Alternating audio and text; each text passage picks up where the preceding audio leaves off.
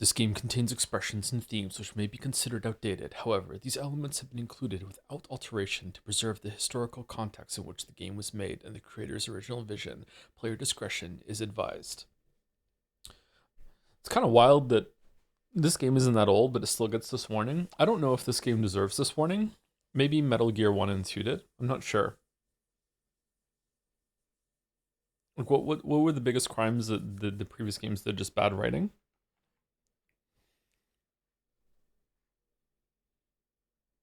Joe, why is your stream cursed? Your stream is the only one that doesn't start automatically if I hang out in pre-chat. That happens to me too. Sometimes it works, sometimes it doesn't.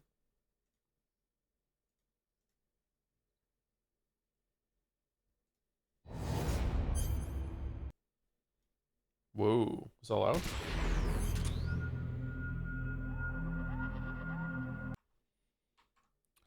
Oh boy. Okay, it doesn't like it doesn't like being alt tabbed. Okay, I wonder if the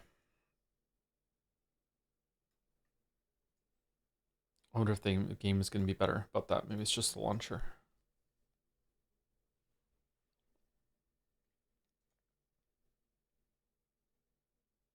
Are you doing European Extreme? I can't. You have to beat the game before you unlock it. So we have been saved from our hubris.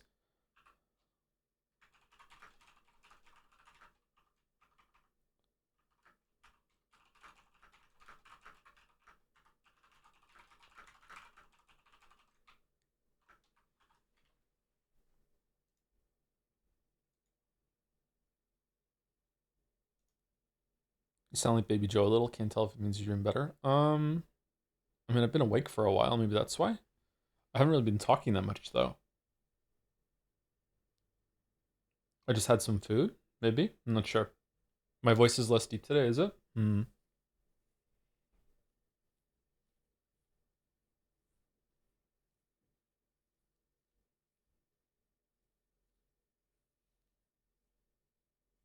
Can't wait for Joe to actually like Silent Hill F to piss off the Silent Hill fans for a new reason. Oh, is it being dragged through the mud?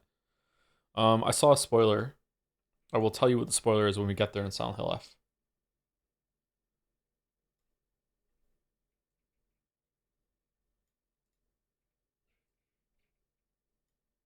It was a gameplay spoiler. Well, it's also a I guess it's also a story spoiler, but yeah, it was a gameplay spoiler. Mostly because of its horrible gameplay. All Silent Hill games have horrible gameplay. The Silent Hill fans would be upset if it had good gameplay. It's not meant to have good gameplay. The bad gameplay reinforces the horror. That's what they all said.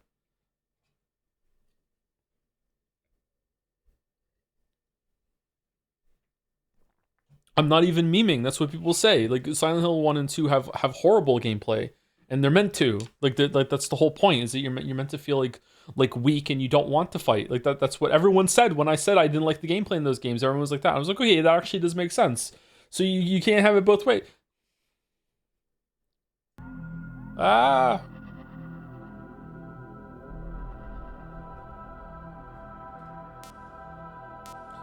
F gameplay is bad in a different way, so it's good.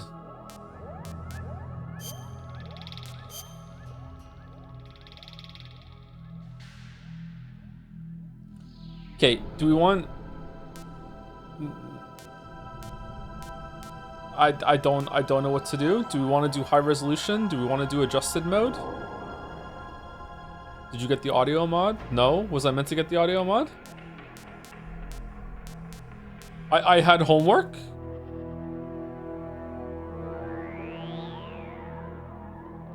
This was the game with the audio mod, yes?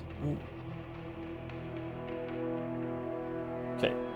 I'm gonna be real with you, Balder. I don't remember discussing an audio mod with you. Did we discuss an audio mod? You're fine. Turn up motion blur.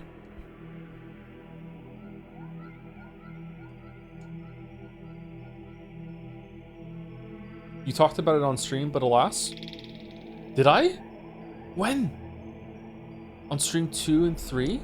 Did I really? What audio mod? I don't remember this. Was it in passing? You said, I promise you I will download it. Oh man, fucking, I need to go to the hospital.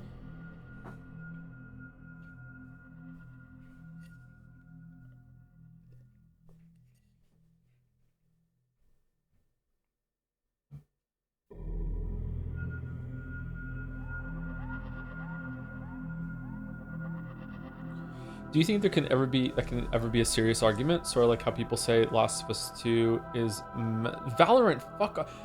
Last of Us 2 is meant to feel bad as you're playing it, or you always feel gameplays first and reject such an argument. I think that there is definitely a place for bad gameplay, air quotes bad gameplay. If bad gameplay reinforces like the story or like some sort of theme or vibe or whatever, then I think it has a purpose. Fucking Silksong has air quotes bad gameplay that is there to reinforce like a point. So like yeah, I think it can definitely work. Yeah.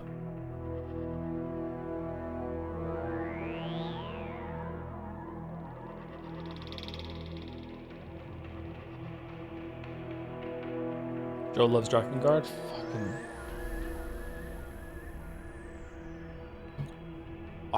awesome. So today is the only day that you can take advantage of both September and Valorant giving away subs on the top for every sub that you do, or every 4 or 5 gift subs. I'm not sure how it is. So if you want to do that, you go for it. That's the only time I'm advertising for it because I feel bad doing any of that. But thank you very much for the thought and the consideration. If you do that, kept us waiting. I'm on time. Are we doing original or adjusted? Who knows? And do I actually have to get this audio mod? Because I don't know what that's all about. Is the bad gameplay on the Witcher games on purpose? No.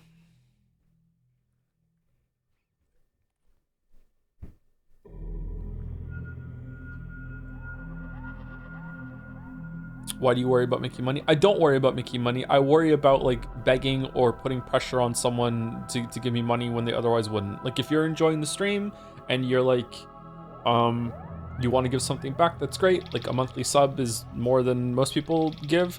Other people have some approach that every so often they give some gift subs. I know there's at least a couple people that if they're catching a stream, they'll donate like 100 bits every stream. It's like, hey, I'm paying $1 for watching this, you know, in addition to like a sub that they keep forward every month, that sort of thing. So like yeah, like it's, but I don't like to bring it up. Unfortunately, bringing it up really matters.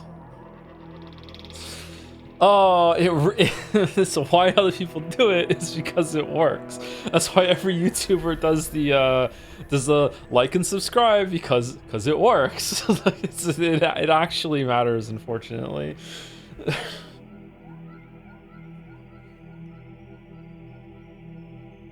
Like, clap, and clap, subscribe, clap.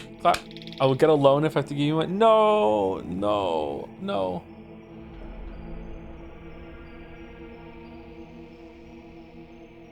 I wonder how many kids have, like, when I was a kid / teenager, the only time I ever used my parents' credit card online was to play World of Warcraft Ultima Online. Ultima Online had a monthly subscription. Ultima Online. Oh man, that takes me back. Ultima Online. I wonder if there are kids that are like ask their parents' credit card now to subscribe to their favorite streamer or something. Jesus, yeah, I know it's a long time, huh?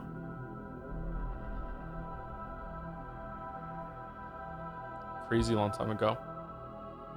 I still have not seen an answer in chat. So am I doing original or adjusted? And do I really have to get the audio mod? I'm staring at chat now.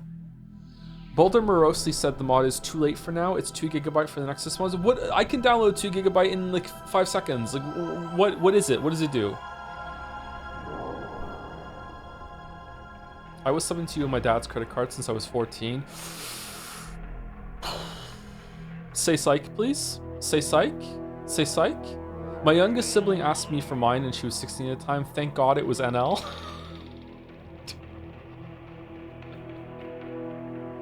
No, you can't. Nexus mods caps download speed. You really think that I don't have a Nexus subscription for faster download speeds? You come into my house and you think I don't have Nexus Prime? Wow. Wow.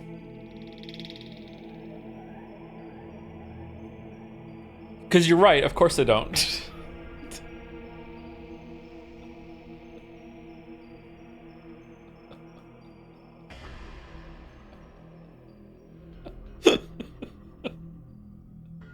Why is it important? The upscaling looks weird in these ports. I suggest original. Okay, thank you, Nero001. We'll just do original, just because this singular chatter said that it's fine. Can you turn down Joe, please? He's really loud. Yes, Mouse. And Mouse says, no, we broke up. It's not my problem. Exactly. Mouse has no power over me anymore when it comes to volume up or down. I can be as loud as I want. One guide? Yep. One guy has just decided that we're on original mode. I've DM'd you a mirror to it. You just dropped the zip contents in the games folder. Has a us folder in it. Us for me and you, Balder? What does it do? That implies she had power review before. Yeah, of course she did. No one knows?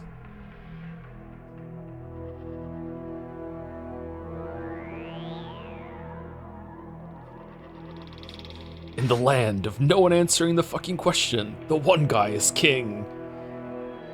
It fixes the audio. How is the audio broken? It replaces the fucked up PC audio files with the Switch ports audio files that are unfucked. You're telling me that this fucking port is so fucked that the Switch version of all things has the superior fucking product? There's no fucking way.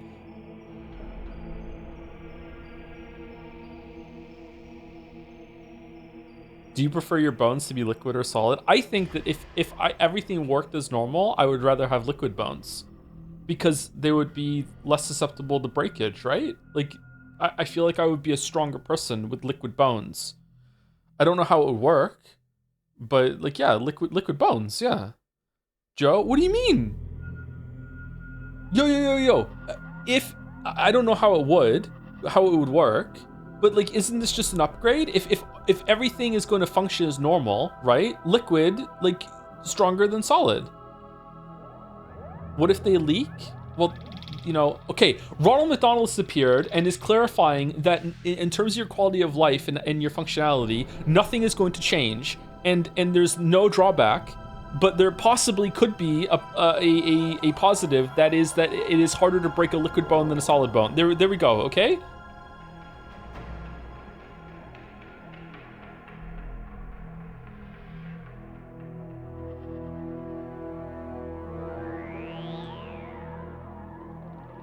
Can we trust Mr. McDonald? No, we can't. I had to eat Burger King today, let me tell you.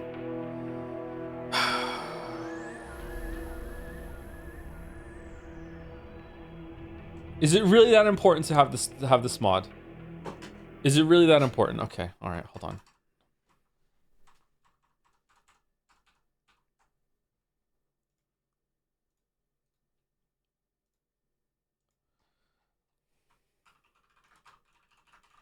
Hello, Boulder, your life. Okay. Heads up, the Metal Gear Solid 2 audio fix is chunky, and Nexus mod throttles downloads. When was this sent? 12:32 p.m. What day? Alternatively, here's a mirror. This is your website.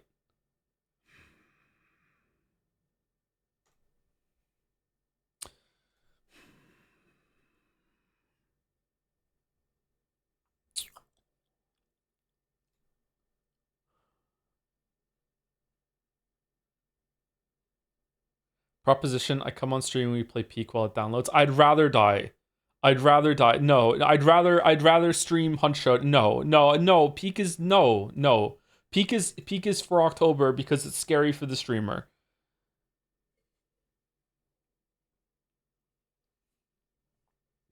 Hates Mouse? No, hates Peak.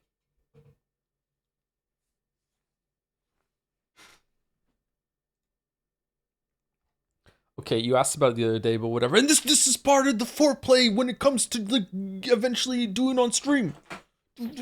Maybe Sonic then? No. Why? Just you just sitting in there, just waiting for your moment to say maybe you should play Sonic? Where the fuck is this coming from? What do you mean? Just the rogue Sonic fan, just fucking on the grassy knoll, ready to jump out and be like, oh, I see we have a gap in the stream schedule. How about some Sonic? Play Sonic crosswords? I'm bad at crosswords. There has to be a better word than foreplay, Joe. What is it then? Setup?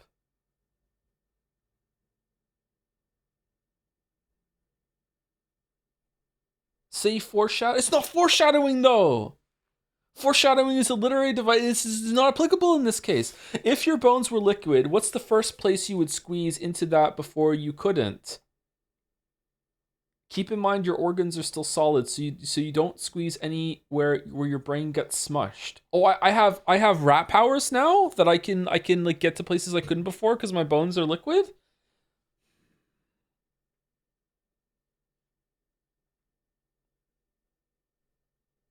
Could I get in the dryer?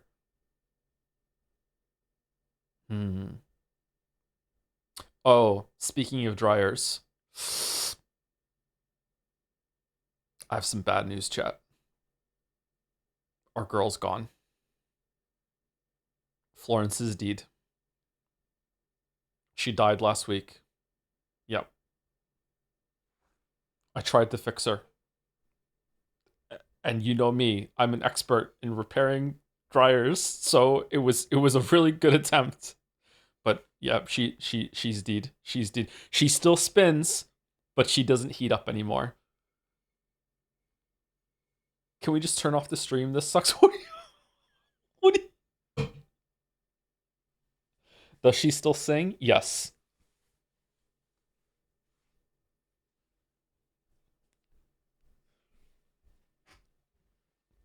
I'm so sad.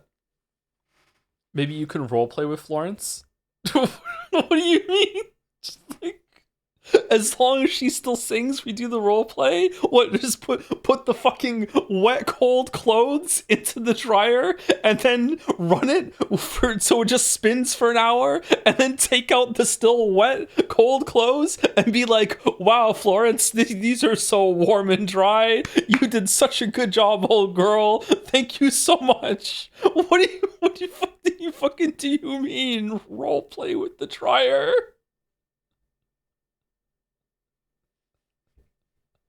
Would anyone like to purchase the broken dryer?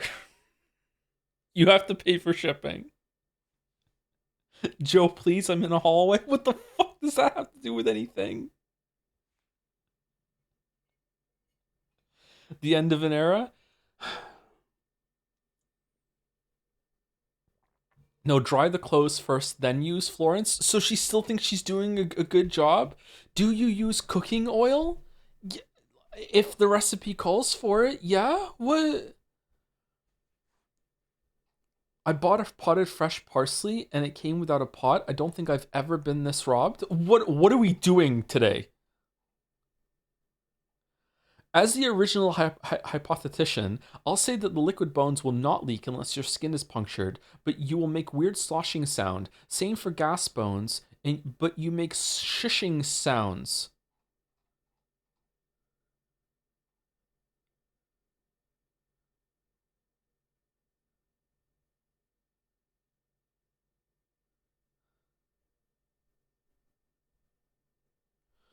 If onion rings, are you picking up?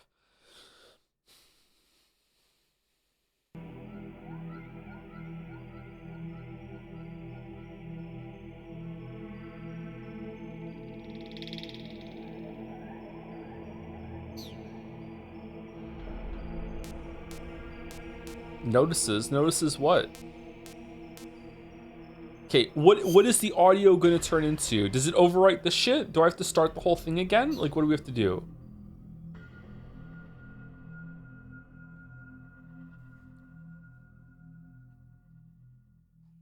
Joe, please don't say that you don't want to do it with her because she isn't hot. That's sexism.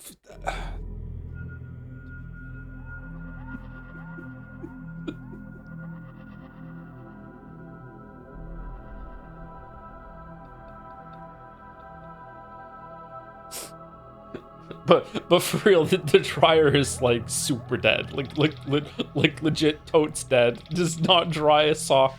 Just done. Okay, just will not do that anymore. Yeah, that's it. Which sucks. Ready for the Metal Gear Solid 1 recap segment where you read In the Darkness of Shadow Moses? I saw that in the menu about half an hour ago when I tested it, yeah.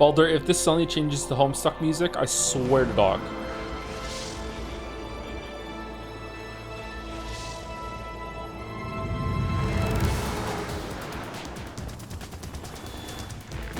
Sound okay?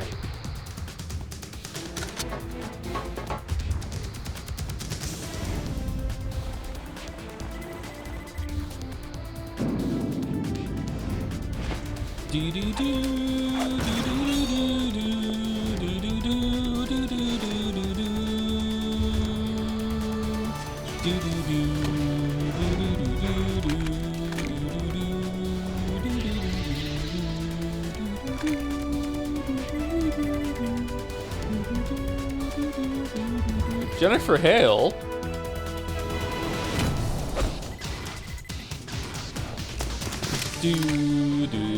Well.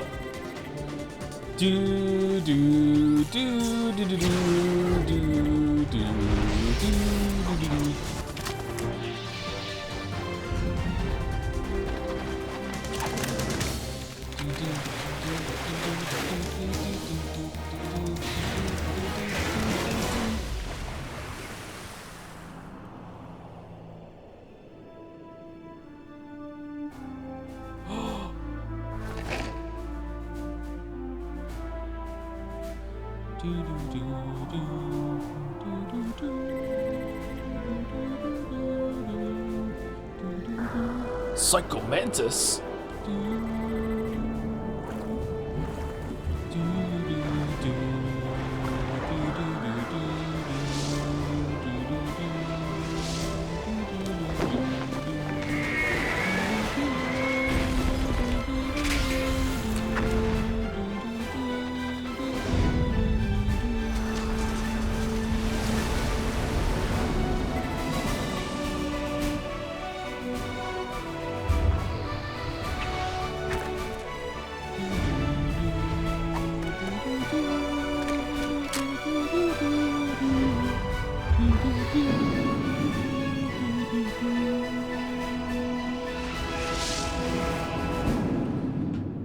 Tactical espionage action, Metal Gear Solid 2, Sons of Liberty. Bum bum bum bum.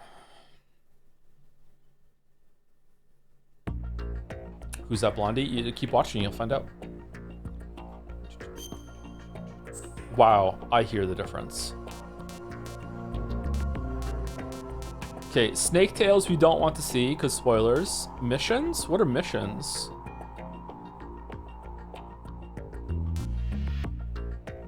Is it just me or do the character models in this game look better than Tears of the Kingdom? Yeah, but Tears of the Kingdom is running on really old hardware, so you can't really judge it that much. I was at a friend's house and their dryer started playing the Florence song and it jump scared me.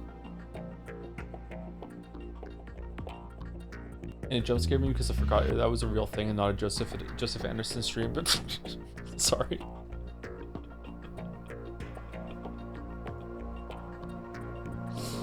Oh. Okay, I'm gonna say thank you to Bits and Subs now. So, is this music loud enough that it's gonna be good background, or do I need to turn up a little bit or turn it down, or what?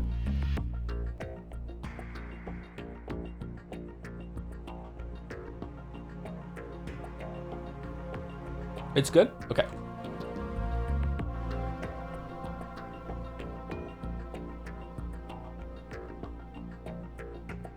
Joe, you gotta record that song and use the jump scare chat.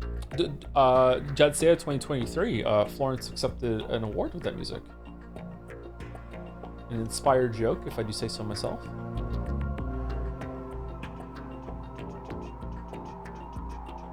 Thank you to Sacamander Sally for the resub with Hey Joe, Vod Frog Eye. Very nice, very nice. Thank you, Average Joe Worker, for the resub too. Also when the stream is down. For some mid-90s kid like me who had essentially zero access to video games until I was 15 because of language barrier, financial situation, and Asian parenting, watching you play through these old games has been really great. Thank you, Mr. Anderson. I'm guessing that you haven't played them yourself, so it's like experiencing some part of gaming heritage. Yeah, the Metal Gear Solid series is something I'm surprised that a lot of people haven't gone back and played them, but I guess a lot of people just don't go back and play old games much. They're very important, especially like if you play Enter the Gungeon at all. There are so many references. There's so many references in Enter the Gungeon to the Metal Gear series that I didn't realize some of them were references until replaying it again. I'm like, holy shit. Yeah, so they're a very big deal. Whether or not they're still good games or hold up is another question entirely, but they were quite important. And I mean, when Metal Gear Solid 4 came out, the amount of time it spent on its story and cinematics and everything was seen as very odd and like very like what the fuck. And now it's extremely commonplace that games will do that. So I'm not sure if they were influential in that respect, but definitely influential to some directors at least. No, it's not. What do you mean? It's very common that games will spend hours and hours on the story now.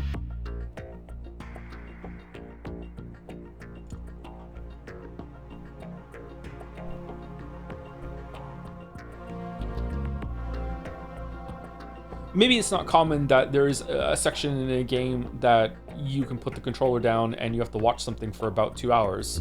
That's still rare, but it's pretty common that there's long stretches of story sequence where you don't have any gameplay. Like, what do you mean? Of course.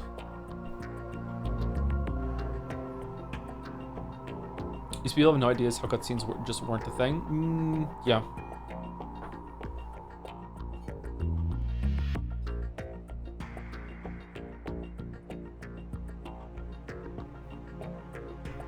Literally only Yakuza still does it?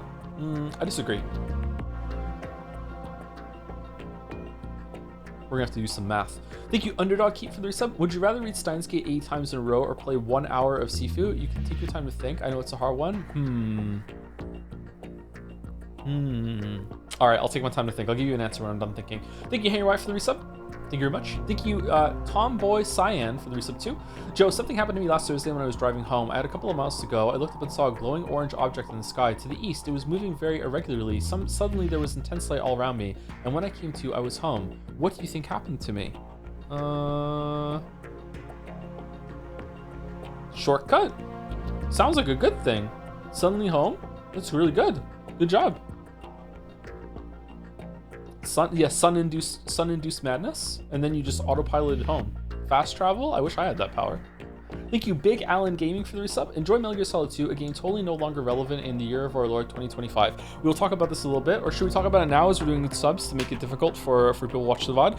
So Metal Gear Solid 2 came out in and it was a very anticipated game for me of that time. Even though I did not have a PlayStation 2. I played this exclusively at my friend's house who did have a PlayStation 2. He got it right at release, and like we kind of took turns playing on the PlayStation 2. And it's like he would play it when I wasn't there. I would play it when he wasn't looking at the screen, and when I got further than him.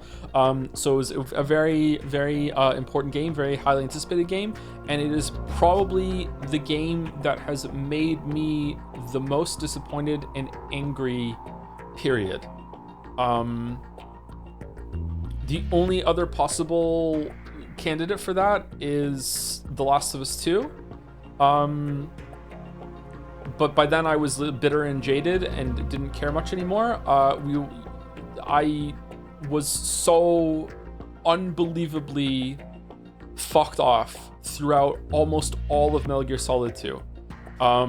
And we will talk about it when we get to the reason why. So like, yeah, I really like this game now, and it grew on me over time, but like, my God. Yeah, so but this was a very, very highly anticipated game for me, and I was looking forward to it very much, and like eagerly watching the trailers, that sort of thing. And like, this game was unbelievably gorgeous when it came out. It was so good when it came out visually. The presentation was amazing, just crazy. It still looks pretty good. It's gonna look dated, don't get me wrong, but it still looks pretty good. But fucking hell, like this was like phenomenal visuals when it came out. Like just jaw dropping, like holy shit. Like, cannot believe how good this looks. It was like magic. So yeah, it was really, really cool. Really, really cool. There's also a part near the end of this game that I've spoken about on stream before. I will say it again, and I won't say what it's about, but I will say this. At the time, it sounded like complete and utter nonsense that goes on for like, I don't know, half an hour. I don't know. Like there's half an hour of nonsense talking near the end of this game.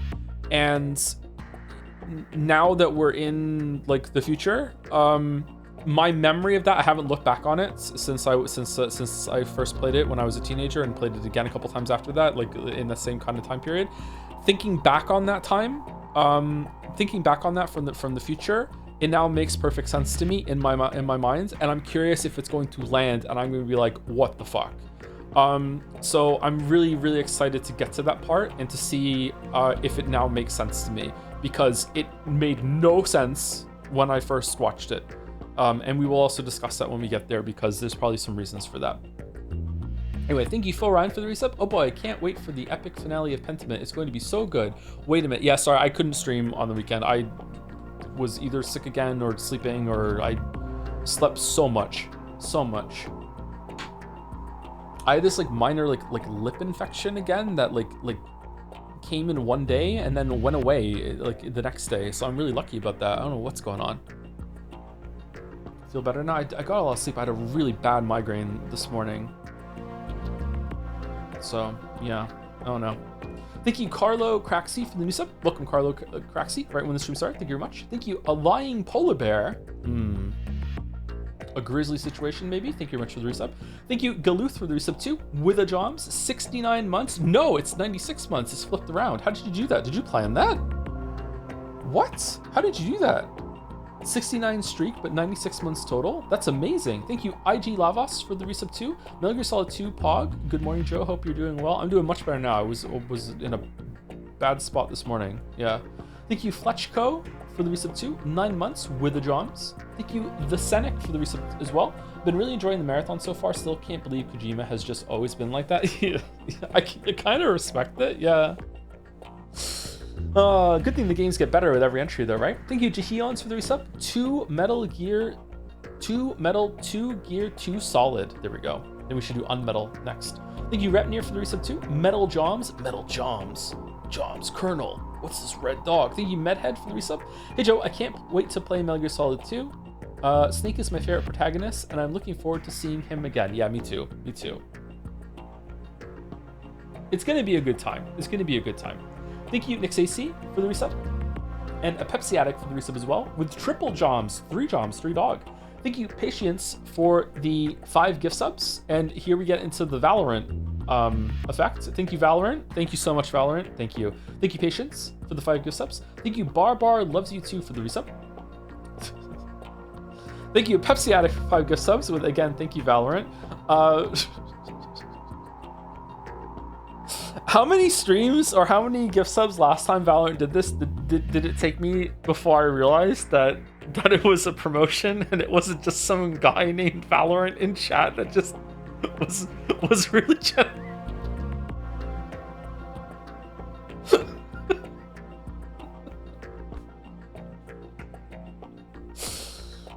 Is Valorant any good? Valorant is the game that that reads your kernel, reads your Campbell at the beginning when you launch it, isn't it? For anti-cheat?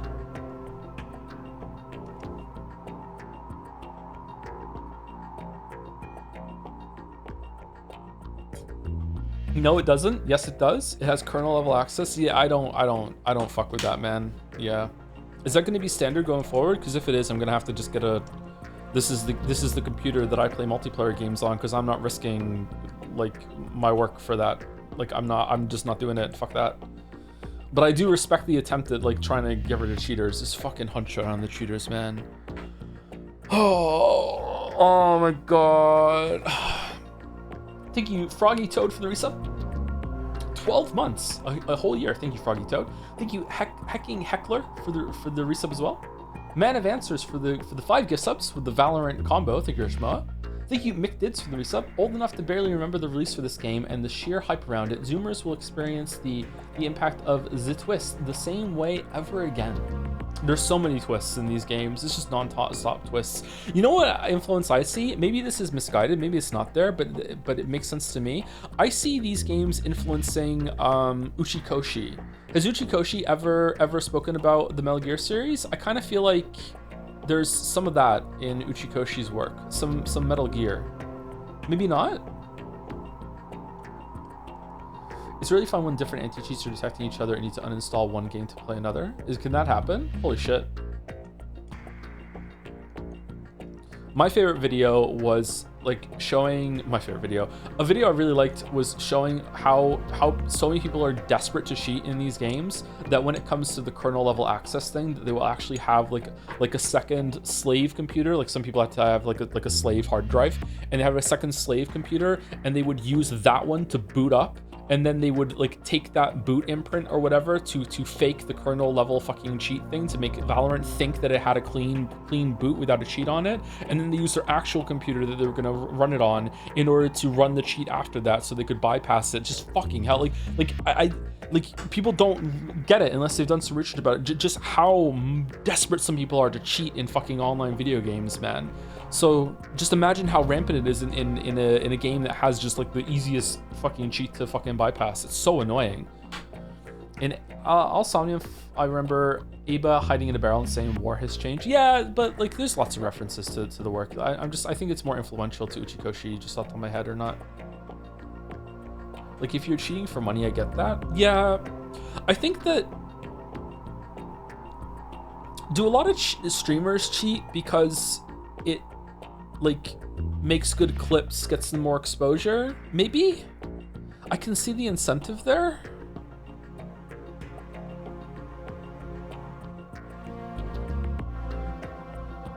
Like, I don't agree with it, but it makes more sense to me than just cheating in an online game when you're not even streaming it. Like at least there is some payout. You know what I mean? Like it's there is some reason behind it.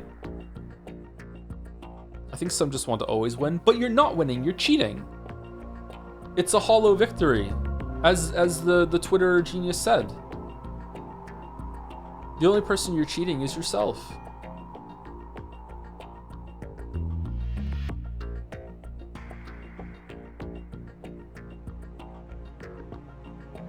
Optimum Tech did a video about people who take up a playstyle that looks like cheating to farm clips and interaction. What do you mean it looks like cheating? Huh? Oh, I've seen like a lot of people play video games to clip farm where they will go in and play really, really risky, and they will try and do as many like snap from target to target to target and take a lot of blind shots to try and string them together.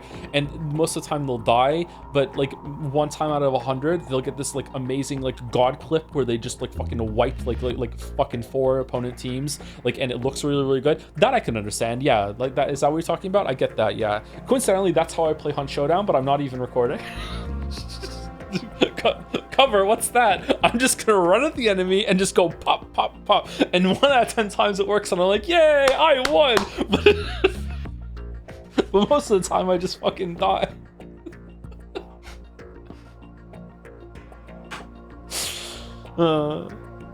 Thank you, Hypothetical Walrus, for the resub. Just finished Silksong. Oh, my 10-year-old just finished Silksong too. My initial prediction was wrong. I think it's better than Hollow Knight. Incredible game with an unbelievable amount of content. Although I can see it in Hollow Knight being a Portal 1-2 situation. Fuck Savage Beastfly though. Kill the animals. Damn. I think Silksong is better than Hollow Knight. Yeah, I think it's better than Hollow Knight. It's not better in every way, but I think it is better. Yeah. Update on the kids.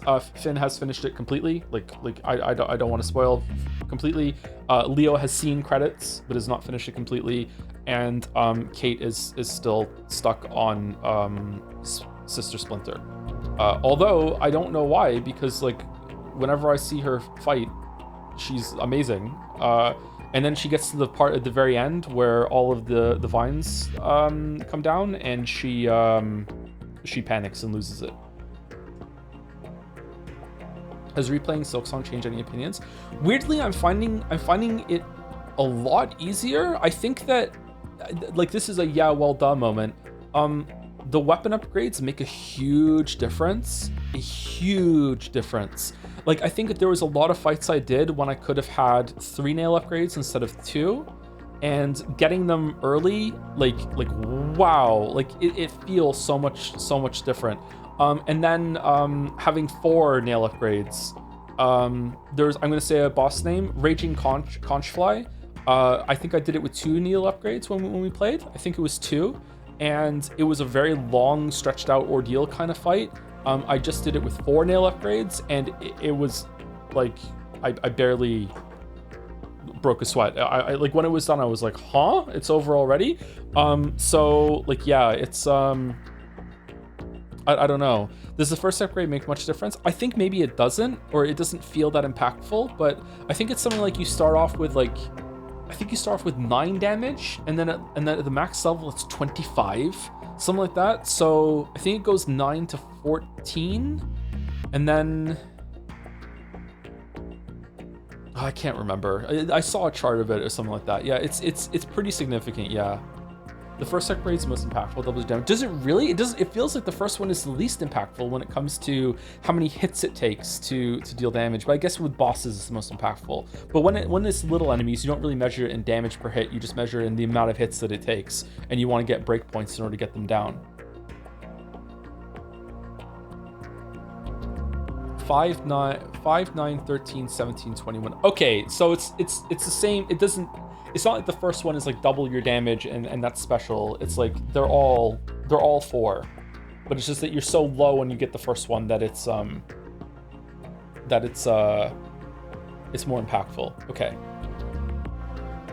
Numerically, but in terms of damage, I don't know. Like it's so much damage.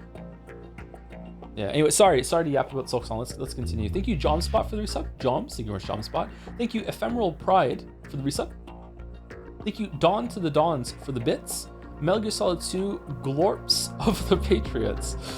Thank you, Mark326, for gifting out 5 gift subs. And Valorant likes you more than the other ones and gave out 2 instead of 1 as the follow-up there. Thank you, Mark326.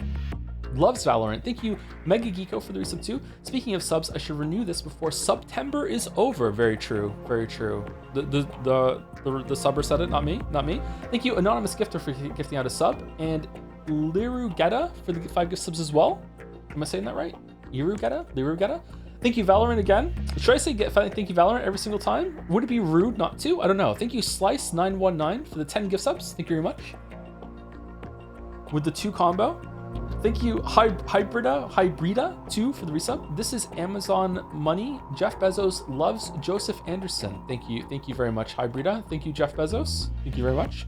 Thank you, Squeezums554, for the bits. Hey Joe, just wanted to thank you for getting me hooked on Umineko. Currently on chapter 3 of Questions Arc, and wanted to ask, does it end well? Am I wasting my time for a bad ending? Thanks, BB.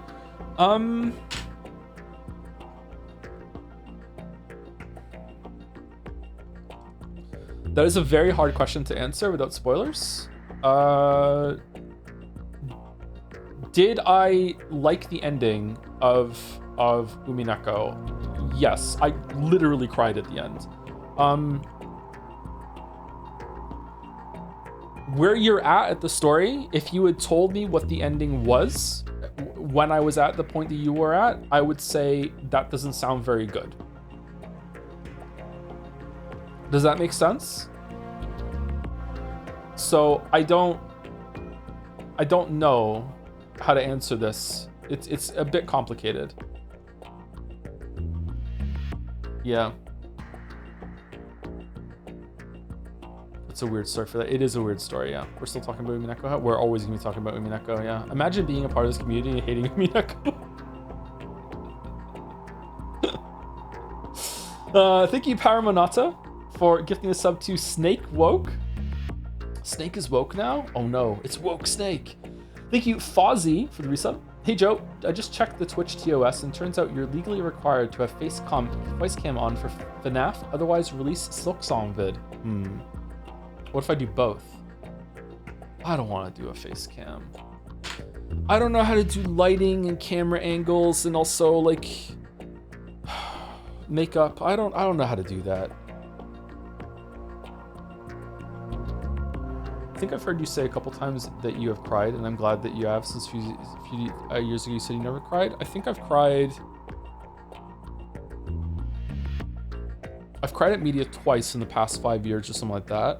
Maybe in the last 10 years. I don't think I cried much before that. I'm still not a big crier. There was a song by The Amazing Devil that just absolutely destroyed me. It's about being a parent. And for the first, I don't know, 10 times I listened to that song, I could not get through it without bursting into tears. And the song is that's the only song I've ever cried to. I could not listen to that song without just losing my shit, like full on Claire Danes ugly crying. Just could not get through it. And then Umineko got to me at the end too, but like I wasn't like sobbing at the end of Umineko like that song would make me sob. It just really hit me. I was also trying to keep it together to read the story though for Umineko, so there was that too. Chords, yeah, it's chords, yeah. Chords just destroys me. Thank you, Oot Trash, for the resub. Generally excited for Metal Gear Solid 5 streams. I wonder if you'll enjoy it as it does have a lot of good parts to it, but so much is missing from the final product, and the later half is so easy to hate. Really? I don't know. I know almost nothing about Metal Gear Solid 5, except I know the big twists, and I know about Quiet, and you have like, you make a base or something? I don't know. I'm not a parent, and chords hits hard. Yeah, chords might hit hard if you're younger and you're thinking about your parents and being raised by people. I don't know, but yeah, like chords hit me as a child that had a very tumultuous relationship with my parents. I don't want to get into it, but my mom's been dead for a long time now, and before that she was pretty much dead to me before she even died. And I haven't spoken to my dad in like 20 years. So like, and also then being a parent that has kids as well, like what chords is about how a parent can fuck up their child. But it also is kind of like a happy song at the same time. So yeah, like chords hits me like real fucking hard. Thank you, the Bibsy, for the resub with Love You Joe. Love you too, the Bibsy. Thank you very much. Thank you, Bew Noodle, for the resub. Snake, the audio. It's Genbood. Yes, Genbood, the Titan from the video game Xenoblade Chronicles 2 for the Nintendo Switch. I've heard it resembles a giant tortoise. Tortoise, huh? How does it taste? And that's the Switch version that we're playing with Xenoblade Chronicles 2 is on there too. My mother is so important to me, I'm going to call her. Yeah, great parents are a real blessing, man. Sorry to sound trite and kind of like wagging my finger, sort of what's it, preachy? I don't know, but like, yeah, if you have a good relationship with your parents, like I don't even know what that's like. So to be an adult with like parental support or anything like that, like I don't know what that's like. I'm really envious of it to anyone that has it. Yeah. Thank you. Weck is on fire for the resub. Finished 100%ing Baby Steps yesterday. It's my game of the year over Silk Song and Expedition 33, but don't tell chat. Is it still locked in? Is this a meme or is it that good? I don't know when we're doing Baby Steps. We will do it though. We will do it. We will. Thank you, ZZZ by Chew. The gotcha game. Maybe you should play Sonic. Fucking hell. Thank you very much for the resub. 20 months. Thank you. Thank you, a Pepsi Addict, for the bits. Ready for the Metal Gear Solid 1 recap cycle? Oh, I read this earlier. Yeah, I think we will read it and see how it goes. I don't know how long it is. Thank you, Henry White, for the bits. The beginning of the stream is more cursed than Leo Alvarez in Nagito Kamida's hoodie. What? Thank you, Joe Camo 31. Very appropriate for the resub. Eating berries free from a bush is called OSP, on-site procurement, and Solid Snake does it. Colonel, I don't feel so good. Snake, dead by berries. Can you find poison food that poisons you in Metal Gear Solid 3? Probably. You can just not cook the food properly, can you? Metal Gear Solid 3 has a weird ass like food and healing system that I don't know what the fuck they were thinking. Like, Metal Gear Solid 3 has a bunch of systems in it that are more suited for like an open world survival game rather than a Metal Gear Solid game. You can cook food in Metal Gear Solid 3. Yeah, can't you? Can't you cook food? Can't you like drop something next to a fire and cook it or something? Or like, no, you can't? Okay, I thought you could.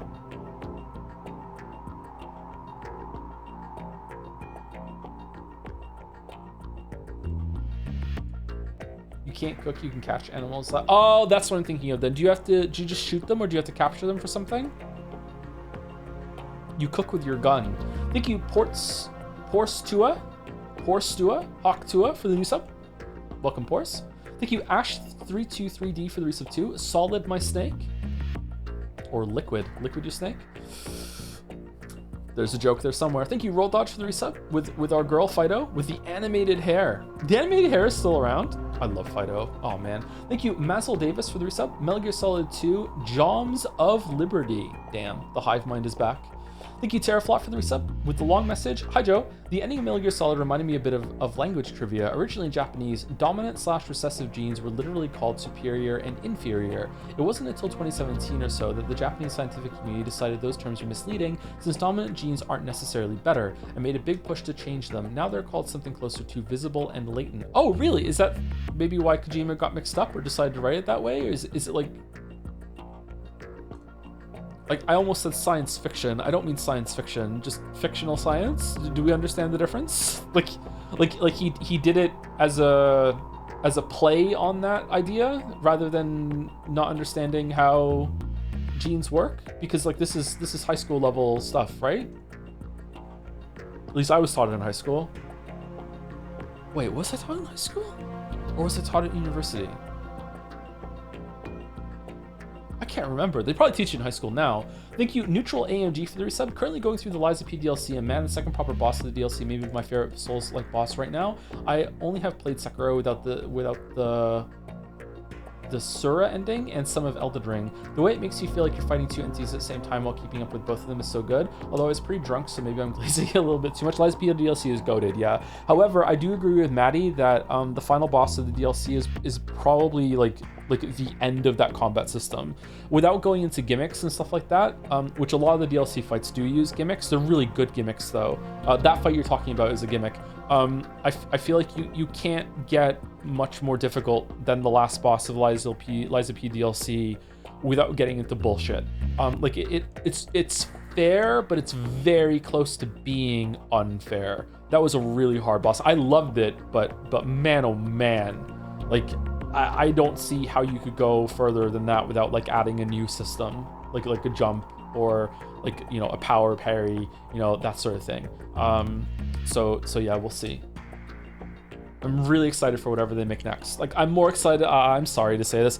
I'm more excited to play what they make next. It's not NeoWiz. I keep saying the wrong developer, don't I? I'm more excited to play Lies of D than I am like Elden Ring 2 or whatever it is that FromSoft makes next, unless it's Sekiro 2.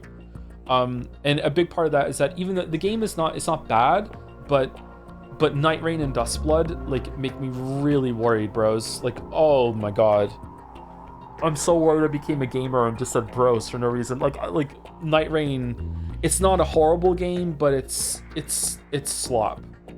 It's slop, man. Night Rain is so good though. Maybe with friends, but like everything's good with friends.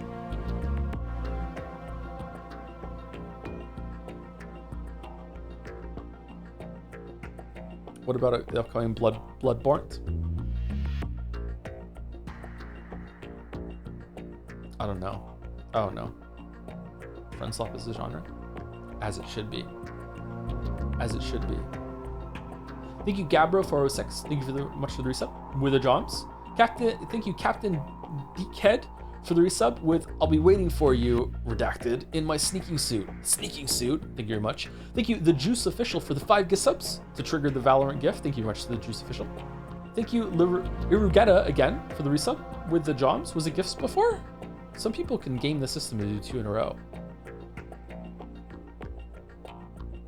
Any plans to play Bloodborne Kart? The developer of that hates me, so I'm not going to play it. Although it does look goated. Thank you, Maximum Fool, for the resub. Wither Joms, thank you very much. Thank you, Hypercuban, for the resub as well. Hope you have fun with Metal Gear Solid 2. I hope I have fun with it too. Yeah, I'm excited to return to it. Yeah. Thank you, Mojo Maker 22, for the resub. Just a Prime sub. Sorry, Valorant Chan. Thank you, Alken, for the resub. Thank you very much. Wait, really? I don't know hates me, but I saw the Bloodborne Kart. This is a funny story. I saw the Bloodborne Kart trailer on Reddit or whatever. And I was like, oh, this looks really cool. And there was a link to the devs' Twitter. So I went onto the Twitter to see if there's any more promotional material. And it just so happened that when I went there that day, their most latest tweet was linking to the Soma video I made and said something to the effect of, Like every year this video gets more and more shit. There's just something like that. I can't remember exactly what it was, and I was like, oh, okay.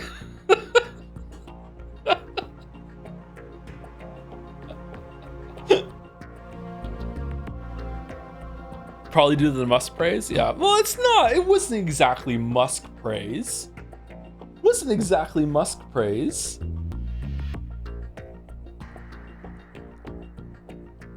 I'm kidding, by the way. Like I would check out Bloodborne Card. That's not a reason for me not to play it.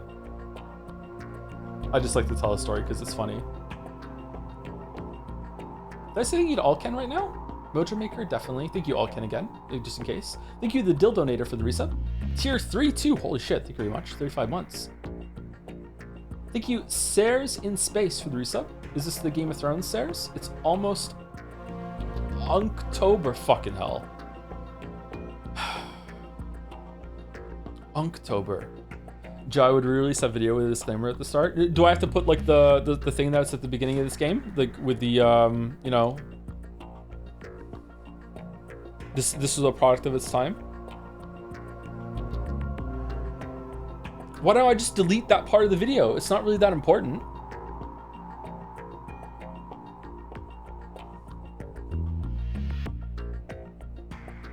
Why don't you? Because I don't do that shit. Can you increase the volume? Somebody probably had a stroke in the apartments across and the ambulance is too loud. Why don't you just turn your volume up?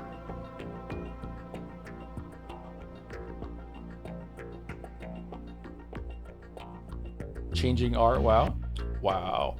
Thank you, Kick Out Brew? Kick Out of Brew for the resub with a dud. Oh, we're gonna have the dud line. And I'm almost at the top of my list now. Thank you, Bizer, for the resub.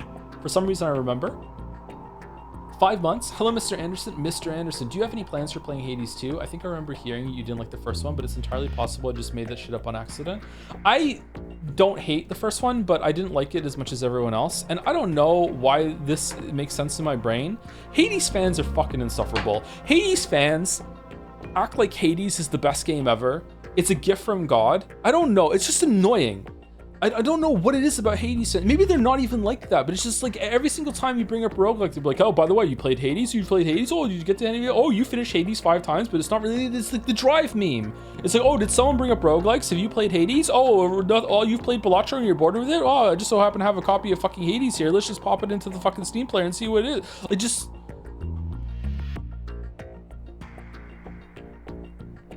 I don't know. Hades is a good game, but it was too visually busy for me, and the perspective of Hades, the camera angle, the isometric kind of thing, made it feel sometimes that I was getting hit when I shouldn't have gotten hit. All of these things I'm saying are undoubtedly skill issues. I'm not trying to pass it off as anything but that, but like just sometimes I would be playing that game and I'd just be like fuck off. Just like, I don't know.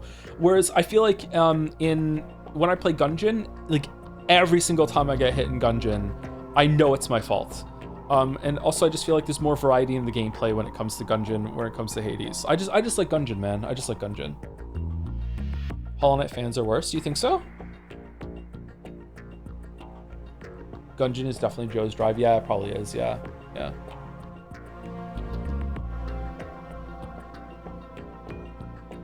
Can you do a tier list of your favorite fan bases? Let me pull up Steamery, and we'll do Steamery, and I will give you... How many is it in each round? 2, 10 round. I will give you 20 fan bases that I love the most because I have never heard of any of these games. Therefore, I've never heard of their fan bases. Therefore, their fan bases are goated. That is how I judge a fan base. If I don't know about you, then you're great. That's how it works, right? That's how it works. Good thing the only fan bases I'm a part of Silent Hill, Yakuza, and Persona. Man, throw Subnautica in and oh, holy shit. You're well on your way.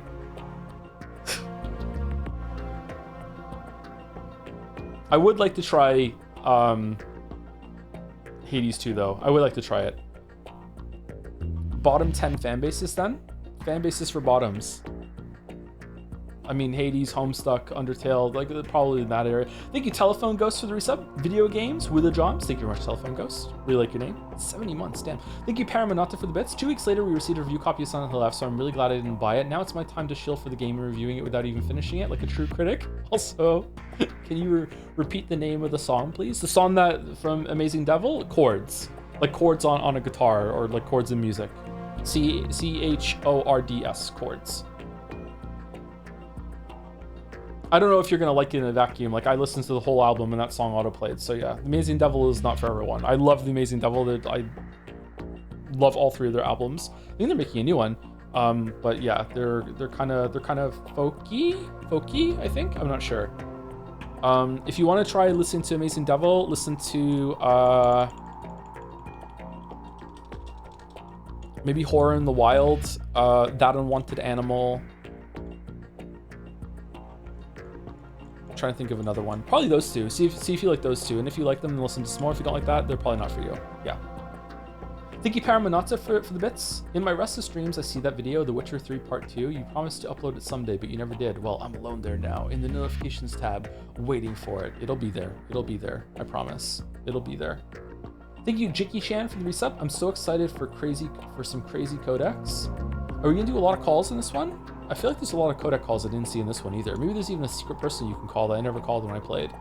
I didn't really care about that much when I played it as a kid. Thank you, Meowster Hunter World, which is going to be unsupported on Windows 10 from now on. Thank you much for the resub. What happens if someone mentions Drive and Martin Luther at the same time? They cancel out. We try to put both memes on the screen at the same time, and it cancels out, and we put none of them. There we go. Thank you very much, Meowster Hunter World. And the last three on my list are Andres114. Thanks for sharing Metal Gear Solid. I never experienced any of the Metal Gear games, and Metal Gear Solid is a really, really impressive game. If I played that as a kid, that game for sure would have been one of my favorite games of all time. It's really atmosphere and vibes. I don't think there's another game in the series that nails it like Metal Gear Solid 1 did, although they each have their own kind of tone that they're going for. It's just that Metal Gear Solid 1 feels different. It's almost comfy in a way. I don't know how to explain it. Maybe it's just familiarity though for me. I'm not sure. God bless you, Andres. Yeah, God bless you, Andres. God bless you. Yep. Thank you, Squeezins554 again.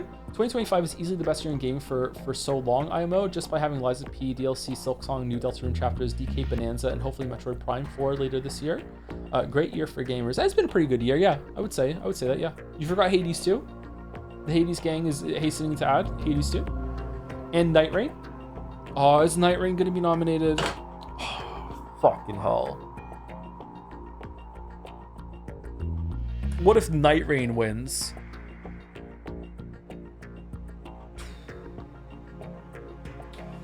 And last on my list is, oh fucking hell, a Viral Corgi with a gift sub to Goonlight Gape Sword. Thank you so much. Thank you so much.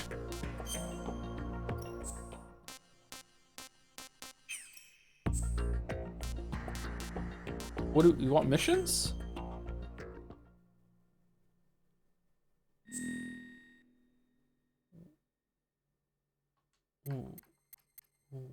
What the fuck is this?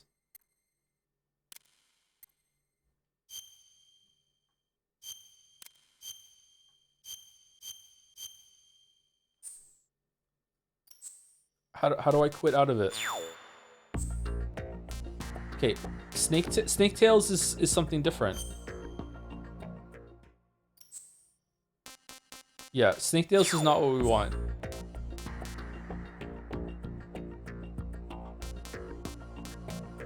New game? No, it's not here yet. I saw it before. I just had it loaded earlier. And is it under special? Previous story. There it is. Sorry. Okay, the New York Mirror. It's a giant mirror that just appeared in New York. Can't wait for you to play Metal Gear Solid 5. 2015 was an amazing year for games with Undertale, Bloodborne, and Witcher 3. Not sure if you've heard of that one, but Metal Gear Solid 5 is my favorite from that year. More than Witcher 3, really? In the Darkness of Shadow Moses, the unofficial truth. Author Nastasia Romanenko, reviewed by George Franklin. Some topics in the recent American past have the immediacy and the power that still engage our collective imagination. Names like the Grassy Knoll or Roswell roll off our tongue with deliberateness reserved by most other nations for holy lands. With this new non-fiction account from Nastasia Romanenko, Shadow Moses, the scene of a nuclear siege 2 years ago, is set to join their ranks. Official history states that the takeover of a nuclear weapons disposal facility on a lonely outpost in the Fox Islands, Alaska, was the work of a radical right-wing group. Their demands Radical right, really? Their demands for the release of group members incarcerated in federal penitentiaries were never met, and the incident was speedily resolved by the successful deployment of a commando unit. BS, the author asserts. Romanenko says that she served as an advisor to the nuclear emergency search team and deconstructs what she claims to be a cover-up story by the government with precision. According to the author, Shadow Moses Island was nothing less than the U.S. Army's testing grounds for a top-secret weapon known as Metal Gear Rex, an all-terrain bipedal tank with advanced nuclear capabilities. As for the facility's takeover, Romanenko alleges that it was the U.S. military's own shadowy wet-works force known as Foxhound that staged an armed insurrection in a bid for Rex's possession. The government responds to this crisis by sending in a lone operative, a former Foxhound member known only by the code name Solid Snake, into Shadow Moses. His infiltration is aided by a remote mission control team consisting of an unidentified Colonel Campbell, a Foxhound medical chief Naomi, a radar and electronics expert Mei Ling, supposedly a teenager, and the author herself. Once on the island, Snake joins forces with Metal Gear's developer-turned-prisoner Otacon to eradicate the weapon of mass destruction. Among the other remarkable characters that make an appearance in Romanenko's expose is another Foxhound commando, a revolver virtuoso called Shalashaska, aka Revolver Ocelot. One of the most controversial allegations in the book deals with this figure's connection to a disavowed Russian militia led by a Colonel Gerlukovich. Romanenko paints a bleak picture of a 1,000-strong, highly disciplined army with nuclear weaponry operating covertly within the American border. Even more irresistible to conspiracy scholars and students of recent history is her thinly veiled suggestion that the whole affair was planned from the beginning by certain forces inside the U.S. government. The U.S. Army and the usual suspect, the federal agencies, have issued a statement denouncing the book as a complete fabrication. However, with a number of detailed eyewitness accounts that back up the author's assertions cropping up daily on the web, the denials serve more to enhance the book's growing reputation. Shadow Moses is an engrossing read for casual and serious readers alike, and promises to involve readers in a meaty debate over the truth of the matter for many years to come. And we keep finding new versions of the Shadow Moses story in message bottles that are popping up on beaches all over the world. Excerpted from the literary review column, all booked up, the New York Mirror. Okay, so this is not the book. This is a review of the book. So apparently you can read the book somewhere. Is this the book? Oh my god. What? 129?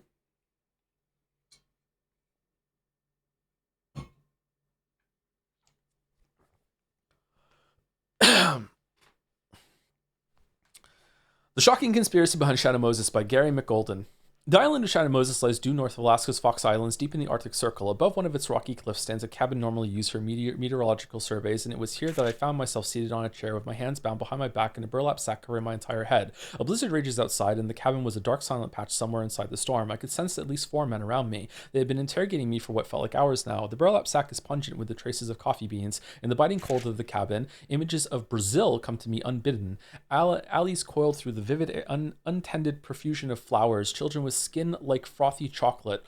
What? Sunshine capable of burning out the cornea, erupting between palm fronds. I can feel my senses starting to fail. The man in front of me asks for the second or the 100th time, I'm going to ask you again, what's in the optical disc? Oh man, this is fucking, this is writing like fucking someone doing the shitty fucking like pot pie recipe on a website. Oh my god, just get to the recipe, fucking hell. I hate journalism that starts like this. I fucking hate it. Hate it. Even when it's like the fucking story about Obama, and it starts off with like the sunlight was streaming through the window as Obama came into the room. He looks tired and haggard as he sat down, but still with an air of dignity as he fucking did his sleeves and rolled them up and fixed his cuff. Like, fuck off. Just fucking write the fucking story. I fucking hate it. Told you, I don't know. I just found it, okay? You're lying, you bastard. A fist explodes into the pit of my stomach, bringing up a peanut butter sandwich of many hours ago, along with a rusty taste of blood. The relentless beating and numerous knife cuts of the past hour have my whole body screaming with pain, but I refused to tell them what they wanted. I had too much invested at this point, too many days of dangerous investigation into the story of a lifetime. There was no way I was going to give it all up at this point. That's enough. A voice spoke up from somewhere in the back of the cabin. We have the disc back. Just get rid of him so we can get out of this place. Even in my current sorry state, I was still a journalist. He had said, we have the disc back. That meant that my hosts were the original owners of that optical disc. The last piece of the puzzle was in its place. Okay, Sherlock, I knew beyond a shadow of a doubt that everything recorded on the disc was true, and that the conspiracy I had suspected did in fact exist. At that moment, I heard a window shatter. The raging storm outside seemed to gain entry into the cabin in an instant. I heard thin screams from the captors that encircled my chair. Then in the next second, they had already fallen heavily onto the floor. The brief confusion ended before I regained enough presence of mind to even panic. Whoever was now here. Whatever had happened, my tormentors were obviously out of commission, but now I could hear the measured footsteps approaching across the floor. If this person had just saved my life, who was it? Or was I about to share the other's fate? The footsteps came to a halt in front of me, but strangely enough, I did not feel any sort of presence nearby. The burlap was slowly lifted from around my head, pulled off by an unseen hand. The stinging night air cooled my face, and my eyes gradually regained focus in the darkened room, and I could finally see who it was that stood before me.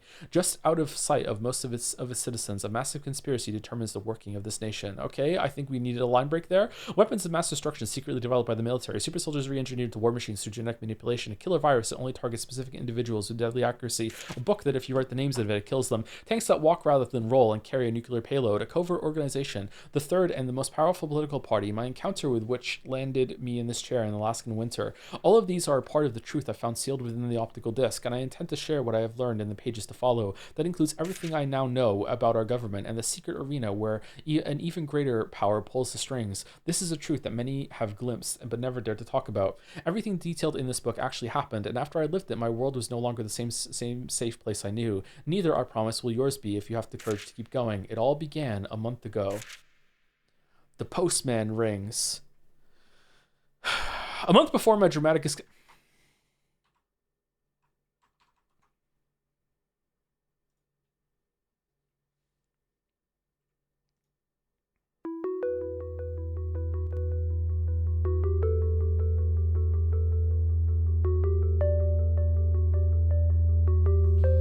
A month before my dramatic escape from death on Shadow Moses, I was having late breakfast in my apartment in New York. Ever since an alien abduction episode in my childhood, I've been plagued by the persistent ringing in my ears. Is it too loud? A large batch of mud was my undoing. I slipped, fell, and was knocked unconscious. When I came to, it was already dawn.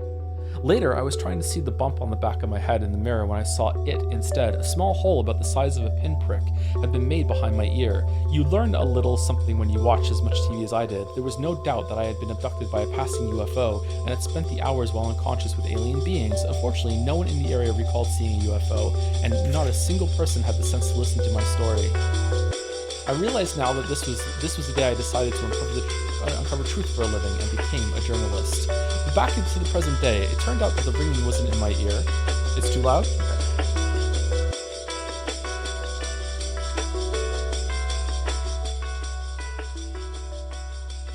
Okay, there we go. Good?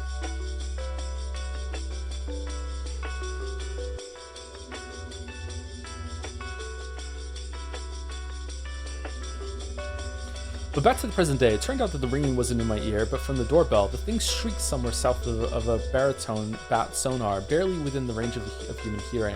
Blame the mangling it took from a particularly displeased visitor. Outside the door was the mailman, and in the mailman's hand was a thick manila envelope.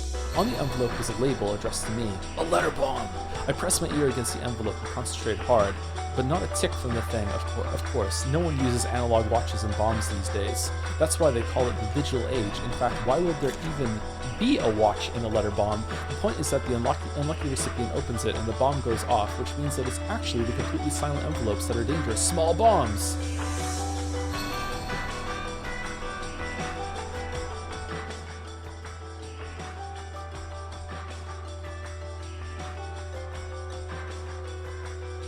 I knew that opening that flap would send my eggs to the big omelet in the sky, but you don't get to be an investigative journalist for thinking inside the box. I tore through the bottom of the envelope instead. Rip! No! The contents of the suspicious envelope dropped to the floor with lightning speed. In this world, you can never be too careful. Let this be a warning to you, readers. When circumstances compel you to open an envelope from the bottom, turn it upside down first. As a rule, I discovered, objects fall down, and this is what happened to the contents of my lethal envelope, straight down into a half-eaten depth of a delivery pizza forgotten on the floor. I don't recall when exactly this food item arrived on these premises, but the thing was definitely a museum piece by now. Fucking hell, it is Umineko. Fortunately, it wasn't a bomb, but an optical storage disc, now liberally smeared with peanut butter. On a pizza? The disc was the kind that comes in a clear plastic casing through which the rainbow sheen of the circular unit shone. I gazed into it a while, thinking of the UFO from that fateful day. Anyway, I fished the optical disc out, noting the lack of label. A quick wash of the sink got rid of the crud it had accumulated. The disk was drying by the window as I hunted through the now harmless envelope for clues. A single sheet of Xerox paper was stuck to the inside, and it read, "From the desk of Max Smithson, Editor-in-Chief, Mega Surprise Magazine. I'm mailing you this optical disc that was sent to the edit department.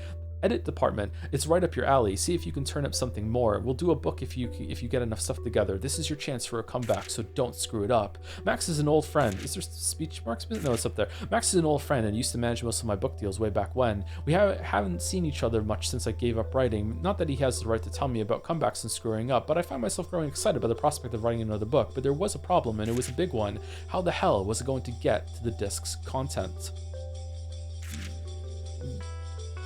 With the computer?" The shocking truth within. My next door neighbor is a starving college student. I hit him up for the use of his computer now and then. I banged on his door and screamed repeatedly until he shuffled up to the door half asleep. Once inside, I made a beeline for the piece of junk and stuck the disc into the drive. The icon appeared on the display with a gentle whir. The file name read "In the Darkness of Shadow Moses," but an urgent click on the icon only brought up an error message. What nefarious scheme was this? What secret encryption was preventing me from accessing the data? I clicked again and again with the same result and started to gnaw on the keyboard in frustration. The starving student came running over, wailing about his equipment. Wow, he typed in some Moonman language, avoiding patches of my spit, and a frighteningly cheerful application startup screen appeared on the display. And then, lo and behold, I finally laid my eyes on the dense mass of text, the contents of the disc. At the very top it read, "In the Darkness of Shadow Moses" by Nastasia Romanenko. The starving student was being scholarly and trying to read the text over my shoulder. I knocked him out with a punch to the solar plexus and devoured the file's content. What in the house of leaves is this? It was like a blow to the head with a frozen tuna. My brain was reeling from the shock. The file was full of wild stuff, top secret conspiracies, incredible genetic experimentation, cold-blooded military deployment of classified weapons. This was the most incredible stuff I had ever come across. The unofficial facts according to the disc. Most readers should be aware of the series of strange military actions involving an island farther north of Alaska's Fox Islands. Some 2 years ago, the island was called Shadow Moses and received a series of well-documented but never explained visits of obvious significance. USS Discovery, an Ohio-class ballistic missile submarine, was ordered away from its designated training area and was confirmed offshore of Shadow Moses Island.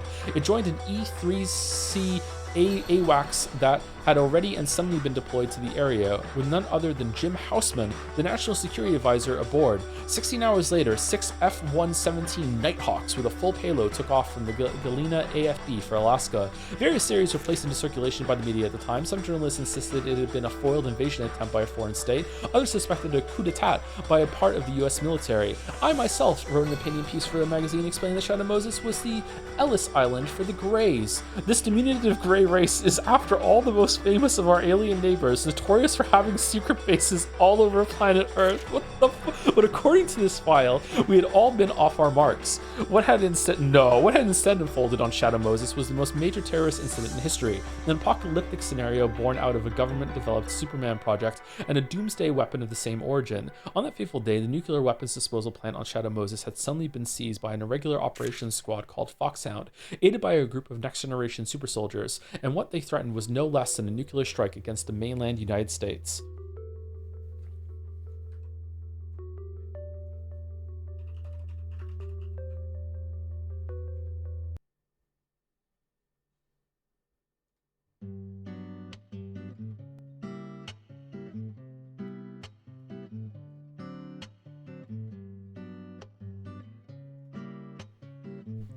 So how is it that we're still alive?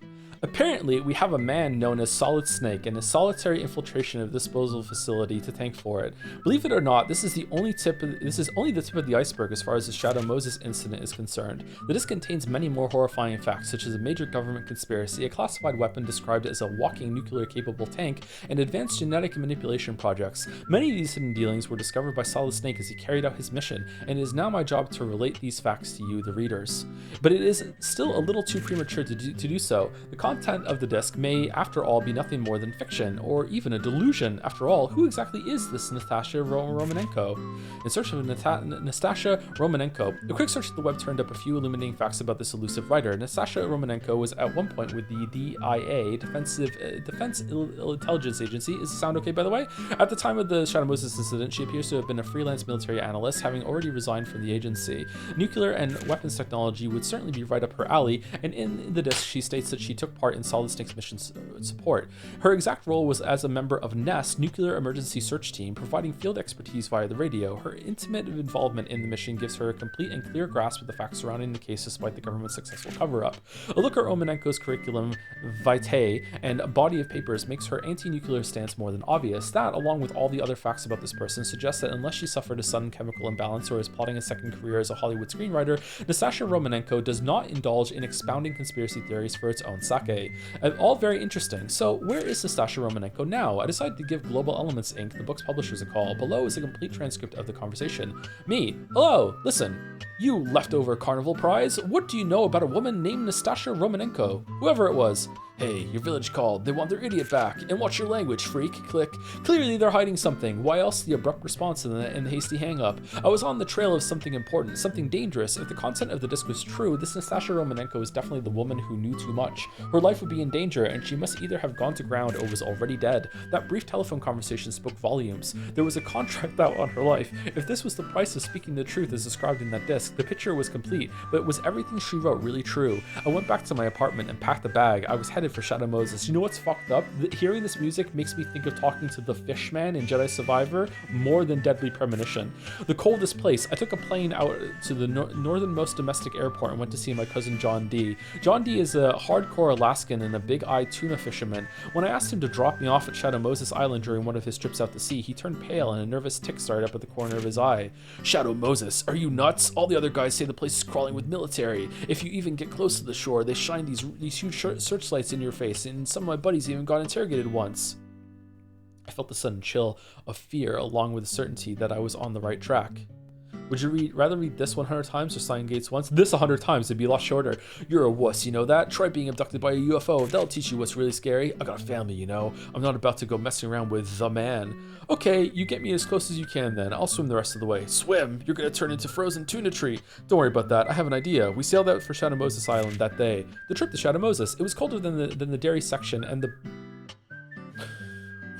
the boat pitched like a subway derailment on caffeine. I shook constantly from the cold, retched peanut butter into the sea, then downed some more to keep warm. A few days passed in this pleasant fashion until John D, drawing lines on his charts, turned to me. I'm sorry, man, but this is as far as I can go. If you really want to do this thing, you're going to have to find your own way. There were at least 20 miles to Shadow Moses, according to the chart, but John D was already a blubbering wreck, and I didn't have the heart to strong-arm him. I steeled my nerves. It's okay. Help me get ready. The plan was brilliant. I gutted a supersized tuna and stuffed some inflated balloons inside, along with a small oil lamp to keep my interior toasty. I would cover the length of my body with the fish and dog paddle my way to the island. Any oxygen shortage could quickly be remedied thanks to the balloon, and my landing would appear to be nothing more than a large dead fish swept ashore.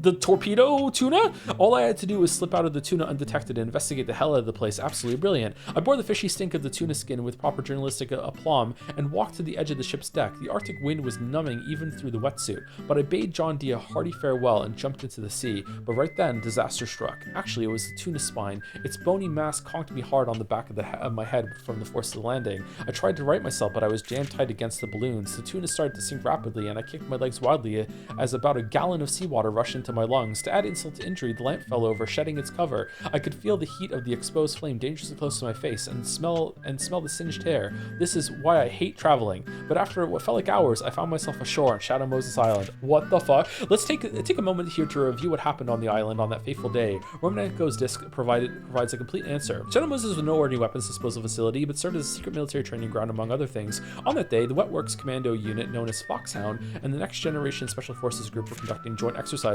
Foxhound is an irregular squad of elite soldiers equipped and armed to the teeth with the latest technology. They were long-time and strictly behind-the-scenes players throughout recent history, engaging in sabotage, selective assassinations, and other covert military operations. Wherever the United States could not officially intervene, whether it was a civil war, regional unrest, or other types of low-intensity conflict, Foxhound was there. It's unlikely, however, that an average citizen has ever heard of them before. These commandos remain a top-secret government project. And then there's the Next Generation Special Forces unit. This This is a cutting-edge anti-terrorist force newly organized to cope with terrorist incidents specifically involving weapons of mass destruction typified in nuclear, biological, and chemical warfare. They draw heavily from former mercenary ranks and are on a diet of rigorous VR training guided by the Force 2-1 concept. The result is combat capability, which is rumored to surpass even those of the Delta Force and Dev Guru, formerly known as SEAL Team 6. Most frightening of all, these soldiers have supposedly been manipulated at the genetic level to increase their combat performance. They were the purebreds among the dogs of war, and they turned on their masters with a surprising demand. Having seized the civilians that were on hand, they demanded that the government turn over to them the body of Foxhound's founder and combat genius, so-called Big Boss. The government had 24 hours to comply, or a nuclear strike would be initiated. But what would motivate them to make such a demand, and how did they intend to make good their threat of a nuclear launch? With these questions still unanswered, the government decided on a seemingly reckless course of action. For this daunting task of stopping a nuclear strike and freeing the hostages from the clutches of these ultimate soldiers, they sent in a single man. His name was Solid Snake, no other than a former member of the now renegade Foxhound, and a legend among mercenaries for single-handedly bringing down the fortress cities of Outer Heaven and Zanzibar Land. And even though this guy is a nutjob that thinks he was abducted by aliens, this is still a more accurate version of what happened on Shadow Moses than what we saw in Twin Snakes. Your reaction is probably one of incredulity. Just one guy, you may wonder? They decided to gamble the future of the entire world on a single mercenary? I wholeheartedly agree with the sentiment, but there is more to this mission than meets the eye, as I was later to discover. Solid Snake's remote support team. Snake was delivered to the island by USS Discovery, an Ohio-class ballistic missile submarine. He may have been the lone field operative, but there was a distinguished mission control team in contact with him by radio. The overall control of the mission rested with Colonel Ray Campbell aboard the USS Discovery. As a former commander of Foxhound and Snake's CO during the 1999 Zanzibar Land standoff, he was forcibly called out from retirement to deal with this latest crisis. Also aboard the Discovery was Dr. Naomi Hunter, genetic engineering expert with the commercial biotech firm ATGC Inc. She was in charge of Foxhound's gene manipulation program. Mei Ling, the architect of the mission's state-of-the-art radar and communication systems, was the third team member, apparently something of an engineering wonder kind. She developed this next-generation communication technology while still a student at MIT. At the time of the mission, she may still have been in her teens. Fucking hell, saying it again. McDonough Miller, former Foxhound survival instructor, was the only land-bound member of the mission control team. Unlike the other four, Miller was working out of his home in Alaska at his own request. Lastly, Nastasia Romanenko, the author of In the Darkness and Shadow Moses, rounded out the team as an expert on nuclear and other weapons of mass destruction. What terrorist acts were committed here? The hostages and what they tell us. The first task faced by Solid Snake upon his infiltration of Shadow Moses Island was the rescue of the hostages. Two of the captives in particular were considered top priority, but neither survived the mission. Though Snake successfully freed both men, they died suddenly in an identical manner. At the time, the mission control team tentatively attributed the deaths to heart attacks, a diagnosis that was to prove starkly incorrect. The first hostage was Donald Anderson, the head of DARPA, Defense Advanced Research Projects Agency, and the R&D body of the U.S. Department of Defense. The organization is responsible for planning and overseeing the development of new weapons technology. The other VIP hostage, Kenneth Baker, was the president of ArmsTech, one of the largest and most powerful defense subcontractors in the country. An overseer of the US's war technology and a powerful arms producer don't just happen to meet in an out-of-the-way military outpost. No one reading this account can fail to realize that these two had no business in a nuclear weapons disposal plant, and since neither Anderson nor Baker was in the habit of enjoying winter picnics, Romanenko's assertion that there was a new weapon secretly being developed on the island rings all the more true. According to her, there was indeed such a weapon, and it was close enough to completion to warrant a field test, but what exactly was this new weapon? The mother of all weapons, Metal Gear. I'm not sure it's a term that many of you have heard. I know it only as a kind of journalistic urban legend while I was still a beat reporter. It was a phantom bipedal tank that moved with unprecedented speed across difficult terrain such as mountains, desert, and swamps, firing nuclear warheads from locations that were previously impossible. Once this weapon rolled off the assembly line, nuclear strikes could be made from almost any adverse terrain, and the tactical nuclear map for the whole world would be rewritten. This nuclear-capable bipedal tank is said to have lurked in the wings of both Outer Heaven of South Africa and Zanzibar Land in Central Asia. One theory holds that the development had progressed to a working prototype stage, but the weapon never materialized on the world's arms stage. In a strange coincidence, or a casual connection, it was none other than Solid Snake who saved the world from the threat of Metal Gear during both incidents. The history does indeed repeat itself, and the specter of Metal Gear rose once again in the state-of-the-art weapons development program at Shadow Moses Island. When I reached this point in the narrative, I suddenly checked myself. Wasn't Metal Gear's time effectively over? Ever since the collapse of the Soviet Union late last century, the idea of mutual assured destruction and the arms race to maintain this dangerous status quo had been fading into obsolescence. No, it's still good to get some more plasmids if you're getting them, and you also have to set up your inherit the genes that you're going to get from one race to the next one when you're going to do a longer run. The START 2 treaty signed by both superpowers had already started to chip away at the nuclear stockpile even back then.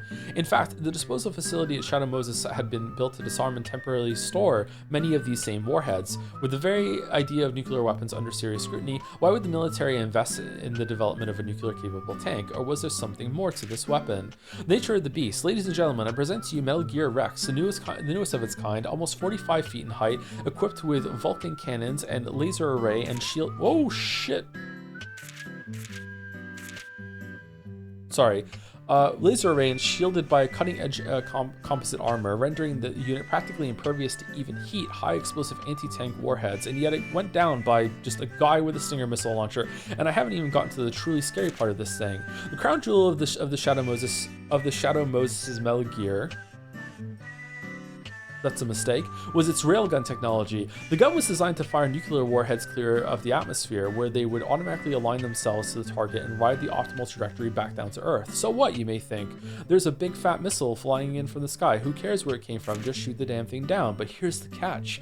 Here's the twist. You won't be able to find any of Rex's warheads, let alone shoot them down. Don't believe me? The facts bear me out. Ari, wake up! Normally, ballistic missiles go through 4 phases from launch to impact.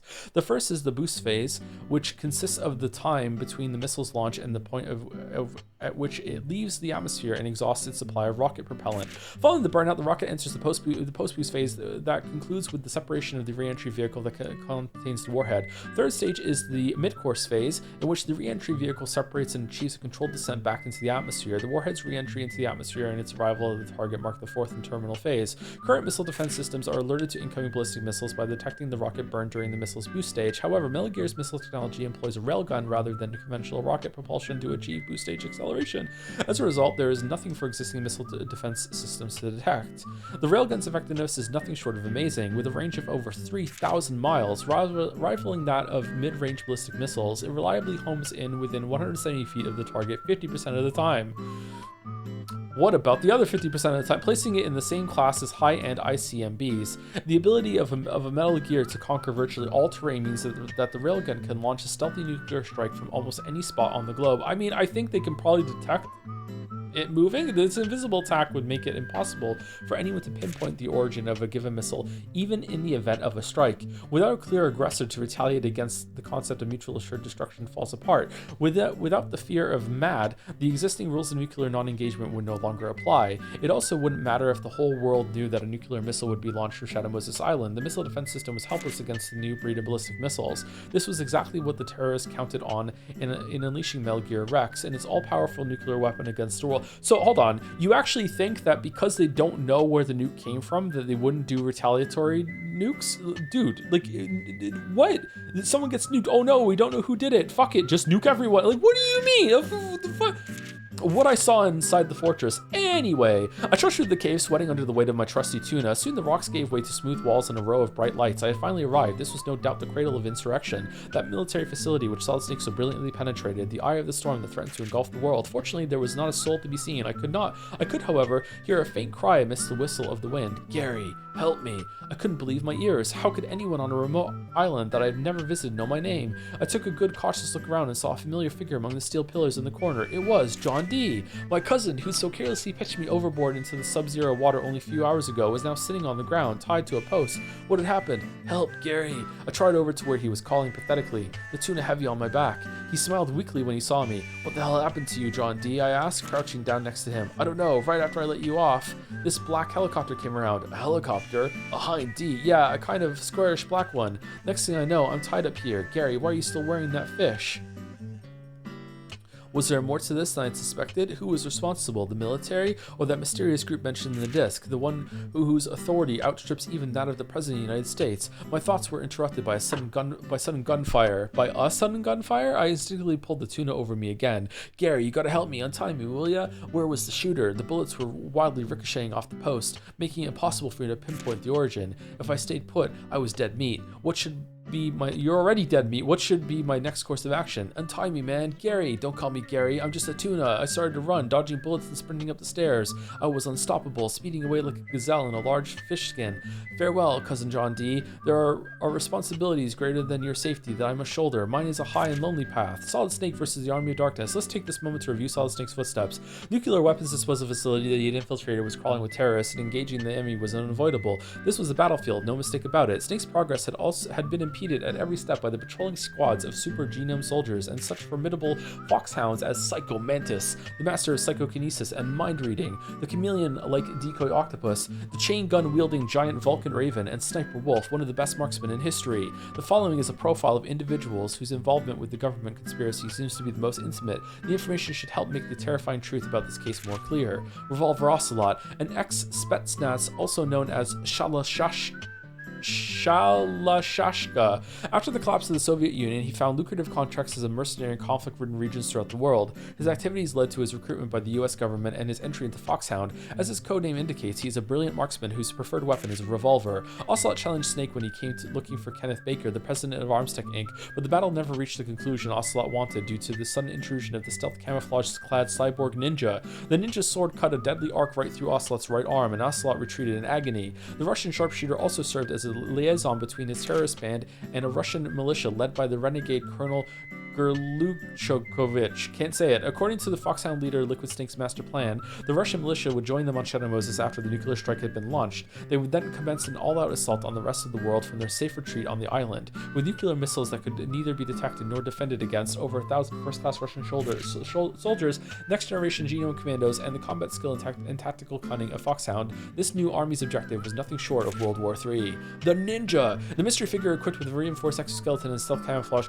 confounded Snake as well as the terrorist with his superhuman strength and agility. His interest seems not to have been what was happening within the facility. Evidence suggests that he was there solely to engage Snake in battle. It was through such an encounter that Snake realized the identity of the ninja. His name had been Gray Fox, and he was supposed to have been killed by Snake, his best friend. This may seem surprising, but the debt coming back to life is a fairly routine occurrence.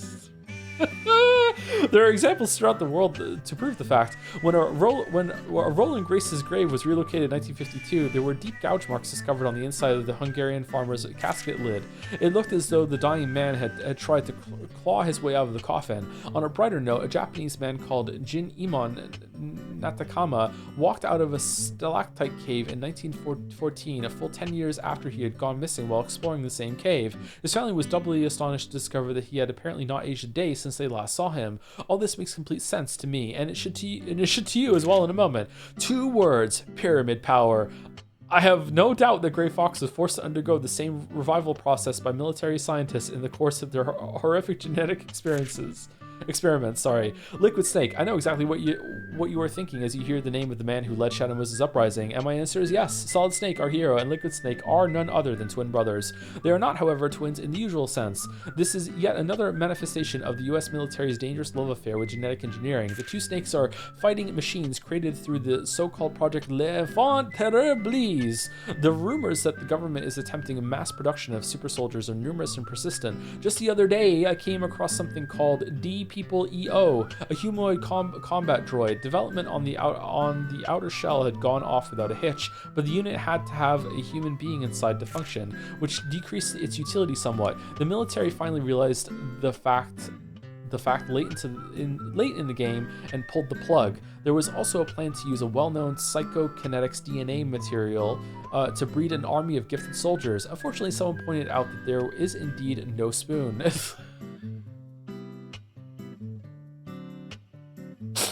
At least not in a normal combat situation. Solid and liquid snakes, however, were successfully created from their father, Big Boss's genetic material. They were literally born to be extraordinary soldiers, and it was no surprise that when they finally met, the result would be a titanic confrontation. What I saw on the roof. I hauled myself and the tuna up the steps, dodging the invisible sniper. The spiral staircase seemed to go on forever. Just as I was about to give up the climb, I saw the exits to the roof. I pulled open the door and lurched into the faintly lit gloom. The sub-zero wind felt soothing on my overworked body. I laid the tuna down and sat next to it, trying to catch my breath. The enemy may pursue me even here, but I had nothing left in me to run with. I pulled out my hip flask of peanut butter and bourbon and took a long swig. The fiery liquid slid down my throat, hot and thick. Peanut butter is my Waterloo. When I was a kid, I was a wuss who couldn't eat peanut butter like other red-blooded children. One day, I decided to confront this weakness of mine and put myself on a peanut butter overload. Anything I put in my mouth had to have peanut butter on it. I piled the stuff on everything from chili dogs without onions, my favorite dish, to spearmint gum to my girlfriend's lips. The inevitable result was that I came to hate peanut butter. If I didn't like it before, I now loathed it with abandon.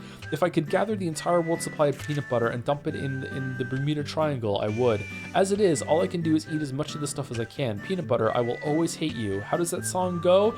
And I will always hate you. Ooh, ooh. No, that's not it. Will always. It must be another song I'm thinking of. Can't remember. Snow is starting to coat my shoes.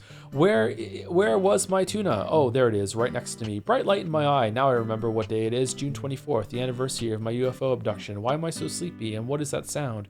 It was a chopper, a squarish black one, and it was coming closer. Foxdie, the secret assassination virus. If you recall, I wrote that the two hostages, the DARPA chief Donald Anderson and ArmsTech president Kenneth Baker, died of a heart attack while they were being rescued by Solid Snake. The actual cause of their death, however, was especially engineered assassin virus called Foxdie. Foxdie is a retrovirus that kills only select people. Its development was passed on to Naomi Hunter from her predecessor. Once Foxdie finds its way into its target's system, the person dies almost immediately. It's practically a viral equivalent of a spontaneous human combustion. Dr. Hunter had injected Solid Snake with this virus, and as he unwittingly made contact with his targets one by one, they fell prey to the retrovirus's power. But the decision to infect Snake was not hers. That order, in fact, came directly from the Pentagon.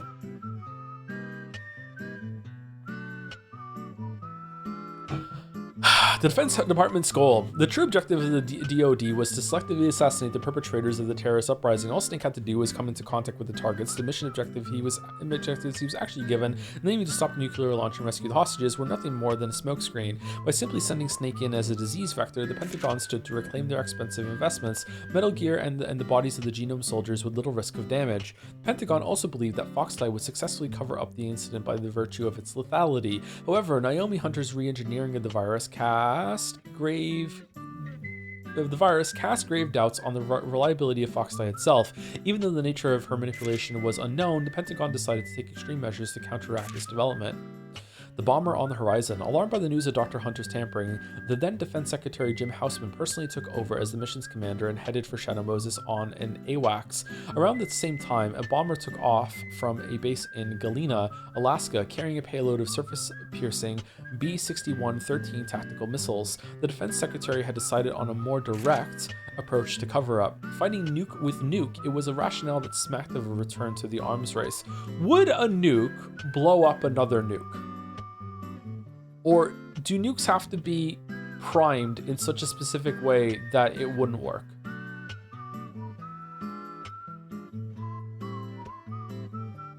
If you shot a nuke with a gun, it doesn't blow up.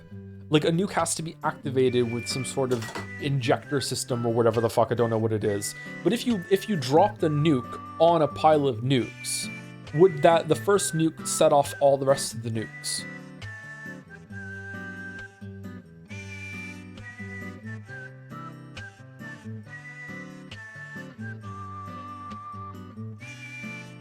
It's really hard to make a nuclear explosion. You can't do it by accident. But we've already made a nuclear explosion. Would it make the other warheads go off? Let's try it. Yeah, let's try it.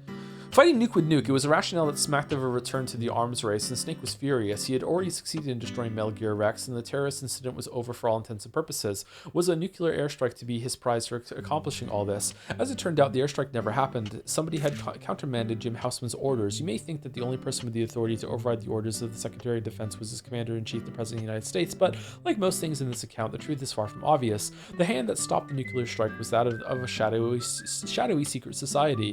But what kind of group is it whose power outstrips even that of the American presidency, the face of the enemy?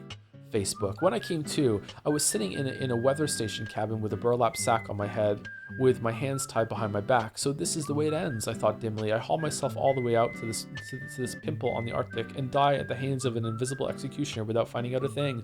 One of my captors moved in closer and started to rummage through my inside chest pocket. I cursed inwardly. This was where I carried Nastasha Romanenko's disc, the entire account of the Shadow Moses incident. My policy is the best way to ensure that something doesn't get stolen is to have it with you at all times. Clearly, I needed to reevaluate that one. The man easily found and seized the disc. What is this? He demanded. Whatever it is, it's worth more than you. I responded with as much menace and dignity as the burlap on my head allowed. Well, that is something. What followed was both highly tedious and painful, and nothing of great significance was said until that electrifying statement, "We have the disc back." We've now come to full circle since the start of my account and caught up to the point where it originated. Thank you, writer. It was unclear how the disc had gotten to Max Smithson at Mega Surprise, but my captor's words indicated that the disc had originally belonged to them. Either that, or they were the ones who wanted it the most urgently. I took my courage in my hands and opened a dialogue with them. Yo, you guys happen to be that secret society whose power outstrips even that of the American presidency? Answer me, you artificial coloring on a cheap drugstore candy cane? This had the exact effect I'd hoped for, namely to send them into a violent fit of rage. I must have hit pretty close to home. The contents of the disc were as good as verified. This was indeed the secret society whose power outstripped even that of the American presidency. In my delight, I hardly paid attention to the obscenities that were being screamed at me, nor to the distant sound of a gun being pulled out of its holster. It was then that the cabin suddenly erupted into controlled chaos. It seemed only seconds from the time the window was smashed in that to the moment I realized that my captors had been decimated and I was alone with my savior. Who was this human whirlwind? I was ready to lose my lunch from the curiosity and terror. I could taste the peanut butter in my mouth. I could hear the enigma walk up to me and lift the burlap sack off my head. I concentrated on the hammering of my heart for a moment, then slowly looked up. There was nobody there. I could see nothing, sense nothing, but someone was untying the ropes biting into my wrists. Invisible hands placed themselves on either side of my head in a strange parody of a coronation. They definitely removed the bandana I had earlier fashioned into a clumsy bandage for my bruised head. The faded piece of cloth was not my own, but a flotsam found on the beach. I reached for the unseen figure with my shaking hands, but with one flick of the bandana, it was gone. But there were more surprises to come. As I gingerly moved my stiff body, I felt an unfamiliar bulk against my chest, and discovered the precious optical disc miraculously recovered. Not only that, but there were enough backup copies to fill me with awe and pop the stitches on my flimsy pocket. I thought of my mysterious savior, possessed of superhuman fighting ability, invisible, and capable of burning discs in an instant. There was only one possible explanation. He had to be an alien, probably the little gray kind. A gray fox! Life after Shadow Moses. And so I came in from the cold to my hole of an apartment in New York, my trusty tuna beside me. The landlord mentioned that my neighbor, the starving student, had gone missing recently. It could be that I was nosing around the wrong information from his machine. If I ever see him alive again, I should apologize. I'm currently banging out this manuscript on an antique typewriter. This is the truth as described on the optical disc, and as I elaborated and verified by my own experiences on that fearsome island. As this account draws to a close, my thoughts dwell more and more on Nastasha Romanenko, the woman who risked everything by recording the facts of the incident onto this disc. I think it was her way of giving voice to the victims of this mission, the casualties of nuclear weapons throughout modern history, and to all the lives disrupted and damaged by an elaborate government conspiracy. Her will was passed on to a counterculture journalist in New York City. That's me, and the truth is now out there. Her will, like her, what she wanted to happen, not her, like she's dead, her will, okay? And the truth is now out there for all to see, just as she dreamed. Readers, the responsibility to disseminate the facts of the Shadow Moses incident is now yours. What will you risk to know the truth? Publishers afterward. This nonfiction work was based on the factual account written by Nastasha Romanenko, a military analyst who allegedly took part in a secret mission to counter a terrorist incident on Alaska's Shadow Moses Island. Her account was published in its original unabridged form as In the Darkness of Shadow Moses after the successful publication of this volume. Gary McGolden, the author, is a journalist and a nonfiction writer who is best known for his past bestseller, The Telekinetic Powers of the Loch Ness Monster, the True Energy Source of UFOs. The details of McGolden's adventures on Shadow Moses remain uncorroborated exonerated, but there are serious doubts as to his tuna-aided landing on the island. There is in fact ample evidence that he was swept out to another small island several miles south of Shadow Moses and failed to realize that fact. McGolden has seemingly vanished into thin air following his manuscript's arrival at our humble offices. While this has been a source of great pleasure to our accounting department, I sincerely hope that this notorious, fickle, but talented writer is hard at work on a follow-up to this volume. Though certain aspects of the book require further fact-checking, this alone should not dissuade you of the veracity of many of its main assertions, nor should you dismiss the contents of Nastasha Romanenko's disc outright. Instead, readers should approach this account with an open mind and a sense of adventure, much as Gary McGolden did when he first received the disc in the mail. I should note, however, that Gary was mistaken about one thing. I never mailed him that disc. I just got chills. Max Smithson, Editor-in-Chief, Mega Surprise Magazine. Wow. No. No. No. No. No. No. No. No. No. No. No. No. No. No. No, I'm done. No. I'm not doing it. It crashed.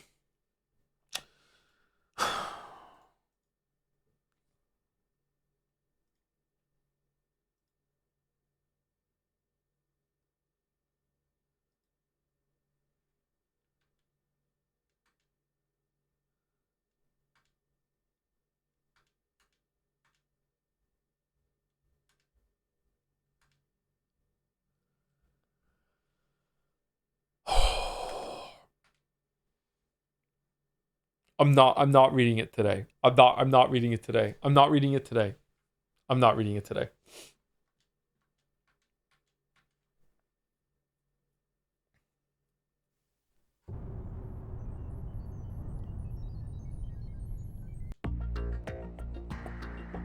Just take a break. What does the number next to your name mean? Will he actually play any Metal Gear Solid 2 before break?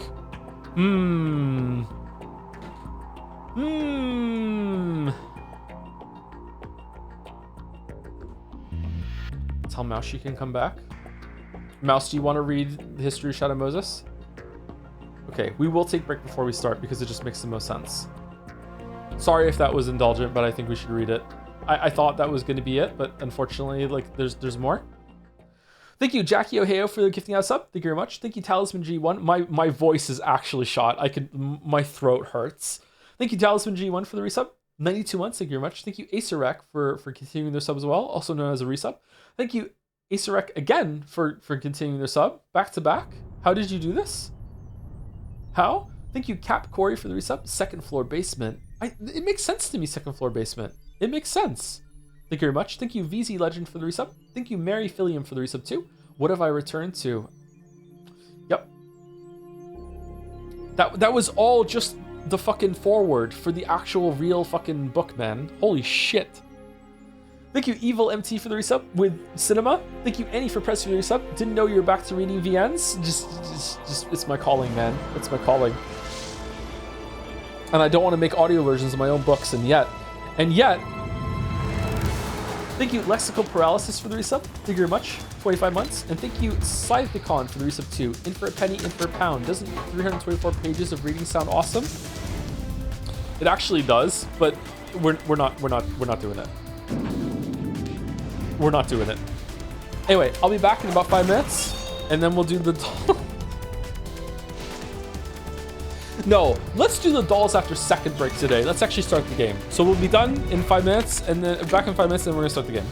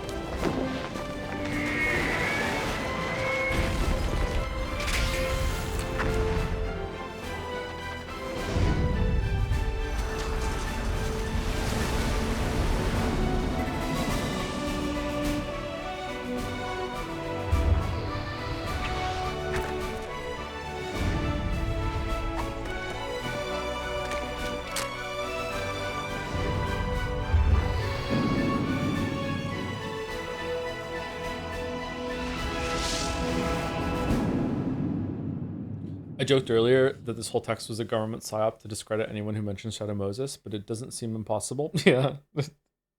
It was actually kind of a fun read. It was pretty funny.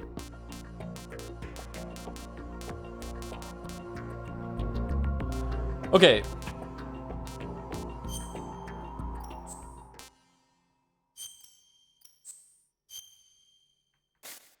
All right, so 300 pages. How long do you think it's going to take? How many words is it? Anyone know offhand?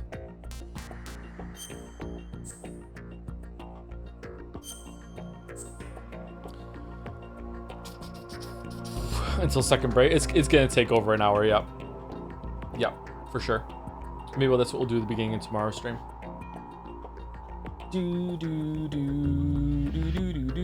Thank you, Jaime EXE, for the resub.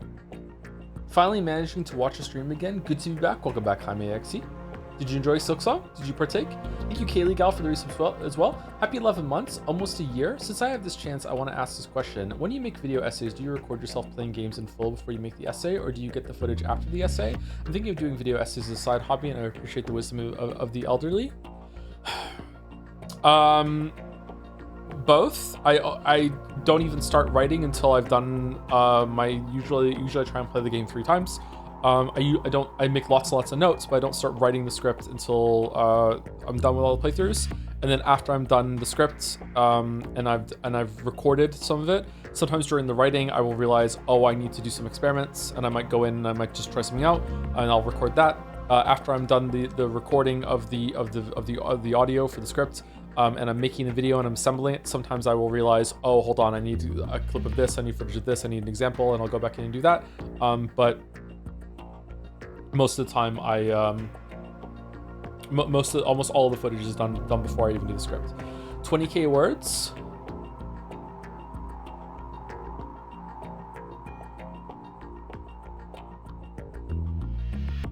Fuck, I used to know this offhand. I think 1500 words is 3 minutes for me, 5 minutes for me. I think. I can't remember. I used to have it on on my desktop. That was the name of a notepad, so I remembered how to do it. So I could judge how long a video was as I was writing it. Shit.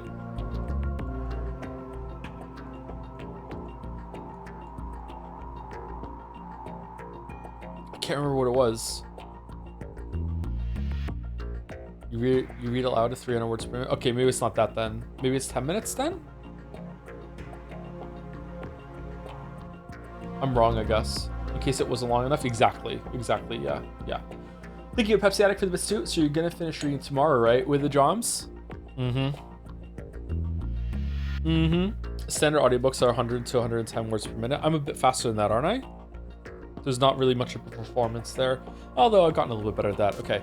Anyway, we're gonna play on normal, but I will say that there are difficulty options that aren't here. There's extreme and European extreme. Metal Gear Solid 2 on European extreme is, no joke, the hardest video game that I've ever played. I don't know if it would still be that much harder if I did it today. Maybe I've become a better gamer. I understand gaming more than I did when I was 15 or whatever, 16, 17. I can't remember how old I was. It took me multiple hours to beat most of the bosses. And then on the very last boss, I can't remember if I did it or not, or if I stopped. Yeah.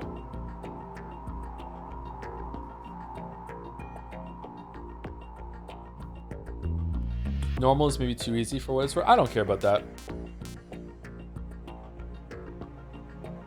We're just here to see the vibes and everything, right? Radar type 2. All right, here we go. The story is fictional. Any and all similarities to characters, groups, or other entities in real life are coincidental. Only we can handle it. Hey, Bexy, how's it going? Oh, shit. 2 years ago, we had classified intelligence that a new type of metal gear was scheduled for transport. The whole thing stank, but our noses had been out in the cold too long.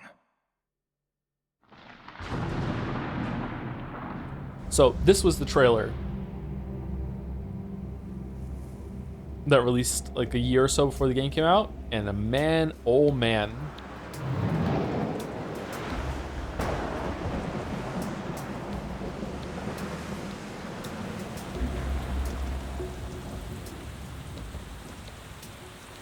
How's it sound? We good?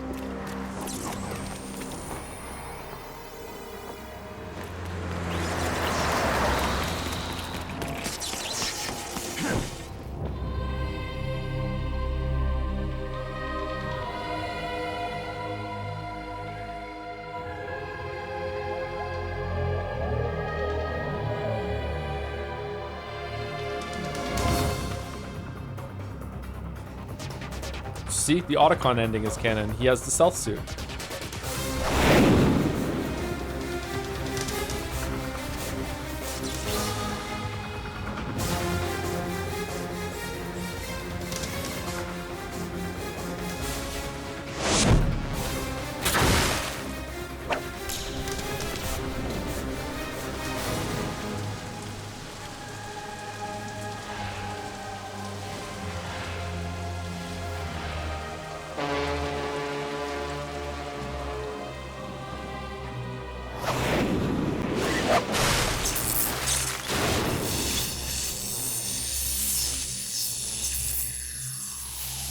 Oh man, that was a bad place for the controller before all that rumbling. Holy shit.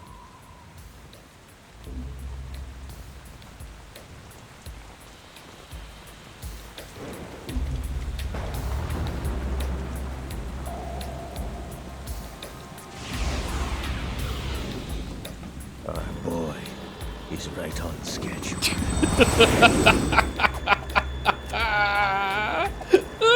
We'll know soon enough.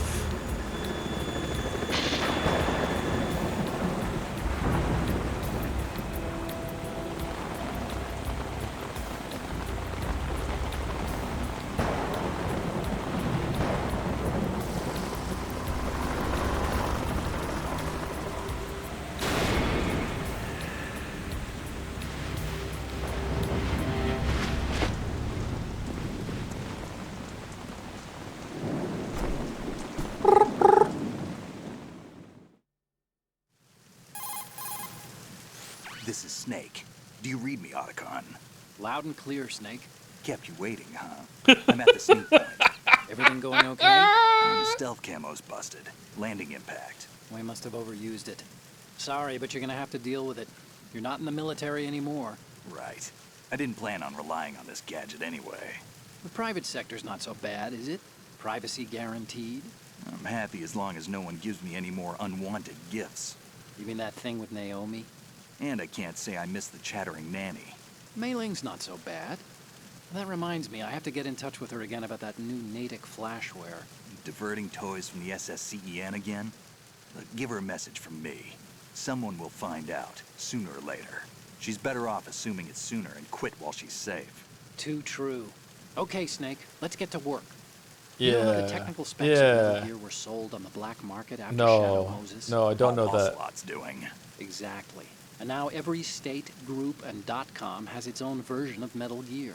Not exactly a classified weapon for today's nuclear powers. This new one seems to have been designed to wipe the floor with all the other models. The only consistent description is that it's an amphibious, anti-Metal Gear vehicle. That explains why this one is under Marine Corps jurisdiction.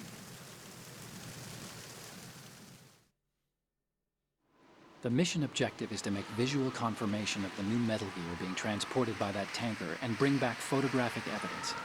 But I want you first to go up to the top level of the infrastructure, to the bridge. We need to find out where the tanker is headed.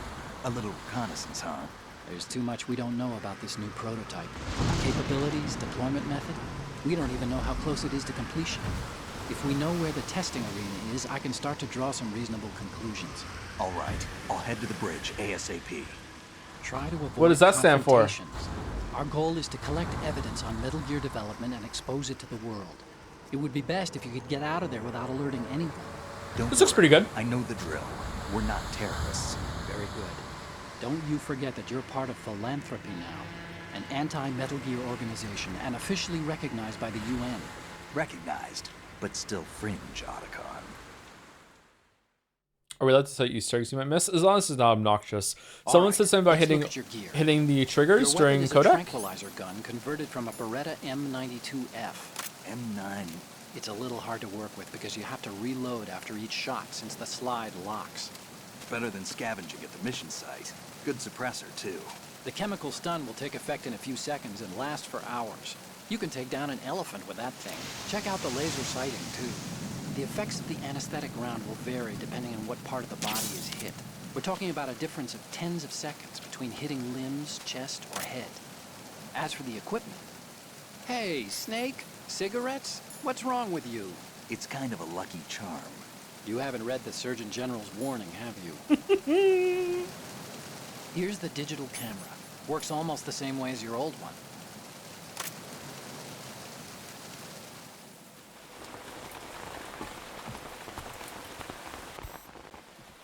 Why doesn't Joe use stealth suit? Is he stupid? It's They don't broken. look armed. Hey, Earth to Snake. These are nice, upstanding Marines, not terrorists. Don't get caught. You're in stealth mode here. Sure, and if it comes to that, a little beauty sleep never hurt anyone. By the way, Otacon, are you sure of this intelligence? Absolutely. Hacked it out of the Pentagon's classified files myself. No traces? Oh, please. I'm too good for that. But this might be a trap. Remember, there's a price on our heads. You're just being paranoid. I hope so. Those men, you wouldn't think they were anything but civilians from here. With all the ships passing on the river and in the harbor, putting uniformed Marines on the deck would be a bad idea. People can get a clear view of the water from Riverside, too. The water line is too high. According to the navigational plans, this ship should have discharged its cargo upriver. It's in there, no doubt about it. The military trains you to watch for threats from the stern on a boat. That's SOP for counter-terror ops, too. Security should be tighter. You worry too much. Where's the target? Satellite surveillance is a major international pastime these days. I'd say the cargo holds, safely below the deck. Do you see the entrance to the holds? Looks like there are a few entryways into the crew quarters. The chopper. What?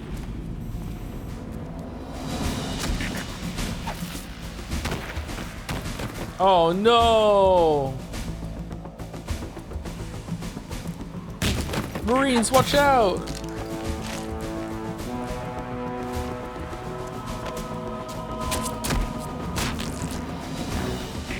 Looks like we're not the only ones after Metal Gear tonight. Is that a chopper I just heard? Affirmative. Probably another cavalry. What's their game? Hijack? They're probably targeting the ship's controls. Otacon, how many men do you need to take over a tanker of this size? The ship is run by a computer, so I'd say about 18 people.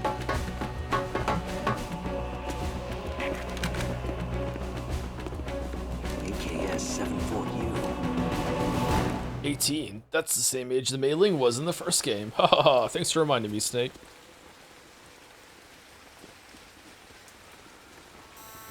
Russians? You sure? No Marine barber touched that head of hair. What the fuck are you talking about, Snake?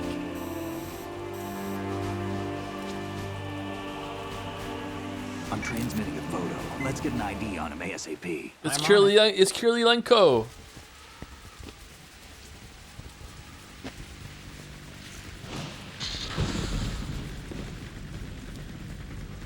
Looks like the tanker's theirs now. KA-60 Kasatka. Kasatka? Yeah, okay, bro. Amateur, right? Killer whale. We need to get a fix on who they are. Judging by their transport, aren't they some kind of military commandos? Not necessarily. It could be the KA-62, the civil model. Look, Snake, all we need is the photographic evidence of Metal Gear. As long as we have those, we can put it online and blow the whole thing wide open. So no pyrotechnics, okay? All right. I'll do my best. This isn't like Shadow Moses. Reach me if anything happens. The frequency's 141.12. How can I check in and save my progress? I'll do it. There's a frequency set aside for it. 140.96. Sorry, but no Mei Ling this time. Call me on the codec when you want to save. Got it. I'll be waiting just past the Verrazano Bridge. You need to be off that ship by then. I'll be in touch.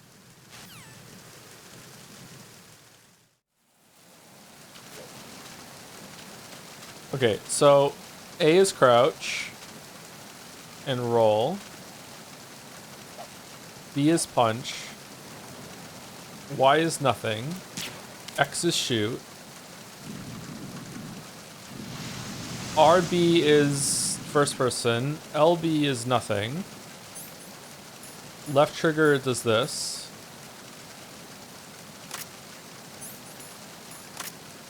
Right trigger does this. Oh, no more fast reloading? How do you reload?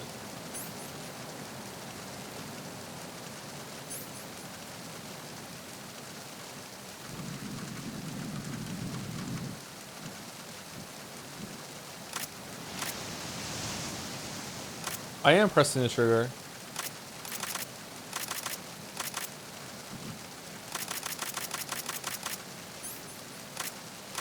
You don't have any ammo. I don't?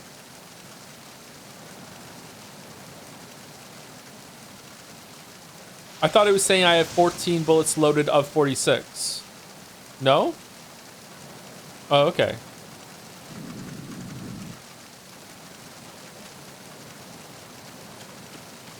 Voice 60 is the maximum ammo I can carry. Okay, I understand.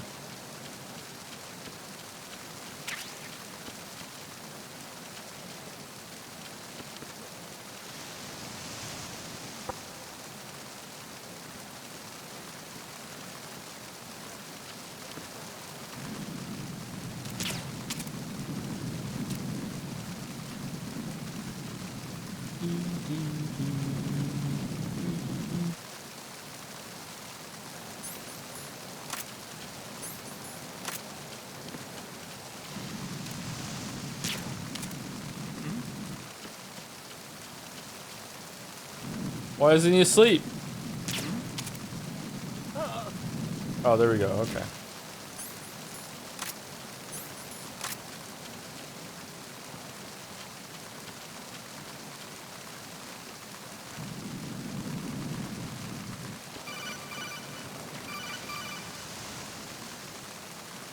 Snake, go through that door into the ship's interior. Push the action button down in front of the door and wait until the door opens before letting go. If you need to open the door faster, hit the action button repeatedly while you turn the handle. Make sure you keep doing it until the door's open.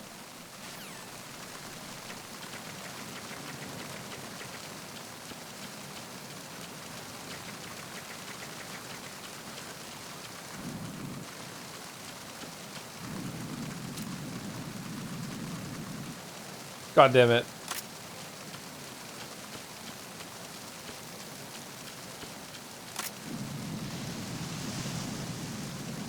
God damn it.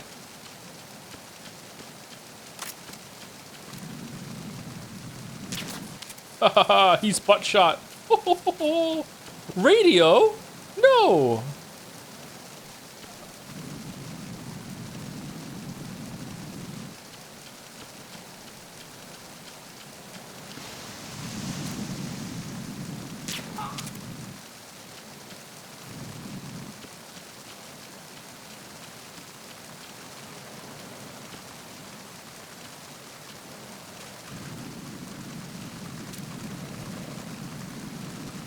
No way. Okay. No. Uh-oh.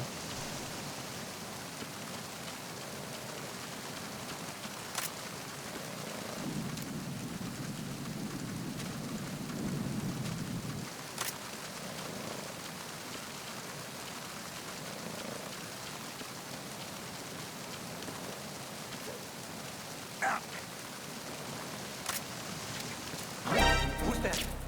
Enemy sight. Oh, we're good. We're good. We're good. We're so good.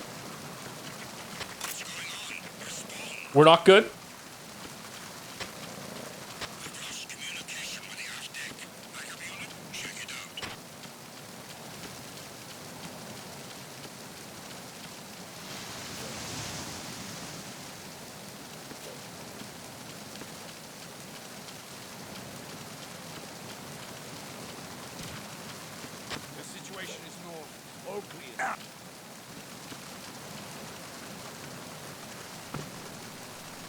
No way.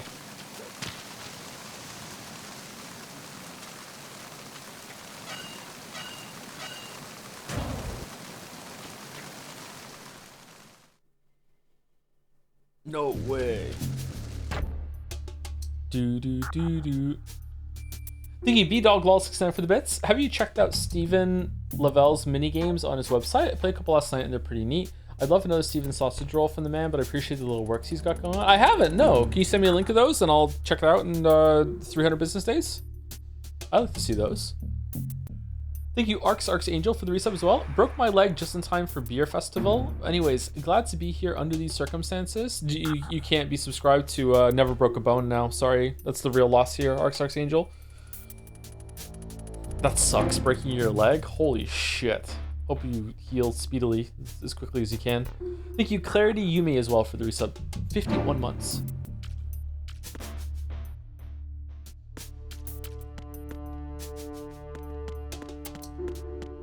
Did the game look like this when it first came out, or is this kind of upscaled and has anti-aliasing from with this port?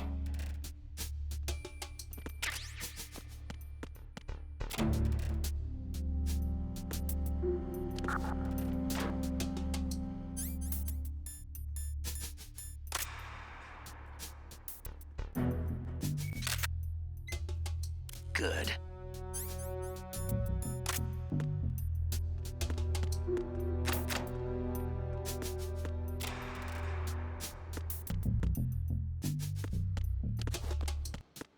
Go first next. So I did already.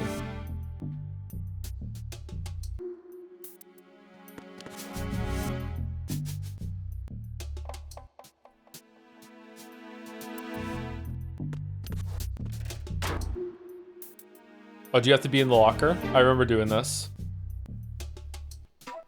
I hope it works now, because otherwise what I just said sounds unhinged.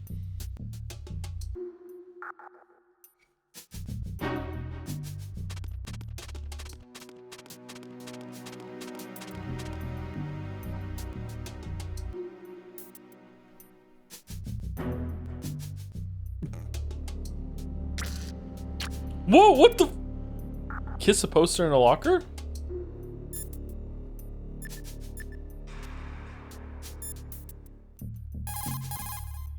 This reminds me of when we first met. I was the one inside the locker that time. We're equal now, huh? Not unless I wet my pants. That's a low blow, Snake. Push the action button once more to get out of the locker. You can see out from the slit in the door. Make sure you check the area using first-person view before you go out. Push the action.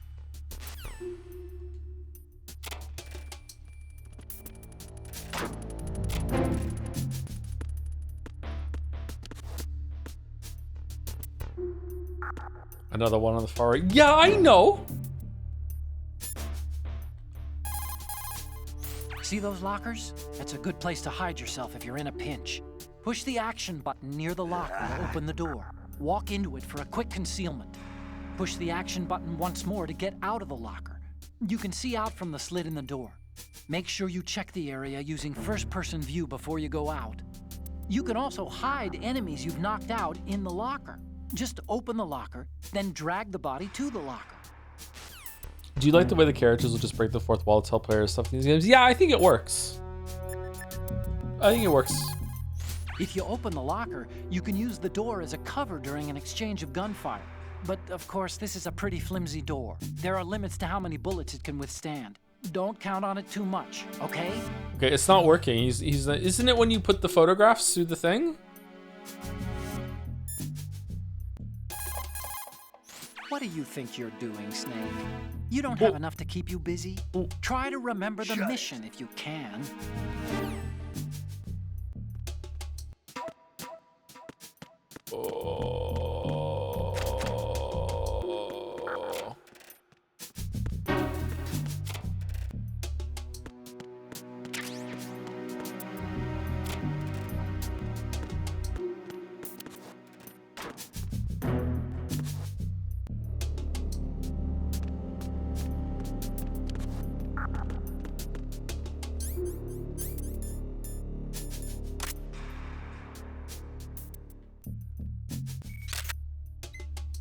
Good.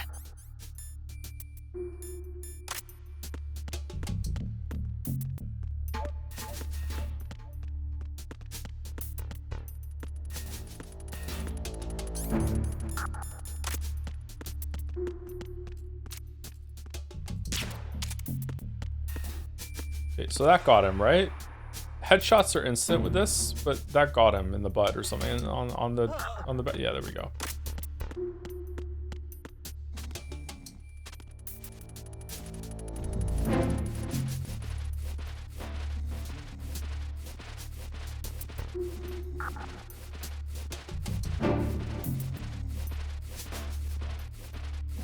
How could Joe play this game as a teen and claim not to be? Everyone played this game if they were a teen at this age. Everyone. Per locker.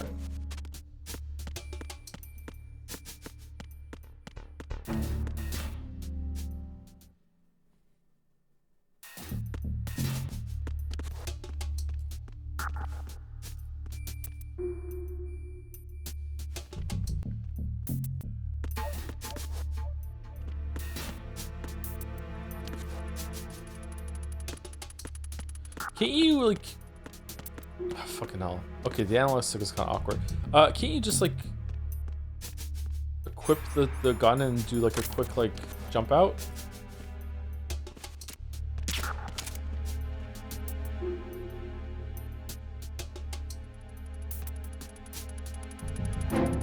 No?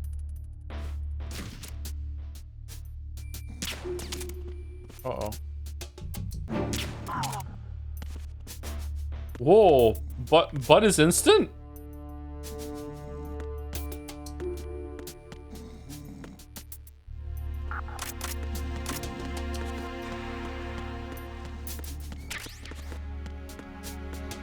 Otacon, what do you think of this bar?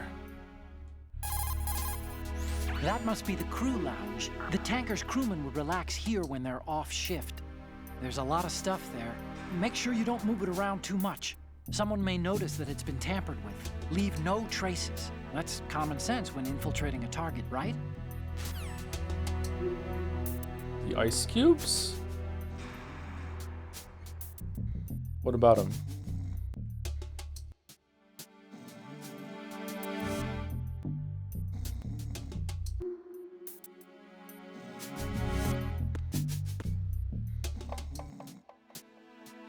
Real-time melting. Well, it's gonna take a while then.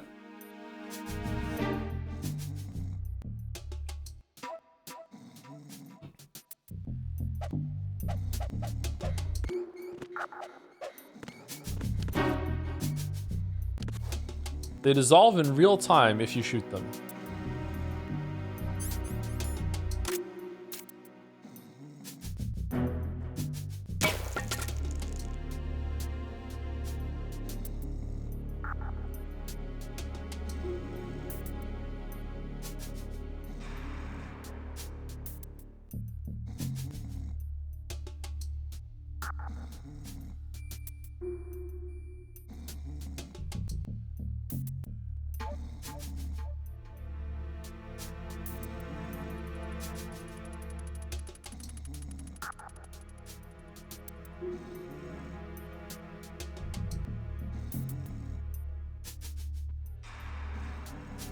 How come there are no puddles?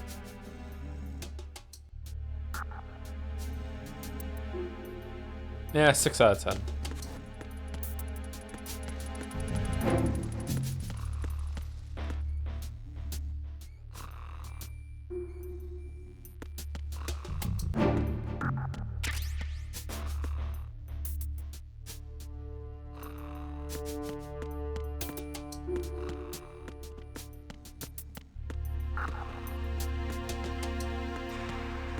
Do we go up or do we go down, don't we? What's up? Not much, you? Ba-ba.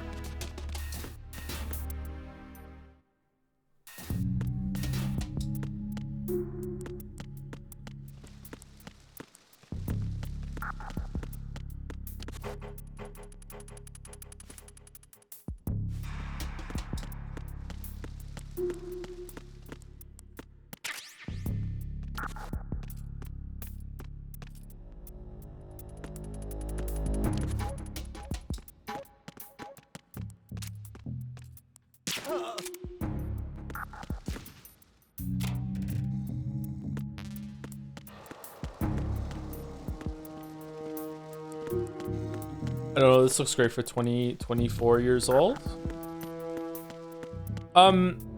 Like it's the Steam remaster thing, so I don't think it looked exactly like this, but this is how it looks in my memory, so it did look really, really good.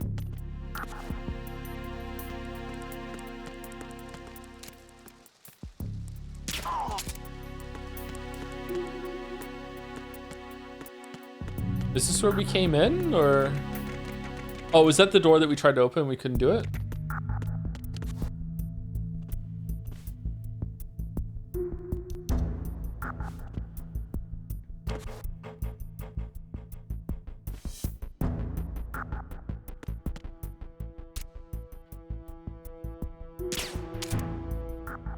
Can you shoot the camera like on the lens with this gun to no, okay.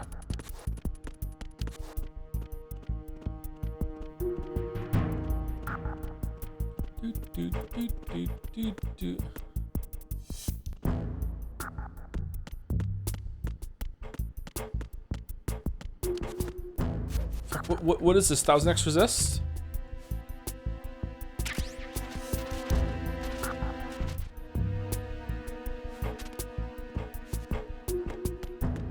This was good for 2001 PS2, and then Metal Gear Solid 3 came out. It was a whole other step up on the same hardware. I think Metal Gear Solid 2 looks better than Metal Gear Solid 3. I think Metal Gear Solid 3 looked kind of weird.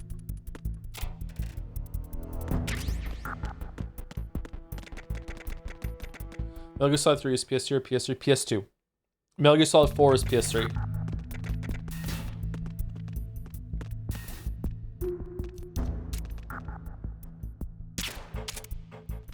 What?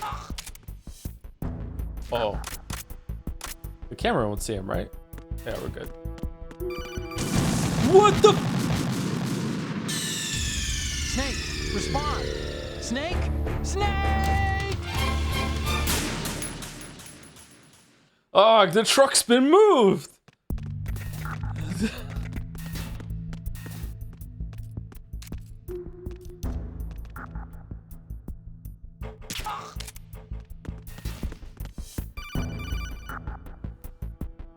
Snake, wait! Don't move! I see it. Some kind of device on both sides of the hall. Infrared sensors? Right, and they're linked to... Let me guess. Semtex. Exactly. Plastic explosives. If you trip the sensors... I'll be sleeping with the fishes, along with this entire ship. That sounds about right. There aren't that many infrared beams. Maybe you can get past those without setting off the explosives. If you need to see exactly where the beams are, you can use the usual method. There's a fire extinguisher over there. Break it open and try scattering some of the extinguishing chemicals.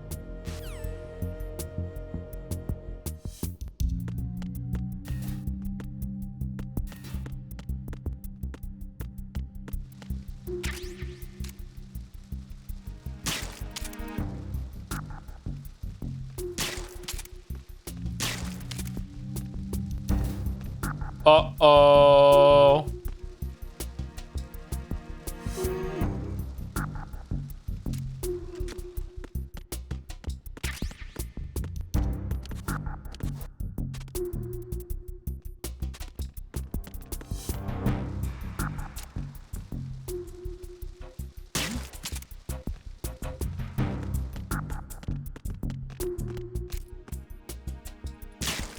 Fuck.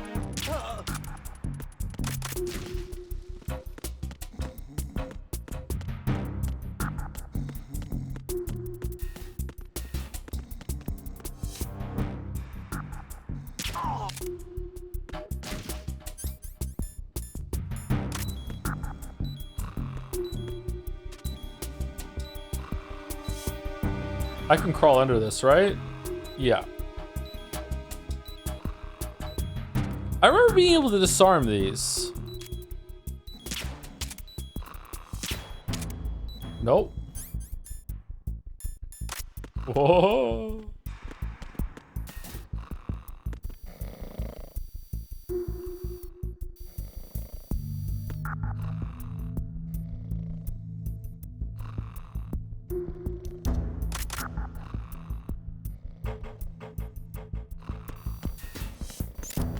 What? How?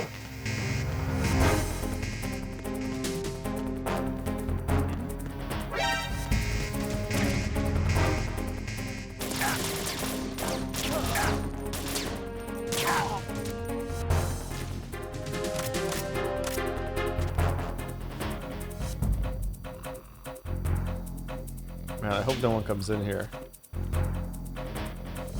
I thought if you were directly below it that it wouldn't be able to see you. Does this camera have like a closer range on it?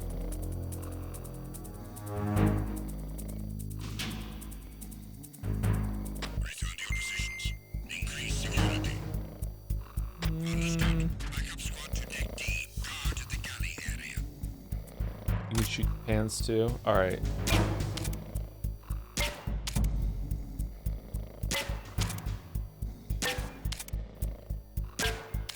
Wow.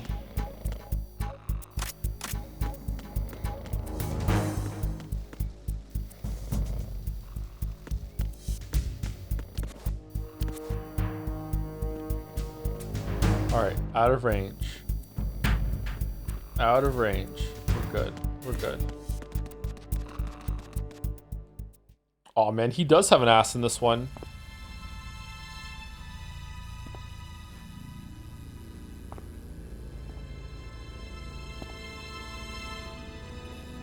I don't remember having to come up here. I've forgotten a lot of this game, apparently.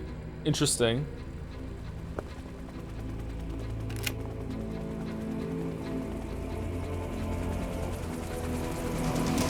So it is the Kasaka. Russian choppers.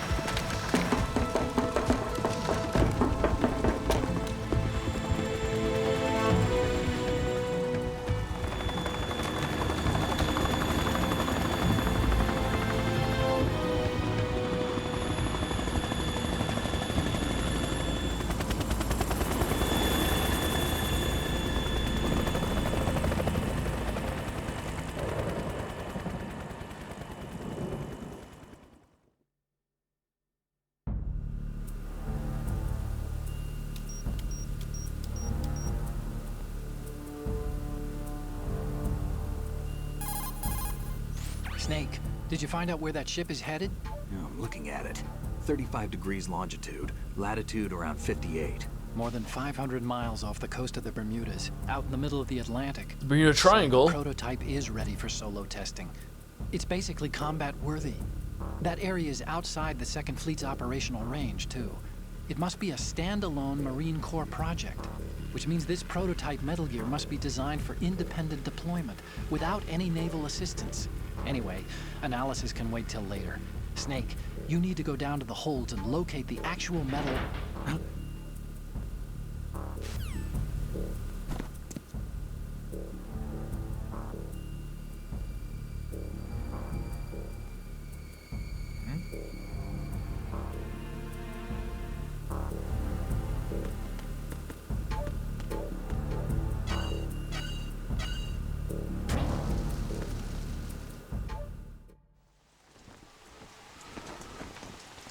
Shalashaska has landed.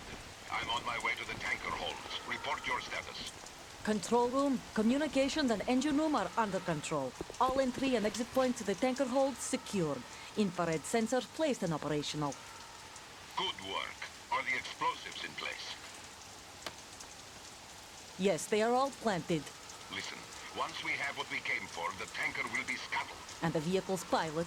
He's the only one who underwent the VR training. No one else can do it. Are you sure you can trust him? Your part in the mission is complete. You are to leave at once. No, it's not over yet. I can see the moon, even in this storm, pale as death. I have a bad feeling about this mission. You swore this to me, that you would leave the unit once the mission was complete. Do not worry, this is a country of liberty. No, this is where I belong, with the unit. I have nowhere else to go. Father, I want to stay and fight. There is no choice to make here, Olga. Need I remind you that you are carrying my grandchild? Mwah. You will be on the helicopter out of here now. Damn it.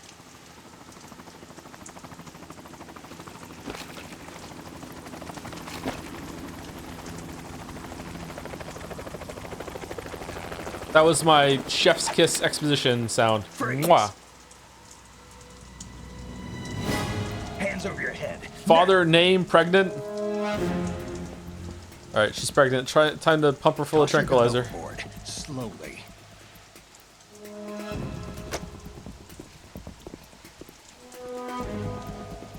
A woman. Show your face. You men, you're all the same. Who are you? We are nomads, wanderers. I said don't move. Americans, so you shoot women too. I'm a nomad too. What else do you have there? Take the knife and toss it.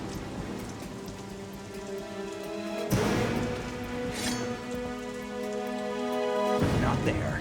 Toss it overboard. Hold that position. Now, turn around. You know what you're doing.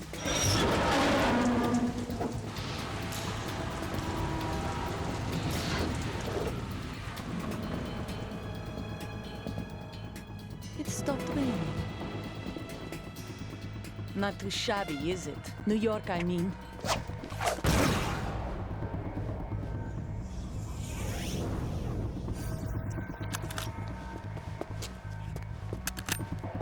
Wait, did the knife have a bullet? And that brings our tour to its conclusion. Scout knife with a surprise. You a Spetsnaz? I think you deserve a little credit. No one's ever dodged that shot of mine. But no one gets lucky twice, either.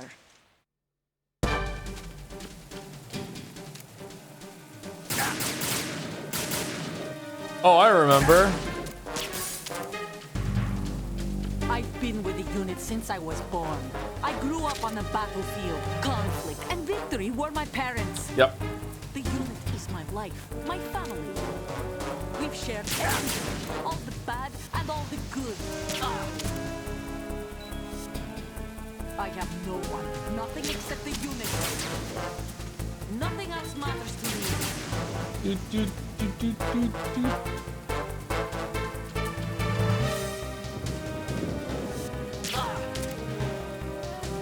I hate aiming with a controller. Whoever you are, you're not stopping us.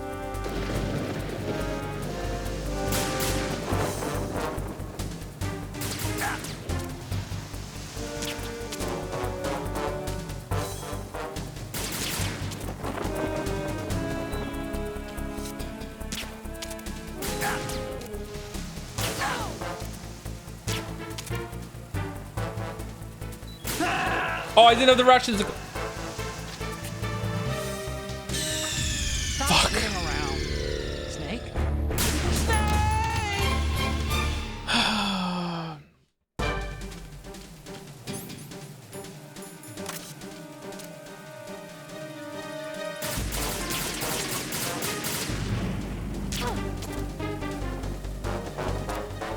I've been with the unit since I was born. I grew up on the battlefield. Conflict and victory were my parents. The unit is my life, my family. We've shared everything, all the bad and all the good. I have no one, nothing else. Nothing else matters to me.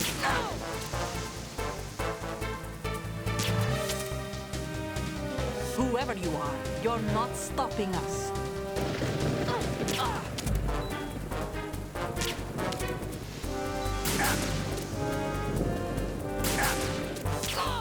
Man, she just fires like instantly when she pops out, huh? Oh, I ruined it. Fuck.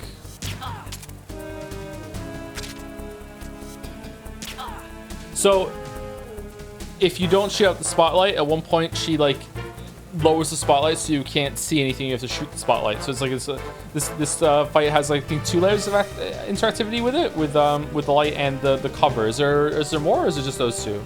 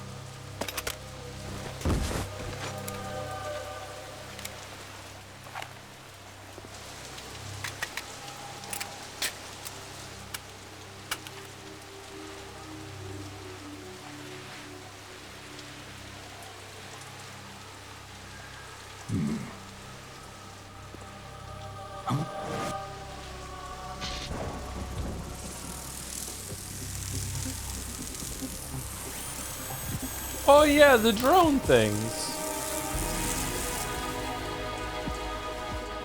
Cypher. Otacon, the ship appears to be under their control. The men have Russian gear, but I haven't been able to find out anything else about their origin. I know who they are. You do? We've ID'd the old man, Who is he? Sergei Gerlukovich. Gerlukovich, one of Ocelot's allies. Yeah, the GRU colonel. He's the one Ocelot was supposed to meet up with after Shadow Moses. They're after Metal Gear. Everything's changed. This is not going to be as simple as we thought. You could say that. I saw a surveillance remote just now. It looked like the Cypher. A Marine Cypher T?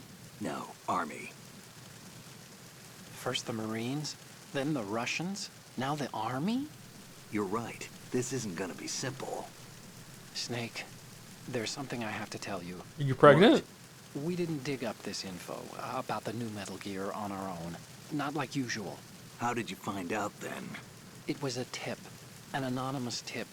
Anonymous? You've never trusted those. Why would you start now?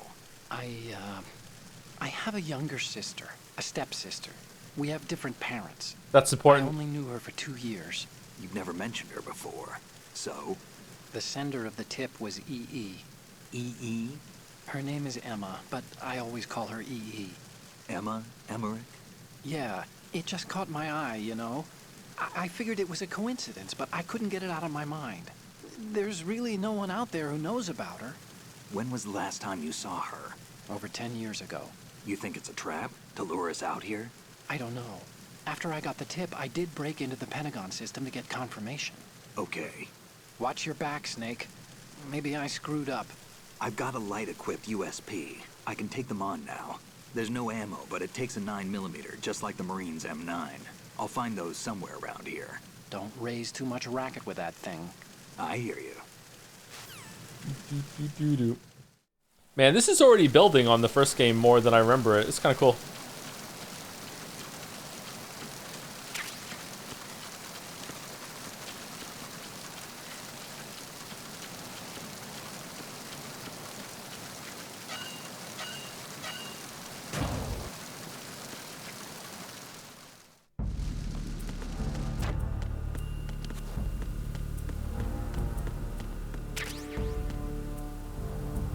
Why doth we need the gun?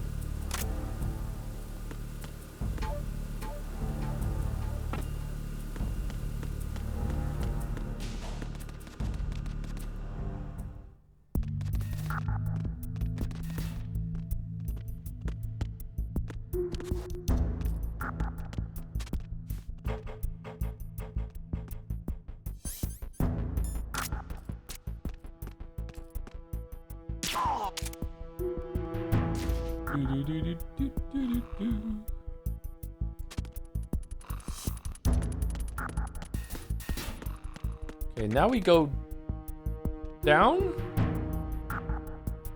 Right?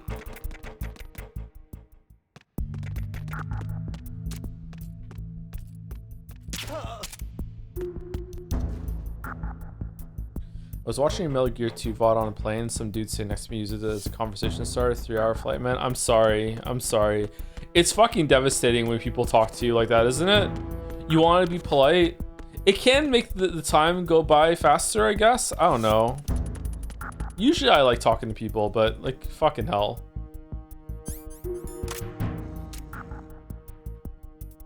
I like it. It depends on the person.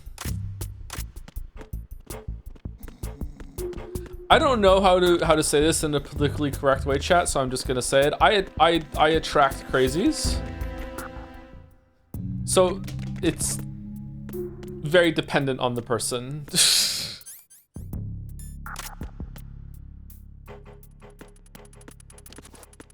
We know? What do you mean? Does that say about something about you, or does it say about me? Nailed it.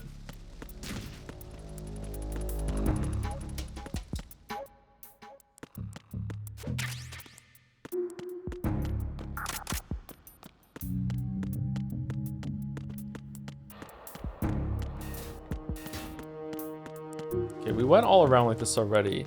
Can we go into that room down there? It's not a room, it's a closet. Okay.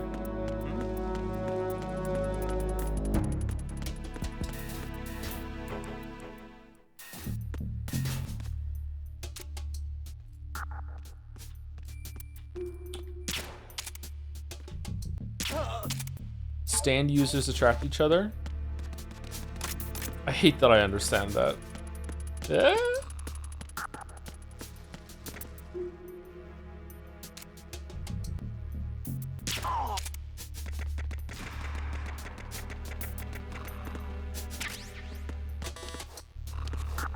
What? Ah, shit. I don't remember how to do this part. Where do I get the fucking key card? Did Ogla have it?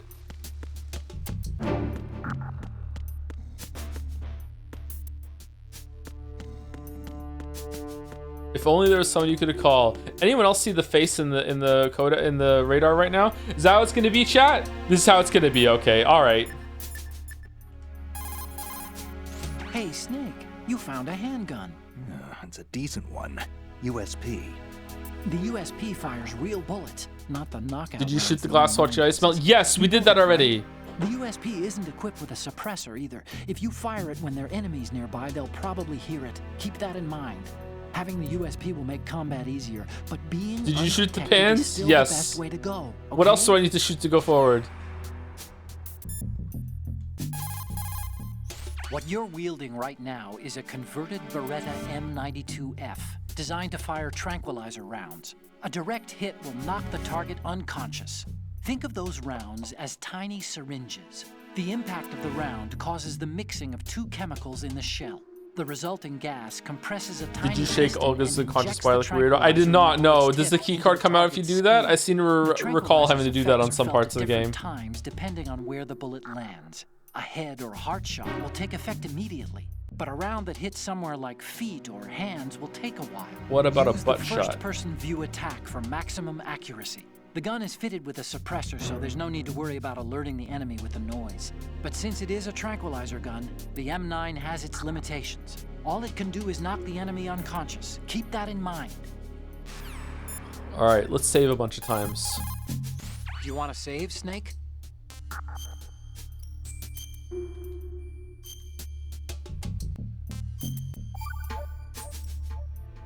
Snake, you of course know the saying, one for all for one?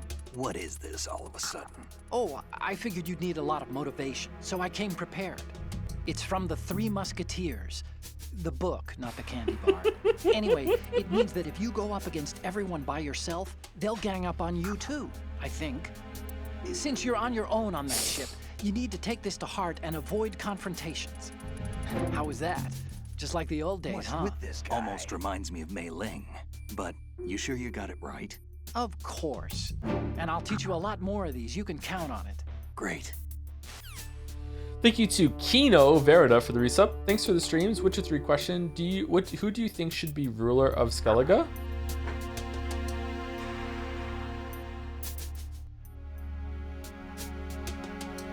I can't remember their names. The daughter should be the ruler of Skellige. Although, spoilers for the game, all the options turn out fairly well, don't they?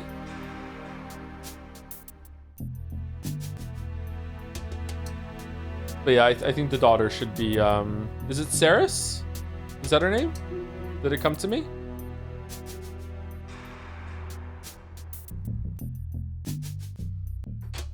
Ceres should be the ruler, yeah, I think so.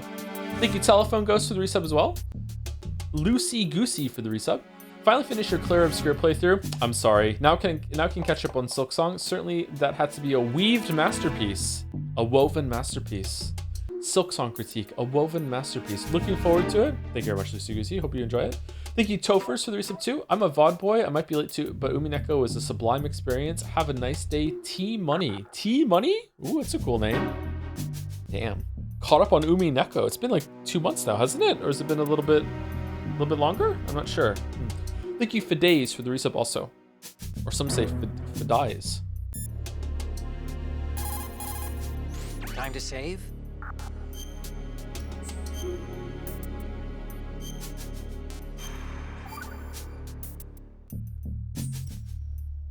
Okay, see you, Snake.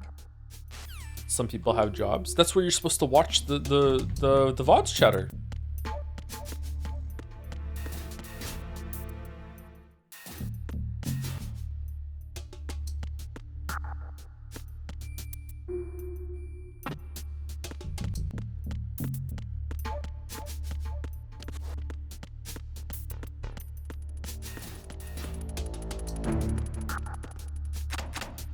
Can I shoot the lockers off with the gun?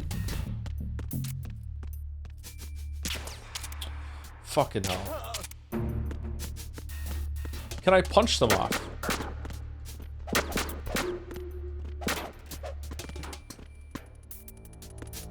Kick, punch, it's all in the mind. Ooh, free ration.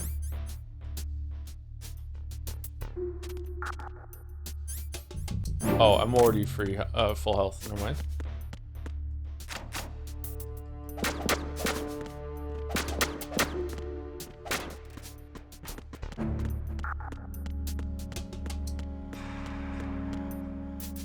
Well, never find out what's in there.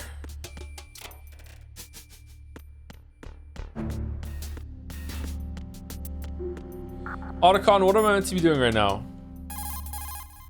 Snake, those pipes you see along the wall and ceiling are steam conduits. They're thin enough to penetrate with gunfire. Don't touch the steam. One of those blasts from the hole will burn your skin off. You may be able to use it as a trap of some sort, though. Snake, Metal Gear is in the holds below the tanker's deck. Go down. Okay. Snake, don't let the... As soon as you're spotted by... Yeah. Okay, all right. Where the fuck do I go? I must have missed the key card in the captain's room or something like that.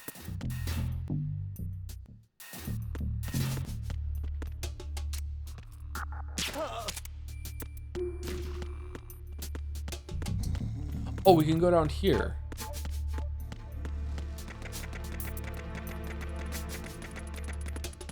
Well, they're gonna have the same level of clearance. Okay.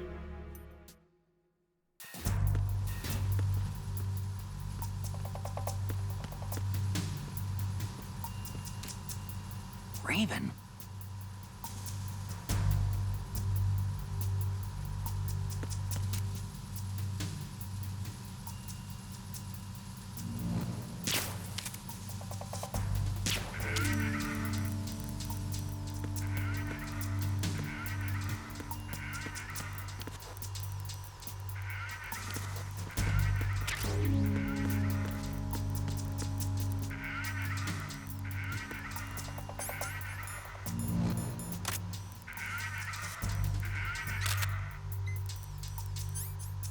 Good.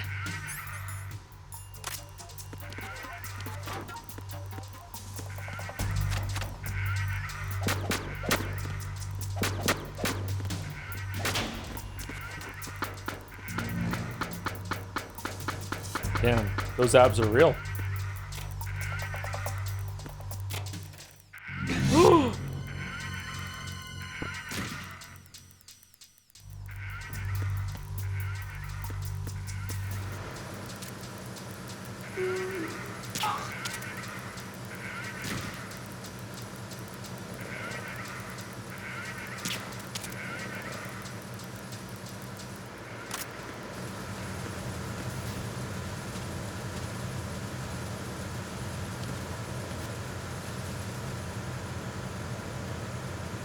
There's no way he's gonna hear me, right? Who's that? Enemy sight. Requesting. What? Equipment. I need some help here. Uh-oh. Dude. Hey, you know what? This game kind of makes sense that they would call the search off after a while because, like, they might have missed someone on the ship, right? Whereas in Shadow Moses, everyone's accounted for already, and they're in a really remote location. Return to your positions. Increase security. Return to your positions. Assigning all personnel to the starboard entrance to the engine room. Man, I don't have the patience for stealth games. Even now that I'm older, I do not have the patience for stealth games.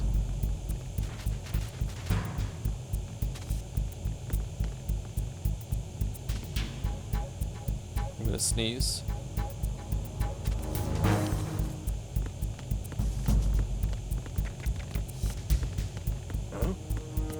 What was that just now?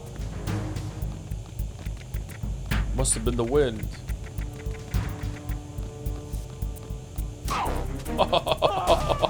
Oh no!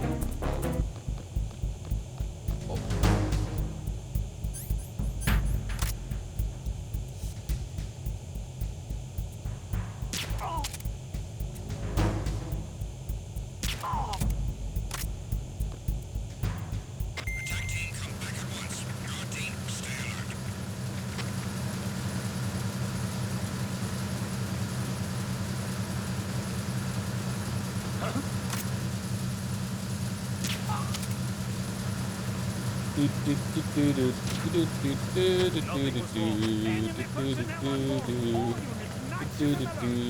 Send the replacement guard for the area. Can you What's that? not reading that achievement out loud? Hope that's not showing up on the screen. Can you kill all the guards? Eventually, do they run out of guards to send? He's gonna see me. He's not gonna see me? He's seeing me, yeah. I need some backup here.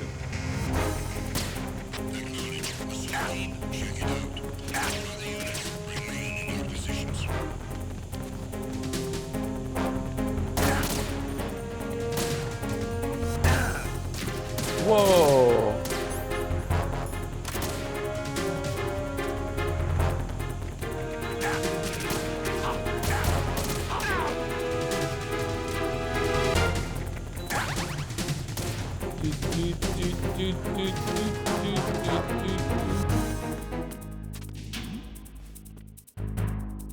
Master stealth. Oh. Oh, all right then. Oh. Snake, respond. Snake, Snake!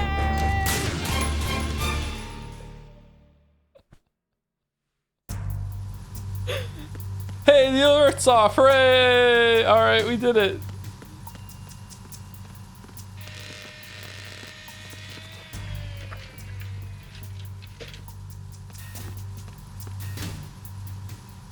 Repair of the entranceway to the engine room on the port side is complete. We'll return to position following patrol of the small room on the port side. Man, they're fixing stuff. It's nice.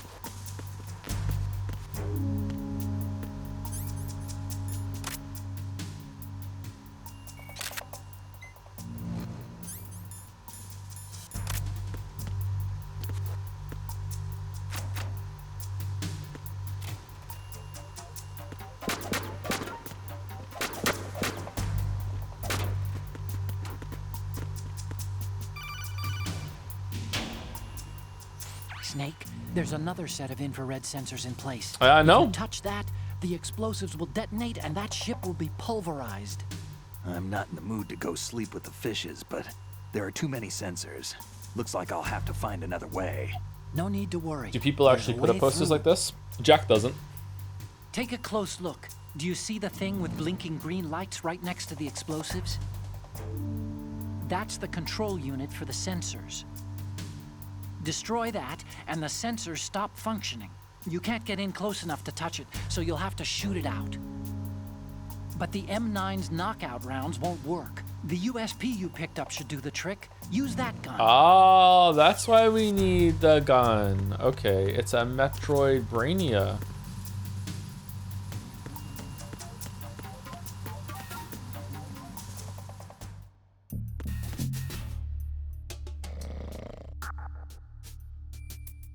Holy shit, dude. Why are you breathing with your crotch? Is it possible to learn this power?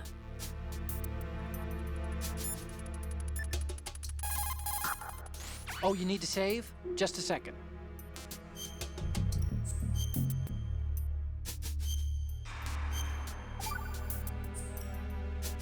Okay, there's a saying that goes, even a bird on high dies a glutton's death, as do the fish of the deeps. The lesson is, don't be greedy. True. The fish that belonged to a family called the Deeps died from overfeeding, and so did a bird that got high on something, probably fermented fruit. Okay, if you say so. I do, Snake. Don't take unnecessary risks just because you're greedy for more items. Remember the Deep family's fish.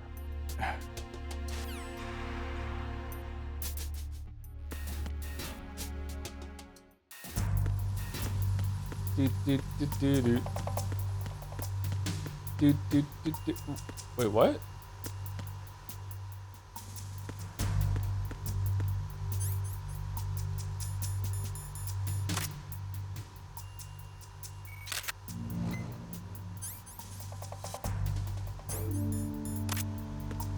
Oh, these ones don't count. He's not saying anything when we take them. Okay, that's the C4. That's the Semtex. If I shoot that, it's just gonna go up in smoke. Where's the thing I have to shoot? There it is. Hooray! Alright, so we've done now, right? Close both lockers. Okay. Oh. Well, why doesn't he get one on the inside?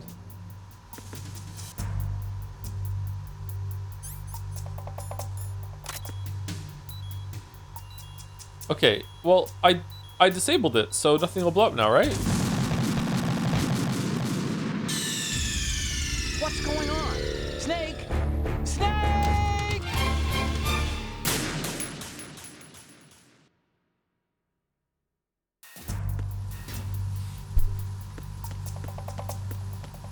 I remember some of these being deviously hidden on European Extreme.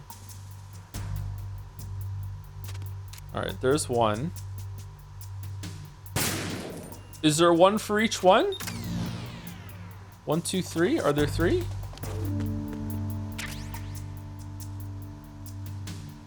Is that one?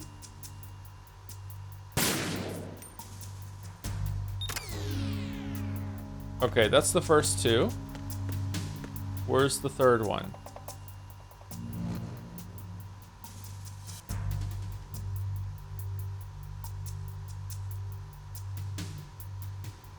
Is this one we can just we could just crawl under?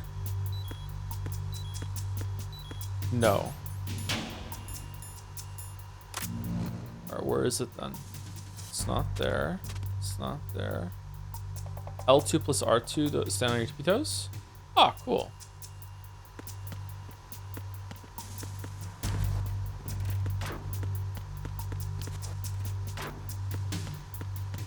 They can be like away from it, can't they?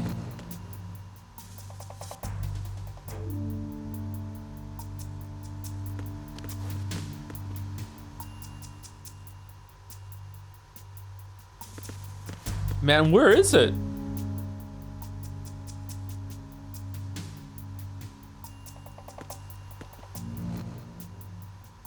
There it is. Damn, that's cool. Good job, game.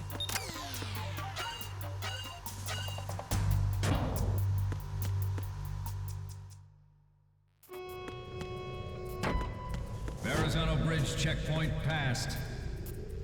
All non-essential personnel report to the holds in 10 minutes' time for the scheduled briefing session with the Commandant. You are ordered to continue manning your posts until that time.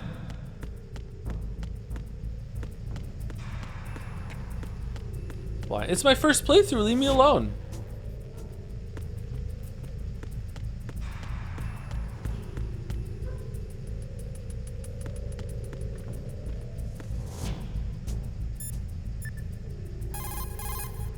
Oh, Snake, you want to save?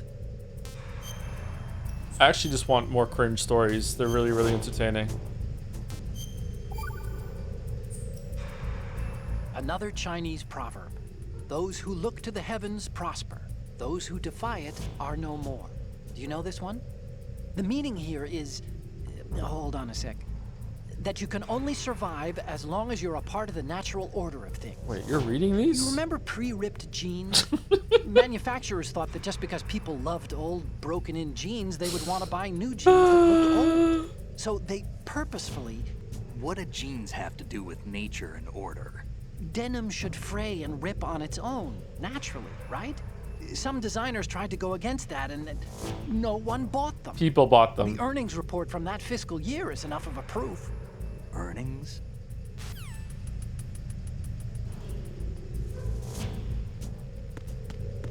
You have to be a certain kind of person to pull off ripped jeans. You have to either be able to surf and or do a lot of marijuana. But like, yeah, it's, you know, some other people can pull it off.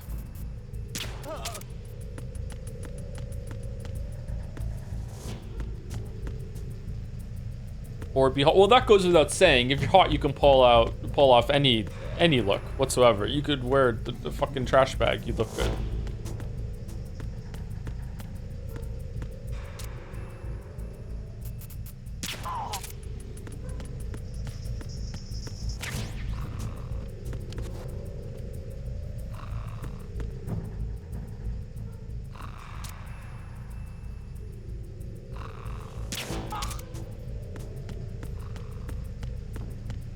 Sure is kind of cheating. It's the best kind of buff there is.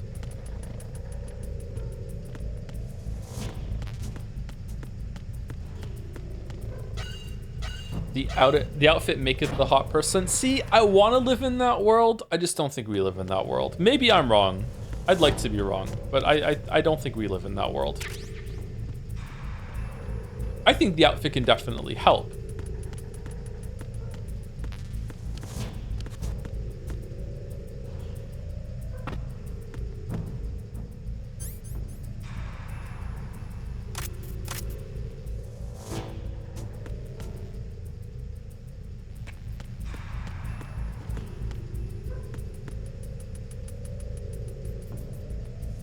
Hotness can scale a person up like a letter grade and a half IMO. Hotness or fit? I think fit, like the fit of your, how you dress, that's what I mean by fit, is it definitely can improve the look of a person, for sure. But I think that just base hotness matters a lot more, and they can pull off almost any look.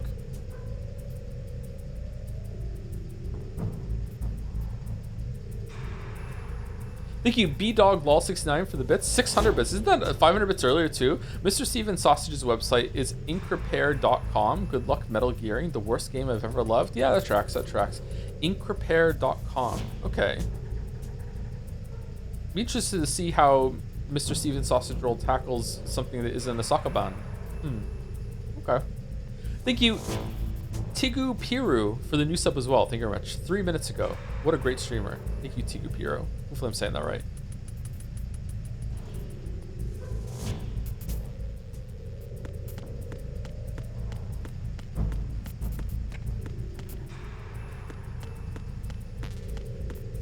A hot person can definitely ruin their appearance with a shitty outfit. Allow me to, no true hotsman. It's that clip, sorry.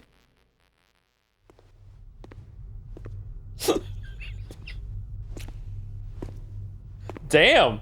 Holy...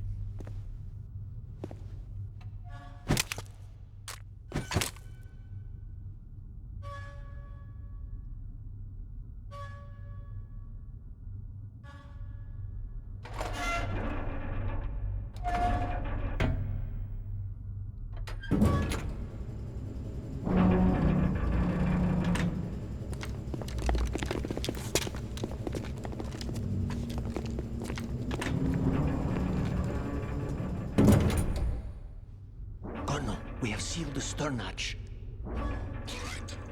The lift is also under our control. We're on the foredeck, about to descend to the holds. Sir, the Marine Commander has started his speech already. We will complete the preparations before the end of the speech. All communications to the holds have been severed. No one is aware of our presence. Let no one down into the holds until we are out. Yes, sir. We will secure your exit with our lives if necessary. There is one more thing. Yes, sir. My daughter, keep her safe. Yes, sir.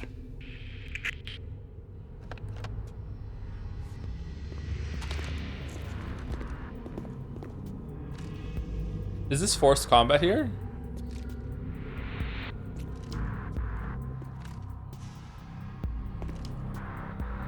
Who goes there?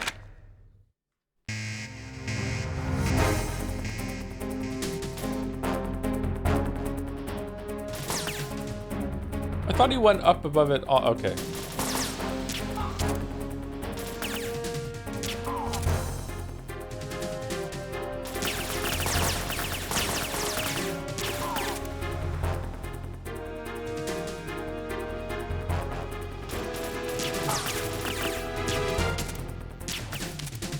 Oh, I'm hitting armor. This gun is like so OP, man.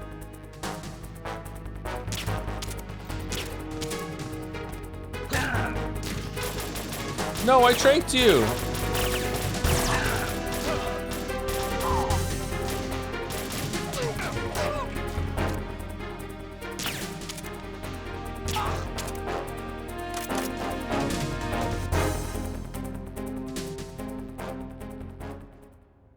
Didn't kill anyone.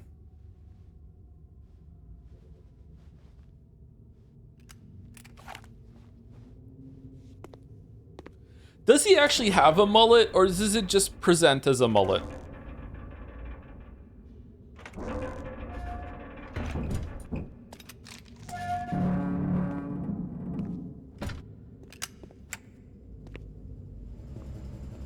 That's a mullet. How does he make it work? Mullets look dumb. Is it because he has the bandana? Hiding the dumb part of the mullet?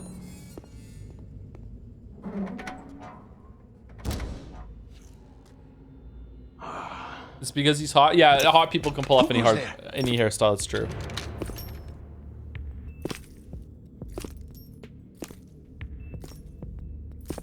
Oh, Shalashaska. Why are you here? We thought you were with the Colonel. What the? Uh-oh.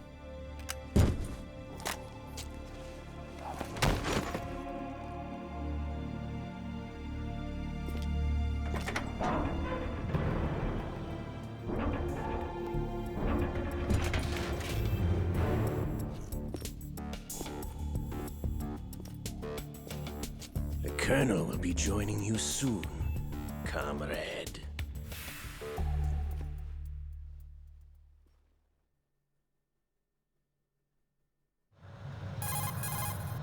Snake, are you in yet? Have you made it to the holds? It's taking longer than I expected. We've already passed the Verrazano Bridge. All right, we'll use another recovery point. They may be planning to change course. What? The exits to the deck are all sealed. What are they planning? If they get Metal Gear, we're going right off the fringe. What Familiar with the Shadow Moses the men down What here does that are mean? definitely Marines. The current state of nuclear... If the deck is sealed off, they have no way of knowing that the ship's been taken over. I'm not interested in fighting these guys. The weapons won't do me much good here. Can you see Metal Gear? No. I'll have to go around to the bow. They have some serious defenses here. I doubt the recent arrivals want to blast their way through the Marines either. Wonder where they're headed?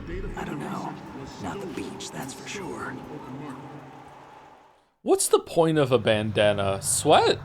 Okay, Snake. Let's go over this one more time. Use this camera to get photographic evidence of the Metal Gear prototype. Now do your thing and take pictures that speak louder than the government's plausible denials. We need 4 shots. Metal Gear from the front right, and front left, and a close-up of the Marine Corps marking. Marking? There should be a Marine's insignia on the body of Metal Gear. Okay, we have it. There you go. Done. Just let someone try explaining away a clear shot of that. All right. There's actually one little thing. Just spit it out. I'm used to things going wrong. It looks like someone's monitoring our transmission. Who? I don't have a clue. All they're doing is watching. It would creep me out less if they tried to interfere with our communications. Could it have something to do with that cipher we saw? Maybe. I've switched the encryption protocol for our burst transmission for now. What I want to do is use a different method for sending these photos, just in case. Instead of using the codec? Exactly. There's a workstation in the southeast corner of the block where Metal Gear is housed. I've made arrangements so that you can send the pictures from the machine. Arrangements? Yeah, how would you do I hitched that? a ride on Link 16 into U.S. military's proprietary network. Okay. Managed to get into that workstation and overwrote a part of the system software so I could remote install a little app I wrote.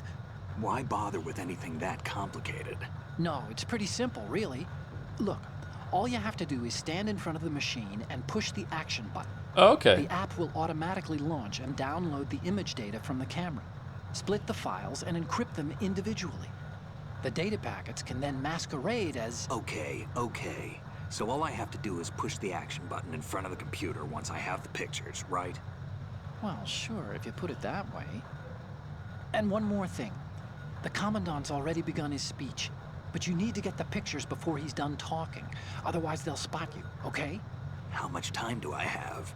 I hacked into his personal files and took a look at the text of that speech. Fucking hell. I'd say you have 7 more minutes. Longer if he throws in a joke or two. A 7-minute time limit, huh? Remember, Snake, just the photos, okay? With these kinds of odds, I won't be making any sudden moves. But that doesn't mean we can just let Metal Gear be hijacked. Okay, but first the photos. All right, we'll deal with the rest when we get there. Stay low. This is a lot of trouble when Max would just simply use Polaroids. What are we doing? Knows the specifications for Metal Gear. Worse yet, so do a number of rogue states. They're all working on deploying their own Metal Gear force to compete with the U.S.'s nuclear strike capability. The world is about to see a swarm of these Metal Gear derivatives.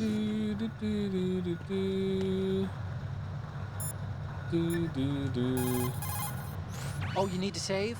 Just a second. Could Snake beat Max in a fight? Absolutely not.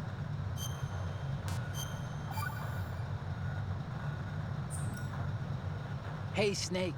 What's hardest won, most easily lost? It's time. Get it? Amazing how relevant these Chinese proverbs still are. Once the moment's gone, it's gone. Except for daylight savings time, of course. Yeah, of course. That yeah. extra hour to do anything you like with every autumn. Gotta love it. Then again, you lose an hour every spring, so I guess the proverbs are right. Wow, they thought of everything. Did they even have daylight savings back then? Of course not. They knew how to save time. We're the ones that need to be tricked into it. Yeah, but you said... The moment never returns, Snake. Let's not waste it on idle questions. Okay. No, wrong one. No. We initiated development. Uh-oh.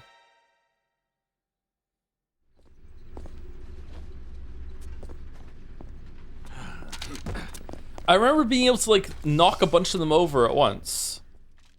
Did I just do it wrong? Snake, respond! Snake! Snake!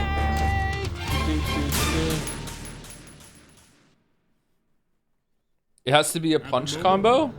Oh, fucking hell. Snake, what's wrong? Snake! Snake! Why didn't he grab onto the lower one? On the globe knows the specifications for Metal Gear. Worse yet, so do a number of rogue states. They are all working on deploying their own Metal Gear force to compete with the U.S. You just spam Y? I was! It wasn't spamming it hard enough. About to see a swarm of these Metal Gear derivatives. We initiated... Aww.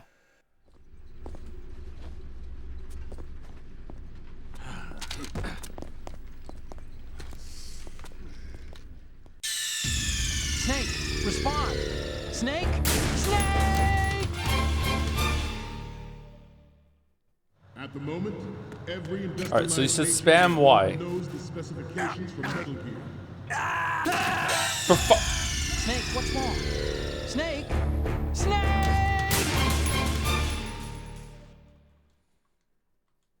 At the moment, okay, we jump off, we let go, we spam, we jump up. Worse yet, so do a number of rogue states. Damn, the savings. They are all working on deploying their own Metal Gear force to compete with the U.S.'s nuclear strike capability. The world is about to see a swarm of these Metal Gear derivatives. We initiated development of Metal Gear Ray as a countermeasure to these pirated weapons forces. The only thing that can stand up to a Metal Gear is, of course, another Metal Gear. Snake, respond! Snake! Snake! At the moment, every industrialized nation on the globe knows the specifications for Metal Gear. Worse yet, so do a number of rogue states. Can you slide down the ladder? They are all working on deploying their own Metal Gear force to compete with the U.S.'s nuclear strike capability. The world is about to see a swarm of these Metal Gear derivatives. Shoot the projector? We initiated development of Metal Gear Ray as a countermeasure to these pirated weapons forces. The only thing that can stand up to a Metal Gear is, of course, another Metal Gear. Nah, it doesn't do anything. They're gonna hear the gunshot. With Ray, the hundreds, if not thousands, of Metal Gears that exist all over the world are no longer a threat. The blind rush to nuclear proliferation will be contained, and it will be the Marine Corps and our Ray that will accomplish this. This weapon will render all other Metal Gears obsolete. Nations building up their own Metal Gear force will think twice about their nuclear strategy in the light of the military dominance spelled out by Ray.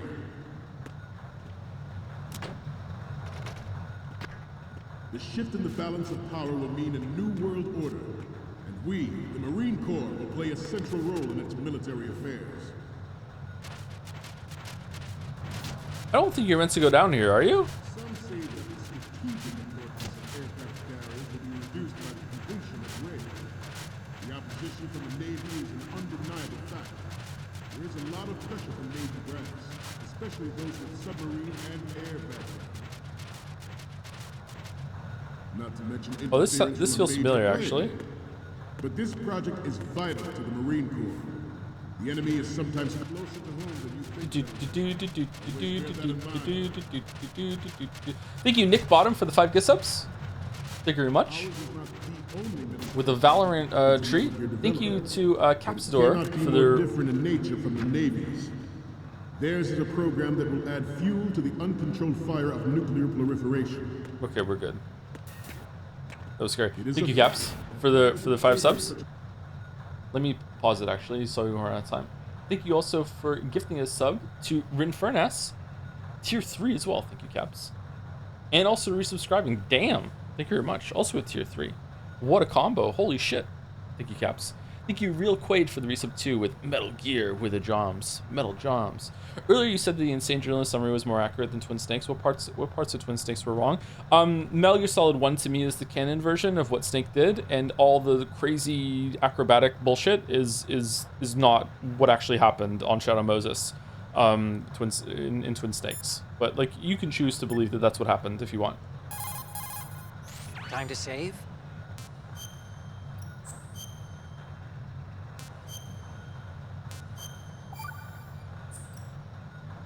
The Chinese have a saying, those who are lost never question a path, and a drowning man doubts not the shallows.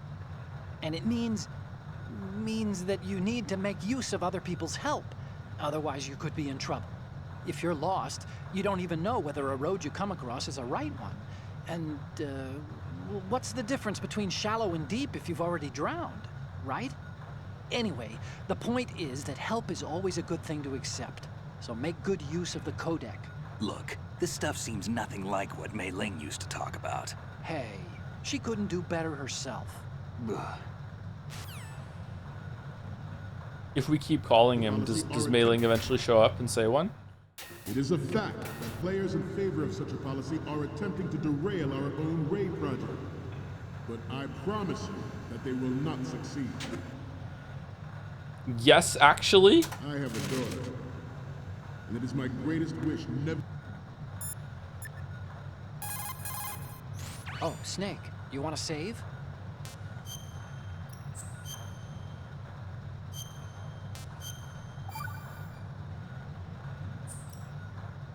Acquaintances agree, friends argue.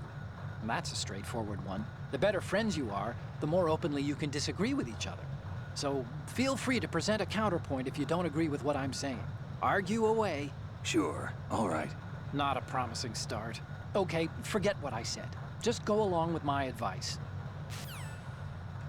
To have her or her children experience the horror of nuclear war. As a father, I want to leave a better world for the future generation. As a soldier, I know that is my duty. Metal Gear Ray is amphibious. Unlike the Army's Rex, it can cruise deep underwater, move in undetected and make its landing on any shore level. In the light of the military dominance spelled out by Ray.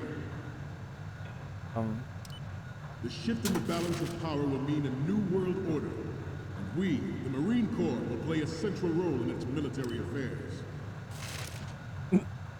Some say that the strategic importance of aircraft carriers will be reduced by the completion of Ray. The opposition from the Navy is an undeniable fact. There is a lot of pressure from Navy brass, especially those with submarine and air background. Not to mention interference from a major player. Okay, can we stop? Like, is this is just the enemy is sometimes the rest of the 4 minutes now, or this? Always bear that in mind. Oh, Ours is not the only military project devoted to Metal Gear development, but it cannot be more different in nature from the Navy. Stop kidding around. Snake?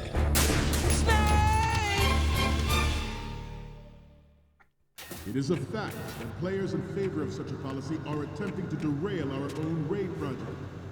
But I promise you that they will not succeed. I have a daughter.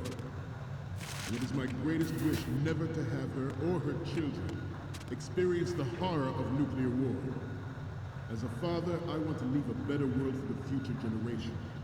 As a soldier, I know that is my duty. Metal Gear Ray is amphibious. Unlike the Army's Rex, it can cruise deep underwater, move in undetected, and make its landing on any shoreline. Any shoreline. Wait, you can't crawl under this? Oh, shit. No! Is there a line there? Snake, respond! Snake! Snake! It is a fact that players in favor of such a policy are attempting to derail Alright, let's just our go own this way raid then. project. But I promise you that they will not succeed. I have a daughter, and it is my greatest wish never to have her or her children experience the horror of nuclear war. As a father, I want to leave a better world for the future generation. As a soldier, I know that is my duty. Metal Gear Ray is... You're all familiar with the Shadow Moses incident during the Sears administration. The current state of nuclear proliferation is a direct result of... I like these Easter eggs, but they do slow down the pacing a lot if you're trying to find them and shit.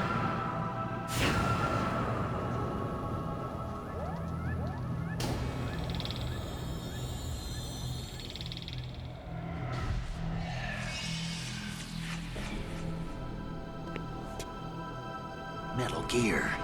Metal Gear.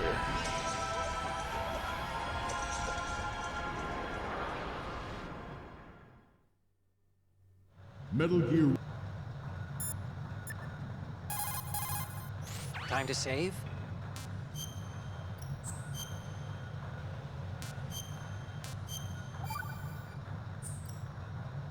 Do you know the saying, one forgets the hurt once the wound is healed? And that, of course, means,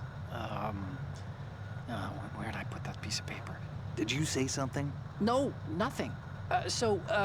Forgetting the pain when the wound's healed means,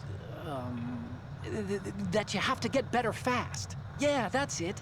So stock up on those rations and bandages. Is that really all it means? Hey, I'm the expert here. Hey. Ray is amphibious. Unlike the Army's Rex, it can cruise deep underwater, move in undetected, and make its landing on any shoreline. Its onboard Joint Tactical Information Distribution System identifies targets with unerring accuracy and takes them out with massive fire. It is the ultimate weapon, and it is yours to guard. Like you Oh, am I out of slots?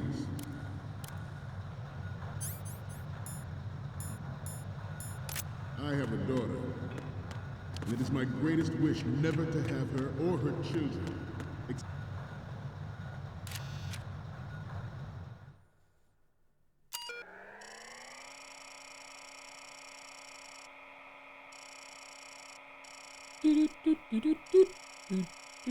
Man, way more people have played Metal Gear Solid 2 than Metal Gear Solid 1. Holy shit.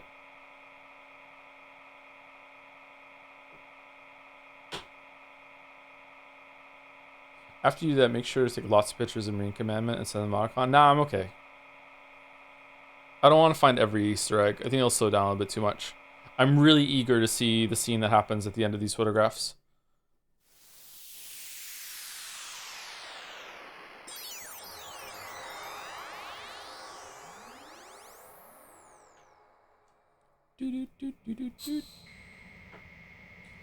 Didn't you have to upload them one by one in PlayStation 2? I remember it being kind of a pain in the ass to upload them.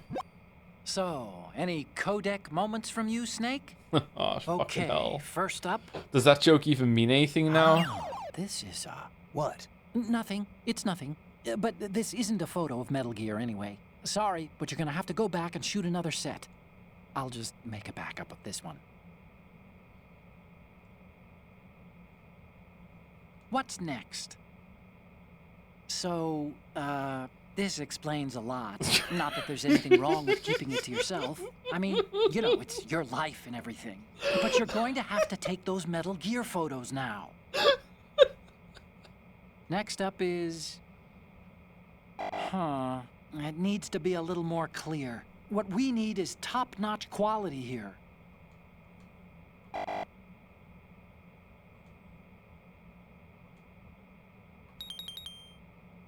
Oh no, it's fucking skipping the dialogue now. Last one's coming up. Oh. Didn't think Ilukovich was involved, of all people. Okay, we're done with the image from the right. 3 left to go. One from each of the front left. One each from the front, left, and front, and a close-up of Marine's lettering. Okay, good luck. I thought we took another picture of a girl. Experience the horror of nuclear war. Did I overwrite that one? Save? We haven't gone to another thing, chatter. We haven't moved to another room. Future generation. We overwrote it? That sucks. I know that is my duty.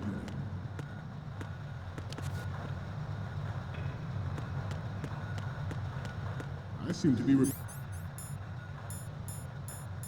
repeating myself. Chalk it up to old age.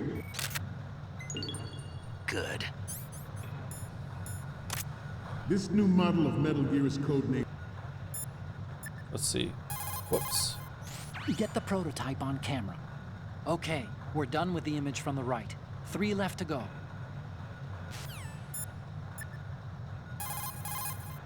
Oh, you need to save? Just a second. Is the captain guy completely blind? This is just something you have to accept about the series, is that the vision is limited on the guards. Snake, have you heard this one? Evil is human nature, and his entire being falseness. The concept of so-called original sin. The idea that you're born bad, so you can't help doing bad things. Hold on. I thought the idea of original sin was that you had to work even harder at being good because you were born evil. Well, yeah, that too. Very good, Snake. How many more of these are there? Ray, after the great Manta Ray. Our Ray has a sting that nature never gave the Manta. With this latest Metal Gear, we... George A lot? Why do you keep pushing me to do them then? There's no way we're gonna exhaust them all. Time to save?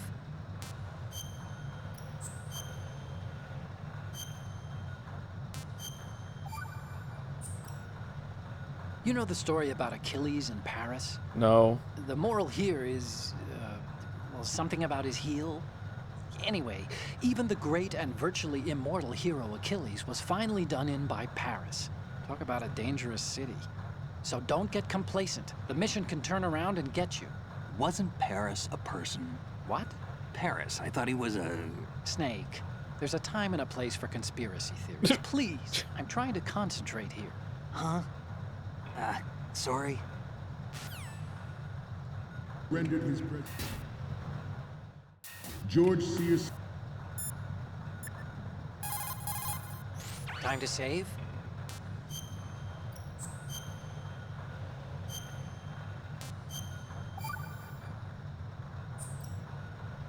Do you know the saying, those who walk 100 leagues think not that their journey is half ended until the 90th league?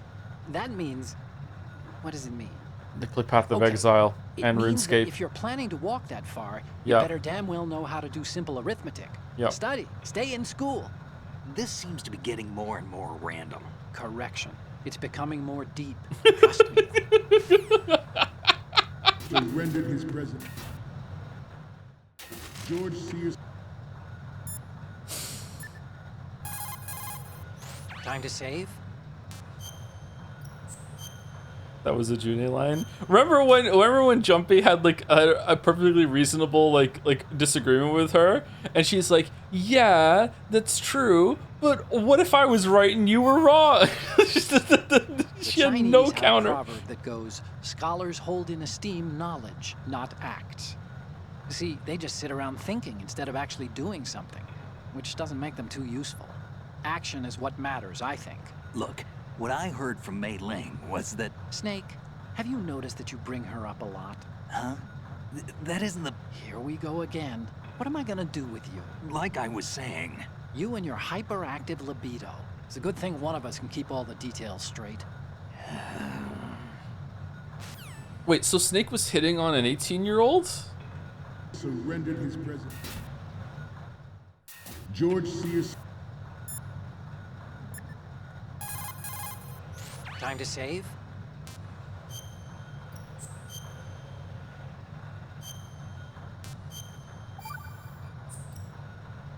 This is my favorite Chinese saying. Better to be first among roosters than last among bulls. Of course, the meaning's clear.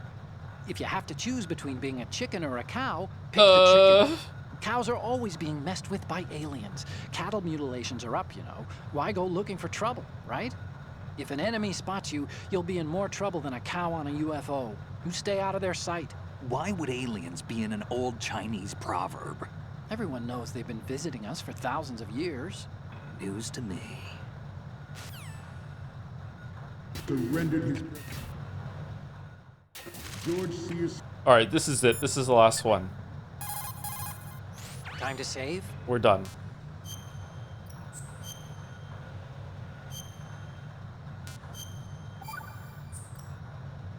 Snake, do you know the Chinese proverb, care avoids error?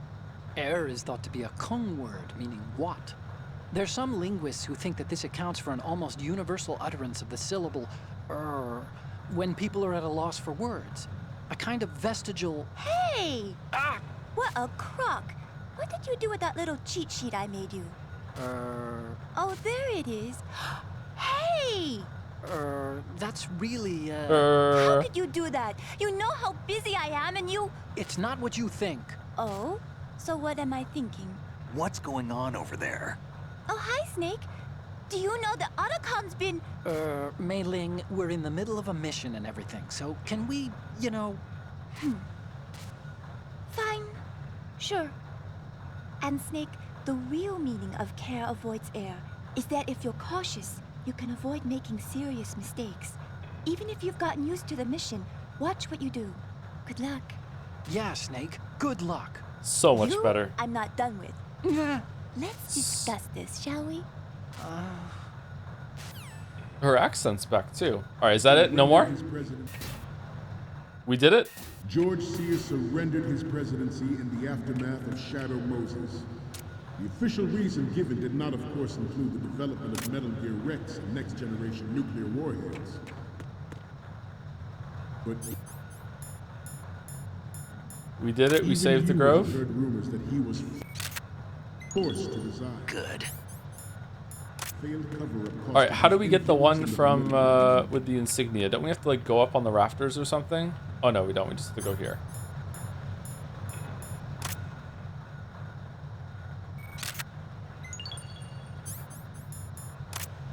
You must be tense. Let's do a little stretching, shall we? What? Right. Oh shit! Left. Front.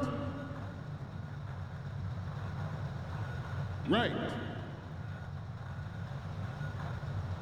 Up.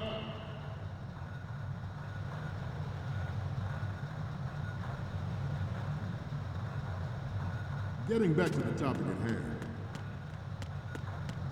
The Metal Gear Rex development on Shadow Moses was supposedly the first...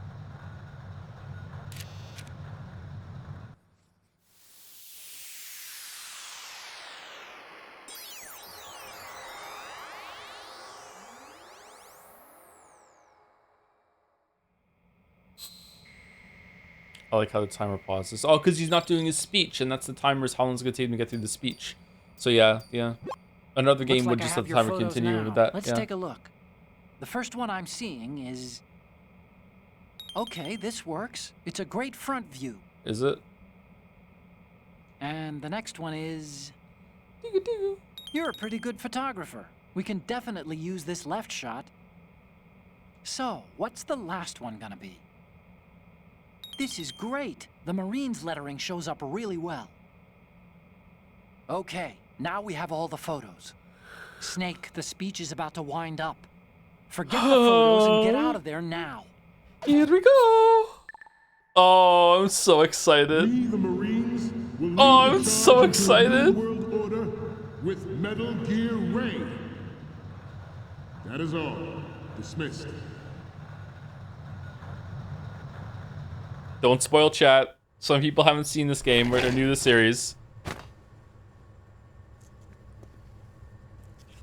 Whoa.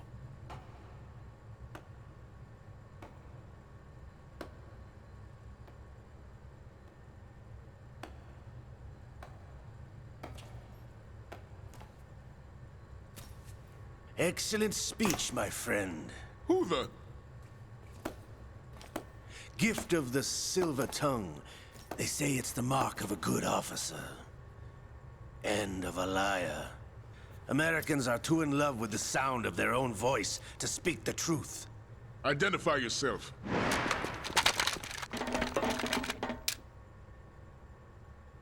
I am Shalashaska, also called Revolver Ocelot.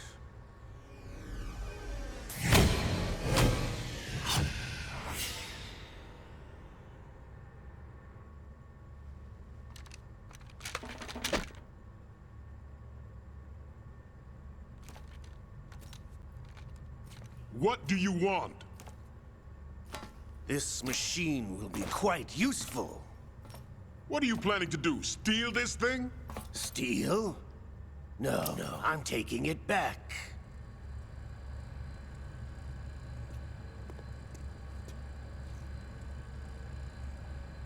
Where'd everyone else go?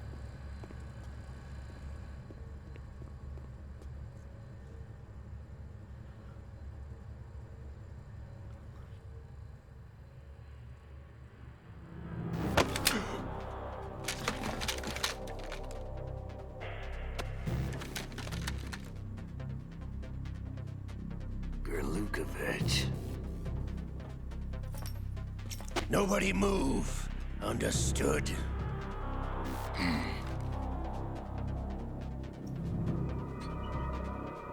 Camera's still rolling. Oh, we should have taken a break before we started this shit.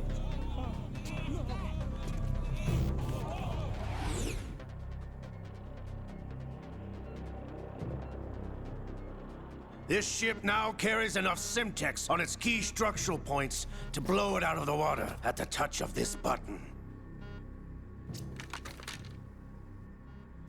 That's right. No one has to die needlessly. Imagine if they had shot him before he said that. Dr. Strangelove vibes.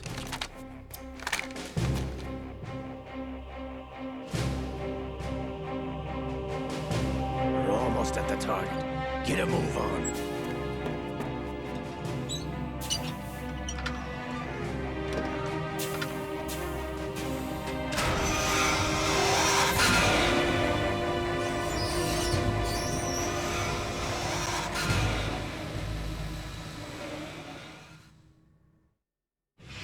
What do you intend to do with Ray?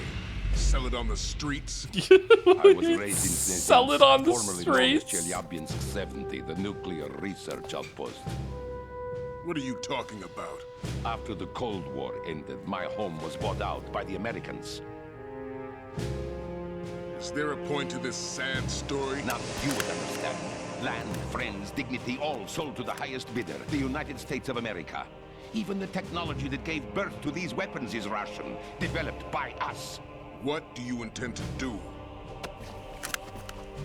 Russia will rise again. And Ray is the key. I regret to inform you that I have no intention of selling Metal Gear. As I said, I came to take it back.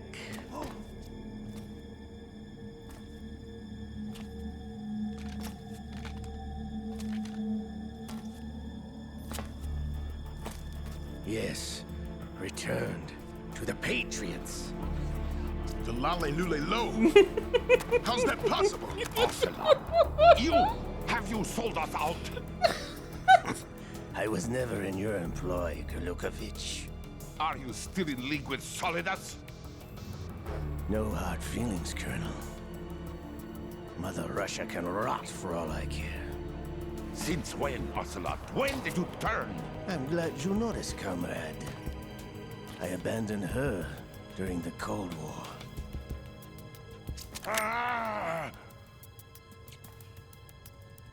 Metal Gear only has room for one. Gurlukovich, you and your daughter will die here. Damn you!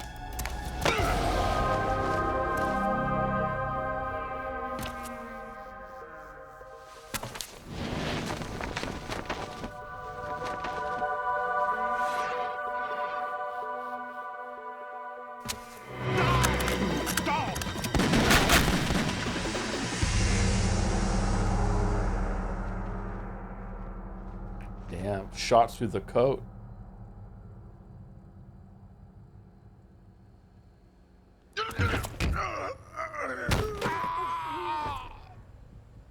Sergei, looks like you were long overdue for retirement. Traitorous dog!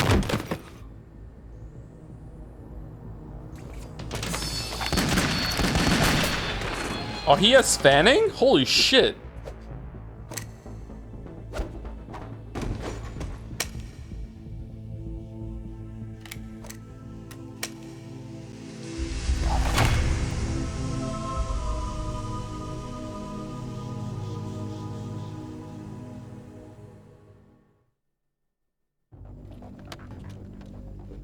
Show's over. If you wish to live, I suggest you run now. This ship is still in the lower New York harbor. You may yet make it to shore if you swim for your life.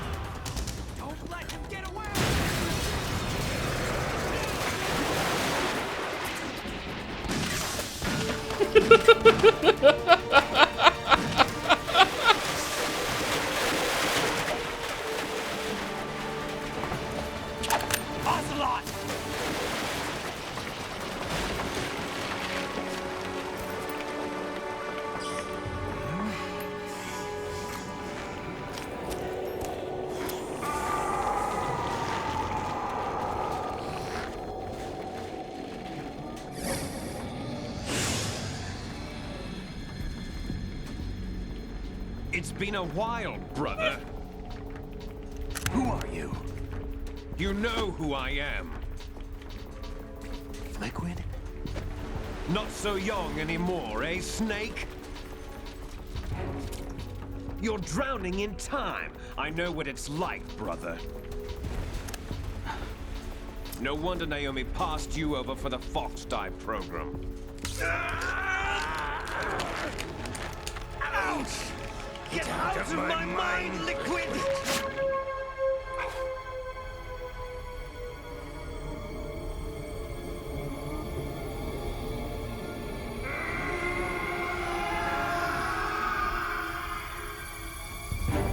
The price of physical prodigy. Few more years and you'll be another dead clone of the old man. Our raw materials are vintage, brother. Big Boss was in his late 50s when they created his copy. Shit's cactus, bro. But I live on through this arm. Liquid's on.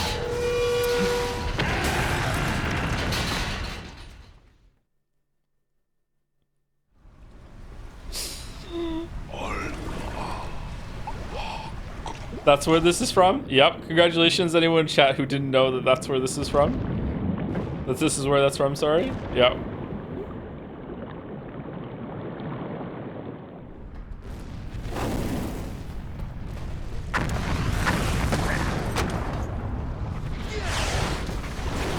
But how do his vocal cords change? Do you want an answer to that, Smile?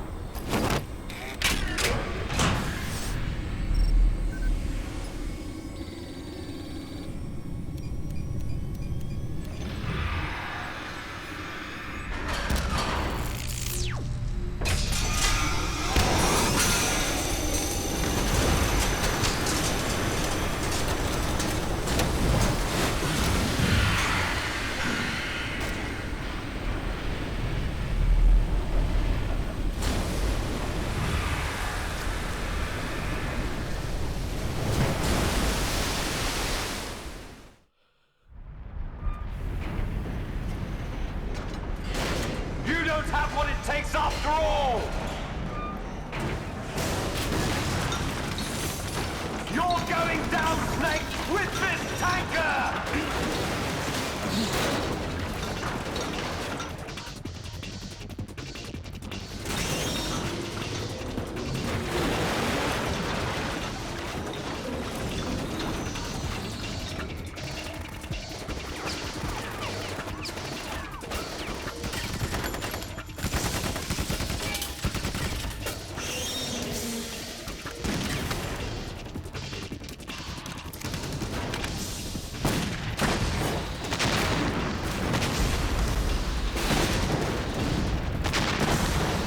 You'd think it would know better.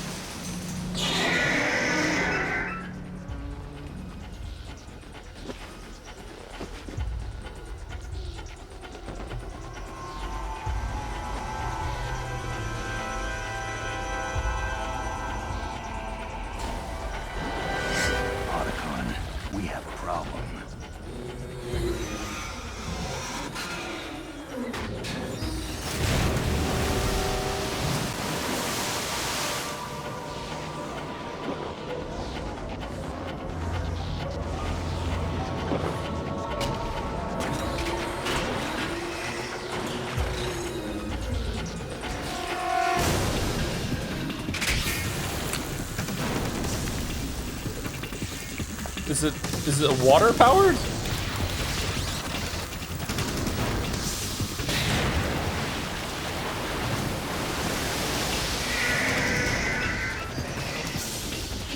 Water cutters can be pretty strong, but are they strong enough to cut through like Snake.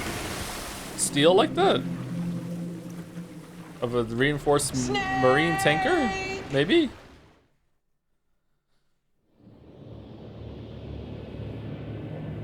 This one is? From that range? I don't mind if they like make, you know, take liberties with the range.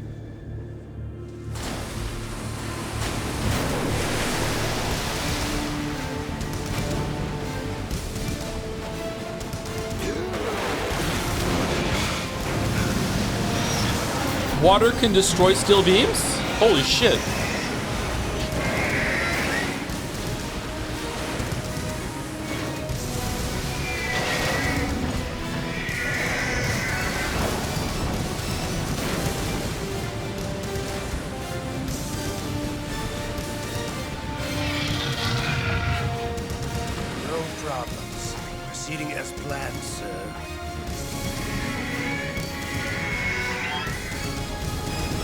How hype was this in 2001? Shatter, you have no idea. This was where the demo ended. Do you know how many times I did the demo? This is where the demo ended. And it was like, fuck you, wait for the rest of the game now.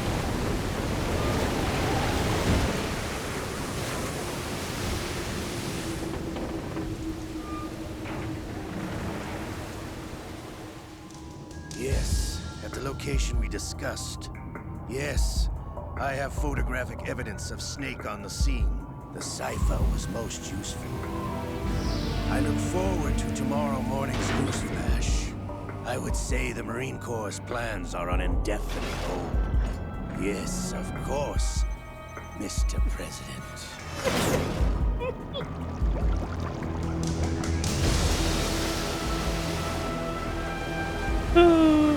just immediately saying everything that happened at the end of the first game is insane, but no, we're rolling with it. Fuck it. No, yep, he's talking to the president. Yep, Ocelot is this fucking crazy motherfucker. Like, yep. Just going for it.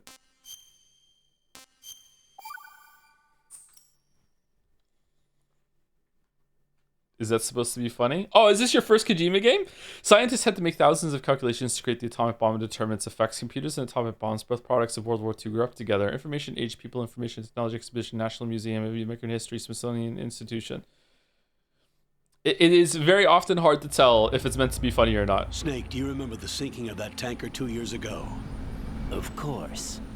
Terrorists blow a hole in an oil tanker full of crude barely 20 miles off the shore of Manhattan. Your classic nightmare.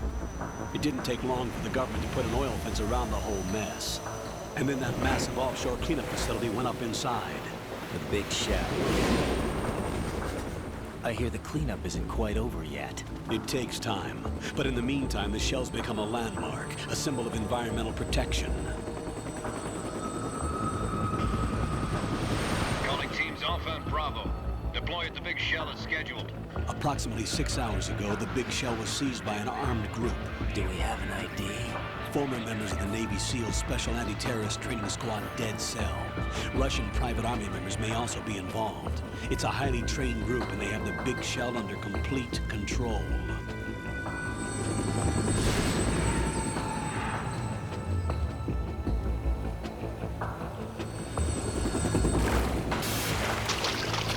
Big shell is just so on the nose. Come in from downwind and pull up fast. Get ready to fast rotate to shell 1. It's literally called Big Shell. Team Bravo, watch out for Stillman's back and get those C4s disarmed.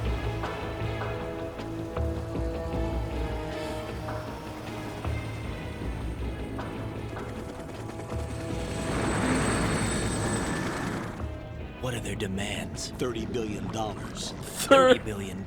What makes them think they can get that much? There was a government-sponsored tour going on at the Big Shell that day. Hostages, huh? A VIP from one of the major conservation groups, and one from our own government. The most important person in a sense. The most important person? James Johnson. The president? Unless the demands are met, the terrorists intend to blow the Big Shell out of the water.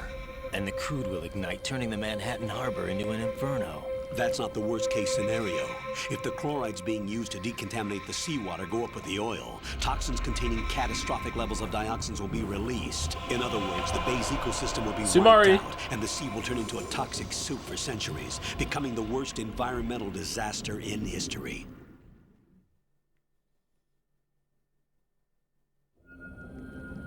You have 2 mission objectives. 1, infiltrate the offshore decontamination facility Big Shell and safeguard the president and other hostages. And 2, disarm the terrorists by any means necessary.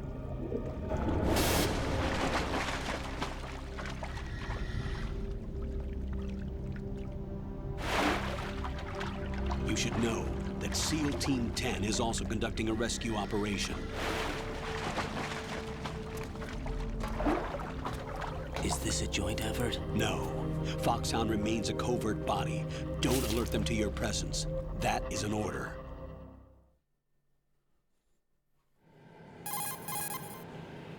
This is Snake. I'm now inside Strut A of Shell 1. How are things? We're in luck. Looks like there are no sentries posted here. What's the visibility? The lights on the plant's struts are functioning. I won't have to use the IR goggles. Any problems? There was a brand new hole cut through the oil fence. There's someone else besides me that wanted to get in badly. That's not possible. What about SEAL Team 10? They landed on the roof of the Big Shell as planned. And by the way, Snake, we're changing your code name for all following communication. What's wrong with Snake? Just a precaution. You are now designated Raiden. All right, Raiden. You've already covered infiltration and VR training. I've completed 300 missions in VR. I feel like some kind of legendary mercenary. Okay, we'll skip that part. Make sure nobody sees you. If you need to, contact me by codec.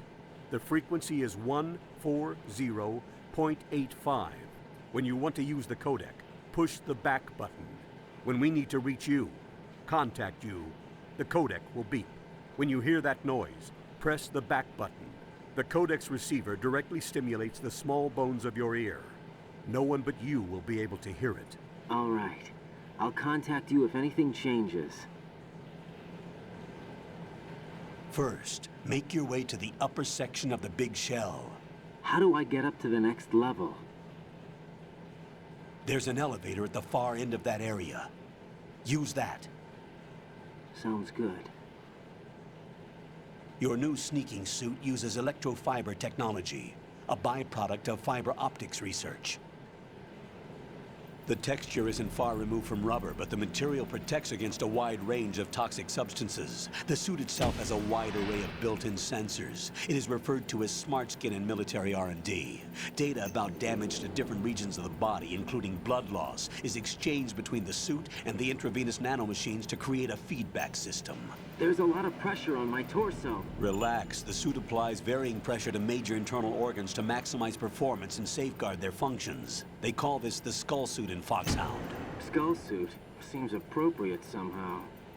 Must be uncomfortable. The hatch with a circular handle will open into the elevator area. Locate the hatch first.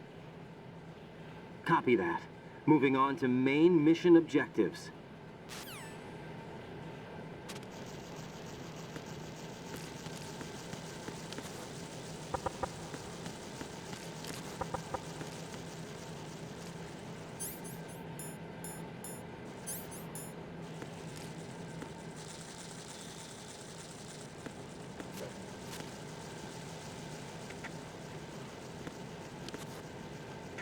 Crawl in the bugs on the left of the room. Okay, sure, why not?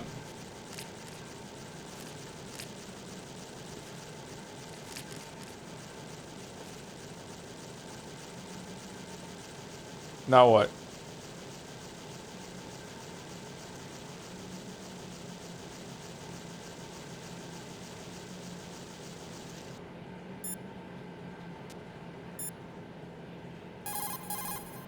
Look at all these bugs. The seawater is polluted with crude oil, and yet they can still survive. It's an altered bug that can resolve crude oil. Altered? Yes, through genetic engineering. I thought they were out of crude oil. In the lab to combat frequent oil spills. It doesn't exist naturally. The bug is genetically altered with DNA from a bacteria called Pseudomonas, which can decompose crude oil. It has an enzyme in its body that can break up oil, and was modified so it instinctively consumes any crude oil that it absorbs. One of the reasons the Big Shell has little oil pollution is because of this bug. It also helps in reducing costs and the number of spill maintenance workers. It's a form of bioremediation. It's for the most part innocuous, so no need to be worried. Those bugs have ravenous appetites. Be careful that they don't end up eating your rations. Shake your equipment to protect the items from sea lice. Oh.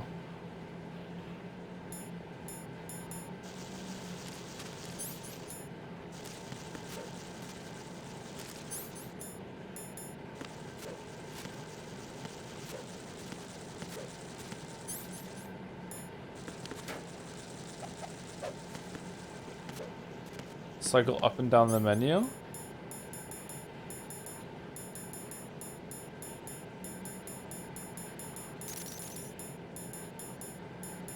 Yeah, okay. Alright, we're gonna take...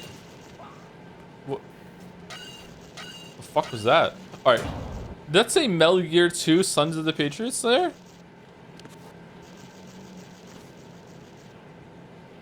We're gonna take a break very soon.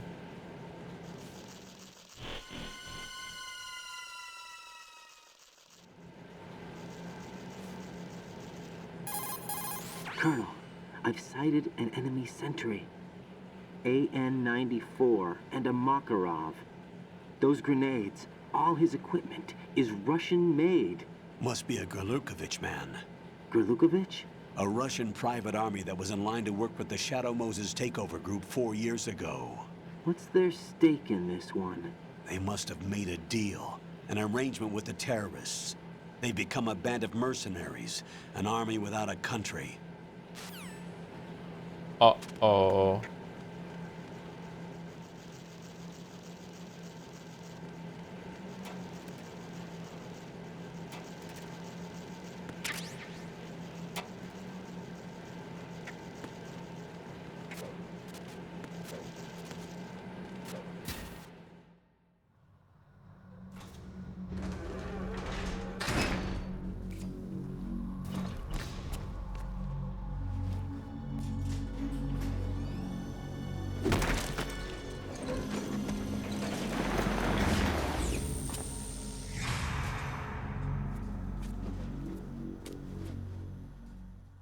Oh, I don't remember them showing that.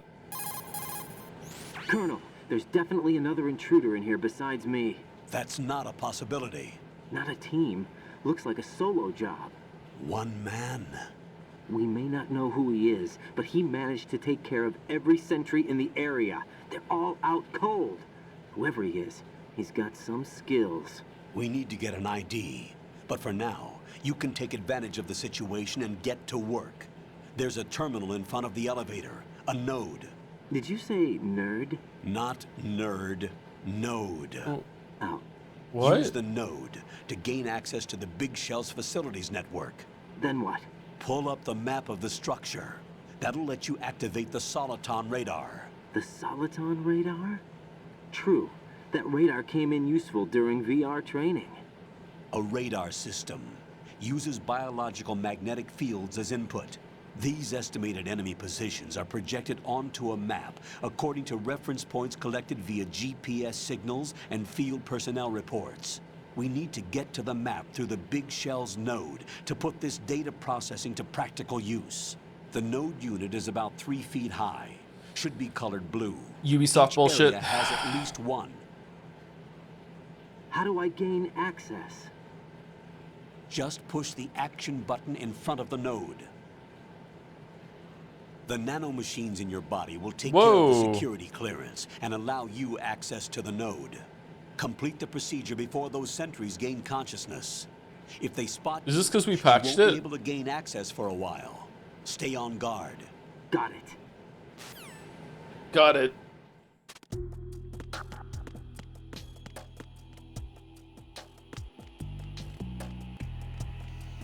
Don't forget to press R1 and R2 during calls. I feel like it's disruptive. I feel like there hasn't been anything really good that's come of that. Break time, please. I need to pee. When we get to the top of the elevator. Raiden, you won't be able to use any of the enemy's equipment. Why not? You should know that all active weapons are equipped with a personal identification system.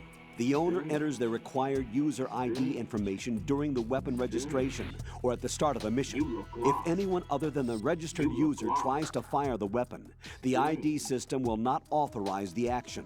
But these are black market Russian weapons. How can they be equipped with identification functionality? They must have been customized by the terrorists themselves. These are professionals we're dealing with, and they certainly won't let their own equipment be used against them. I'm guessing it's the same for the Navy SEALs gear? Right. How am I supposed to procure weapons then? Find the ones that haven't yet been individualized. Everything you find in the item box is clean. You should know this from your VR training. Okay, I know those. Items in the item box are yours to use at will. They will be your supply source with regards to weaponry and gear.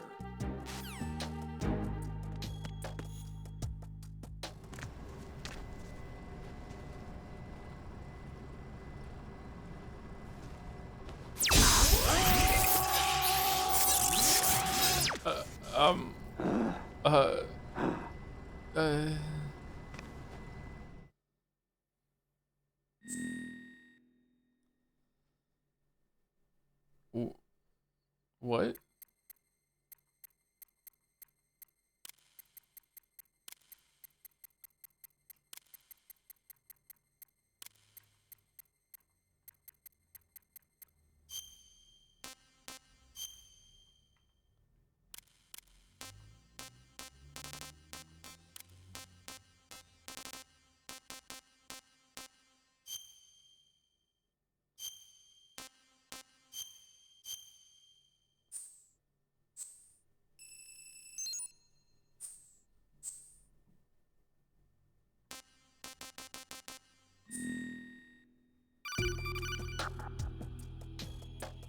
Good work, Raiden. The radar should be functioning now. Remember your VR training sessions. The tool is exactly the same one. It maps the terrain as well as the position of enemy personnel. The bright dot in the middle is you, Raiden. The red dots are your enemies, and the blue cone shape represents their field of vision. Your radar isn't affected by the weather, but if you're discovered by an enemy, you won't be able to use it. It gets jammed easily, I'm afraid. It's all made from currently existing technology. You won't be able to use it in an area with strong harmonic resonance, so be careful. The Big Shell's layout map should now be available after touching the Start button. How do I save the mission data? I've set aside a proprietary frequency for saves, and an analyst to work on the data too. Jack, is everything all right? What are you doing here? Jack, can you hear me? Rose, you're not supposed to be involved. Jack and What's Rose. going on? Jack, I'm a part of this mission. Colonel, what the hell is going on? Raiden, meet the mission analyst. She'll be overseeing the data saving and support. Why her? The Foxhound analyst that was supposed to take part in this mission was in an accident. Rosemary was brought in as a replacement. An accident? And according to the files, she knows you better than anybody else. Rose may be in the service, but an intelligence analyst is no field officer. Not to worry. She has our technical staff at her disposal. She's never been a part of a field mission. This is insane. I have my own reasons for selecting her for this mission, soldier. Colonel, I fail to see... I know your VR training performance in and out, but sometimes that's not enough. You're familiar with the Shadow Moses incident? You know I covered it in VR. If there's a crucial tactical detail that case taught us, it was the power of the operative's will to survive. I was trained to fight. My personal feelings have no place in a mission. We've learned that it doesn't work that way. And on the field, you need all the help you can get. Jack, you're stuck with me whether you like it or not. Rose. You need someone to watch your back. But I have conditions that need to be met, Colonel. What is it?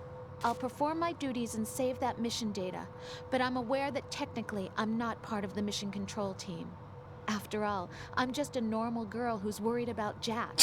But that means, Colonel, that I am not required to follow your orders outside of my immediate duties. Jack is not simply a field personnel for me to track. His safety comes first to me, not the mission. And because of that, I will be monitoring and keeping a record of every communication you have with him, Colonel. Given the circumstances, you're free to do what you see fit. Hey, I prefer this to being kept in the dark waiting. I'd like to make a request, if I may. Of course. His handle is Raiden. For the duration of the mission, could you call him that? Yes, sir. All right, Raiden. Let me know when you're ready to turn in a save. Yes, sir. The proprietary save frequency is 140.96. I just switched frequencies. Jack? What? Do you know what day it is tomorrow? April 30th. Is there something special about it? Isn't there? I can't remember. I'm sorry. Oh well. I'll keep trying till I hear the answer. Jesus. Jesus. Fucking hell. Fucking hell. He's on a work assignment and she follows him to fucking make a phone call to be like, hey, do you know it's an important day for us tomorrow? I'm gonna keep asking until you figure it out. Raiden, the enemy sentry is regaining consciousness. Be careful, Jack. Find somewhere to hide until the elevator arrives. You must stay out of sight.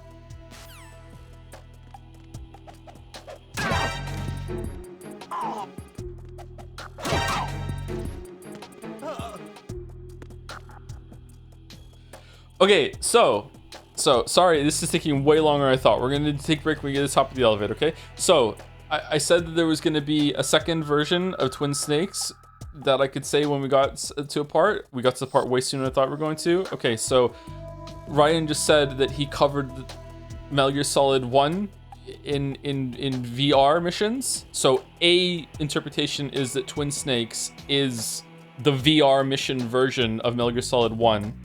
And Raiden was doing that. So that is one of the interpretations of why it's kind of different and over the top and all the voice lines are different, everything like that, is that the Twin Snakes is the version that Raiden was going through instead of what actually happened.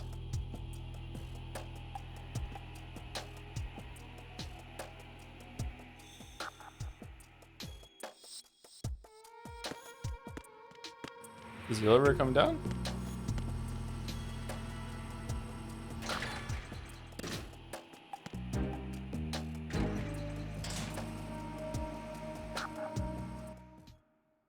Did we get to the part you hated as a kid, or are we about to? We're about to. Although it's obvious at this point. The terrorists call themselves Sons of Liberty. Sons of Liberty? The name of their leader is Solid Snake. The hero of Shadow Moses? So that's why you changed my code name. Right, but he can't be the Solid Snake.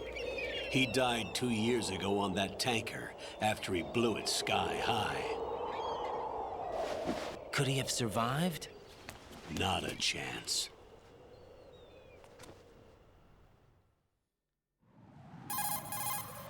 Colonel, I'm on the roof. There are no sentries, but it would only take one to spot me in this light. You never had daylight VR training after all. Stay extra like sharp until you an can oversight. find a node to log in from. What about the commandos? SEAL Team 10 has landed on struts B and C. And the president? Seems he was spotted on strut B. Strut B? This fucking The sucks, big shell man. is comprised of shells 1 and 2. Each unit consists of a central core and 6 struts surrounding it. So the whole thing is shaped like 2 hexagons connected end on end. Exactly. And you're on the roof of strut A, shell 1 at the moment. First, get to a node. Log into the network. Got it.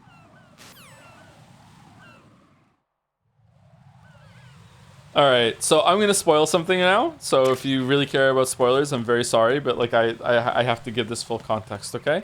All right, so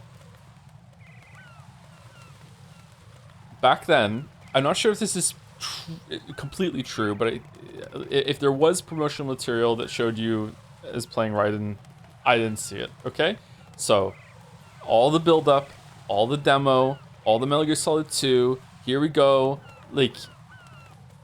All to set up this subversion of expectations, which is that after the tanker section, you do not play as Solid Snake anymore. For the whole game. This is not a little bit, this is not an intro where you play as Raiden for a little bit, you are Raiden for the rest of the game. And I played it all the way through, waiting for the moment where you switch back again, and it doesn't happen. You are Raiden for the rest of the game. You do not return back to being Solid Snake. You do not return to Solid Snake. After all the promotion material and the demo, and then the tanker section intro again, where it shows Otacon and Snake working together, and it's really, really good, and all this other shit, and it said it all out, and like, nope, you are Raiden. Fucking hate Raiden. I fucking hate Raiden. Raiden is so fucking irritating. I feel like I'm gonna like him more now. Yeah. It was incredibly disappointing. There, like this moment, right, this screen right here, I remember stopping it and just like talking to my friend who was ahead of me and being like, "So, how long does this last for?" And he's like, "I don't know. I've been playing for like 2 hours and I'm still riding." And it's just like, what? Just the whole game just being like, when do we switch back? Like,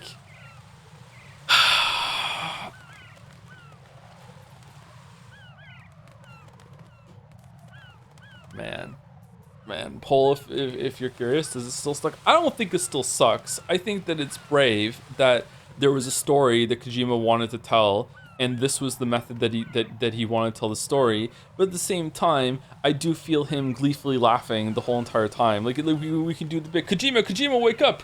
Kojima, why are you waking me up? I just went to sleep. I just got done writing Metal Gear Solid 2. Kojima, you know what we could do? What is it, Kojima? Well, what we could do is that after the first 2 hours, we could fucking do a flip and make it so that you're playing as some weird blonde kid that's fresh off the fucking docks. It's fucking like just green as Meryl was, and just like it's just so like he's laughing at the same time. It's not just about the story; it's also about the troll. He just wants to do the troll. I respect the troll, but man, oh man, this was so alienating after Metal Gear Solid 1 was such a like a great game, and it was like really special, and it's like, oh, here we go, we're gonna get another game of playing Solid Snake, and you get to like do all the codec calls as him, and you get to like live in his head, and you get to hear his reactions to all this other stuff and all this other shit, and then like you get like a little bit of that, and then now you're fucking Raiden for the whole game. Chat was arguing whether Raiden is a twink. Your jury on this. Joe is the least qualified person on this. What the fuck does that mean?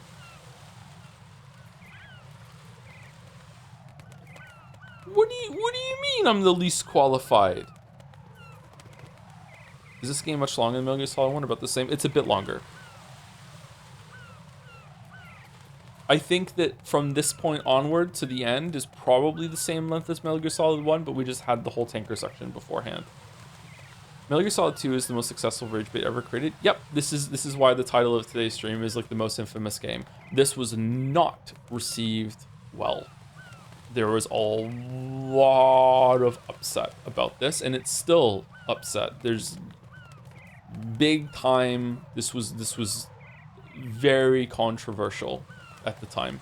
I think things have settled, but man, oh man.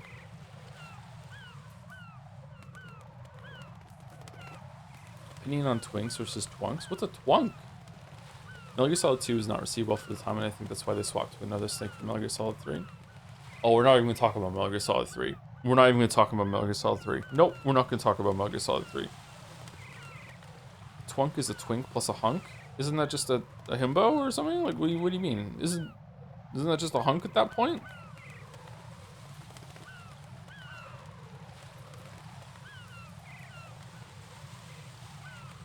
I'm a twunk?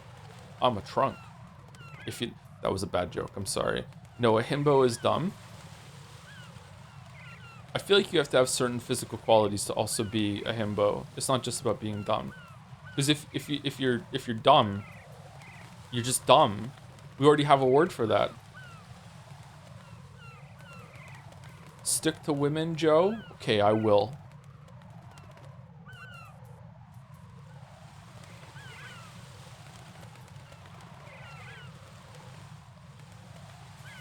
Joe, would you ever play Expedition 33?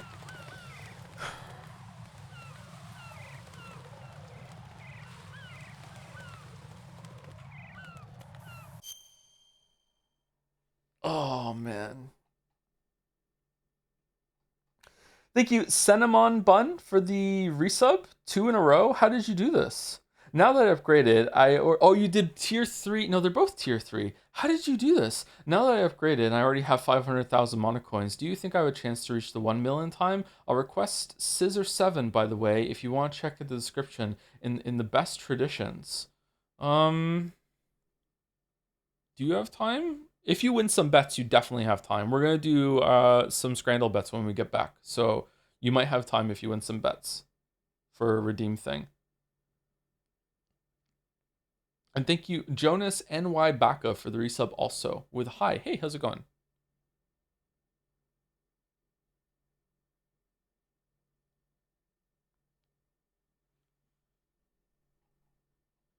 I just feel like Raiden is a much more interesting character than Snake. So how much of this backlash is just early 2000 hatred of him being more feminine than Snake? I'm near certain that the beginning of the hatred had absolutely nothing to do with that.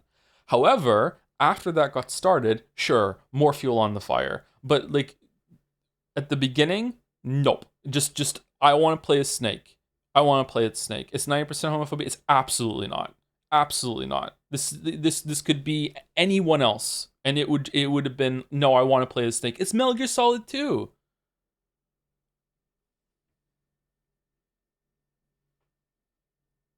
And it gets you to play as Snake at the beginning. It was absolutely homophobia. Chat, I was there. It wasn't homophobia.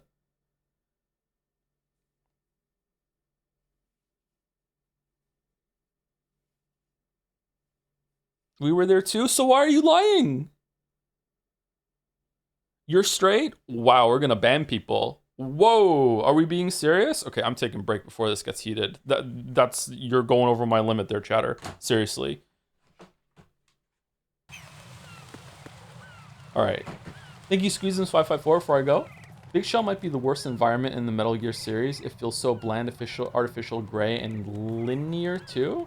It really, I don't remember it being linear. It really ruins my immersion to feel like I'm being babied on this boring tanker shell. We'll see how I feel about it. My memory of this is very much, I want to say tainted, but it's not. It's very much, oh fuck, what's the word? Shit. Dictated? I don't know. By the fact that I played this game so much on European Extreme, so all I remember are the boss battles. Just over and over and over and over again, the boss battles. There's a boss battle coming up with an entity that flies, and like we're talking hours of multiple sessions. So it's just like a lot of parts of this game are just ingrained and that sort of thing. Anyway, the chandelier's on the screen, right? Okay, I'll be back in about 5 minutes.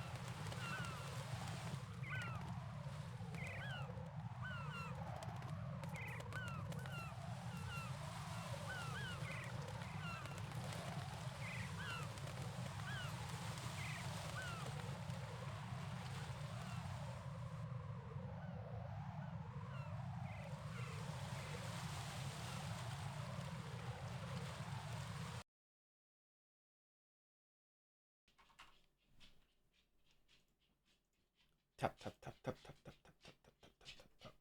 He gets me.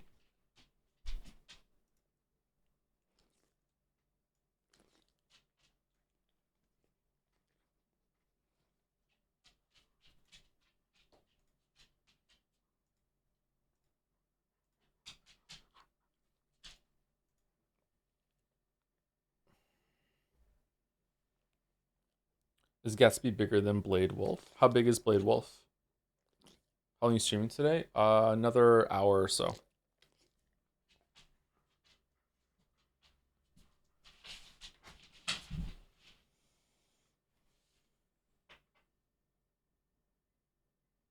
Thank you, Talakai, for the resub while we're on break. Haven't been able to watch in a long time. Excited to be back. Loving this series is the cherry on top. Glad you like it, Talakai. Do you have a favorite? I think 3 is most people's favorite, right? Or the most common pick. I'd probably go with 1. All right. Guess the breast. Zelda. Yesterday's was really funny, by the way. It was Donkey Kong.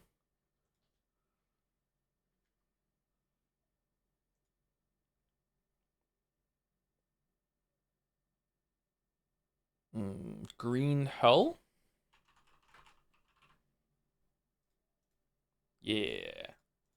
Artwork.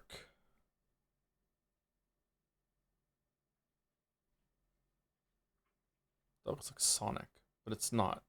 What's that? This looks familiar. I feel like I've seen this before. Oh, it's Ghouls and Ghosts? Ghosts and Goblins? Ghosts in?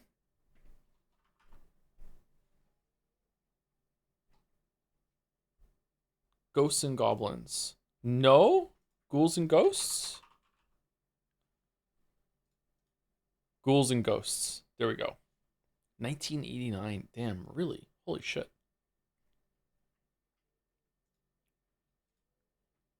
All right.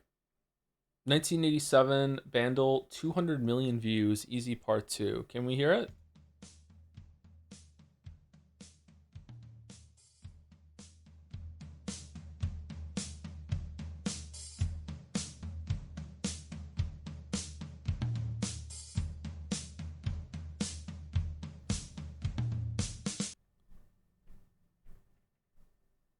Okay, I didn't really hear it, but we'll go to Bass.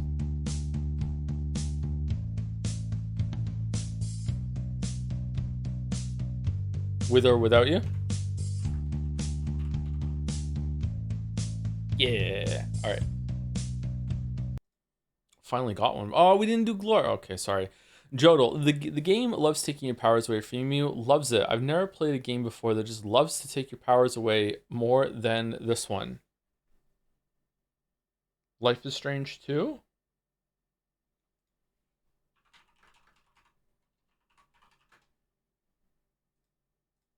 No. After Life is Strange? Beyond Two Souls? No. Oh, Beyond Two Souls was before Life is Strange 2. Of course it was.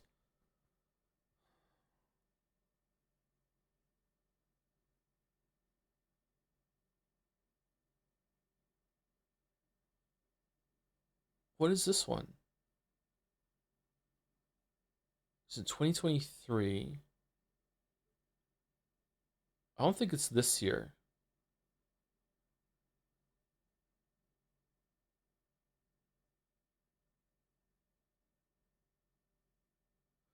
Loves taking your powers away from you.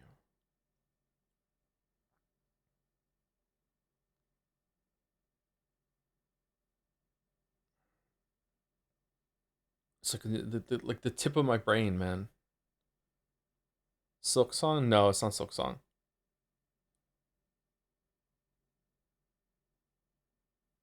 Ragnarok? I don't think so, but we can try it.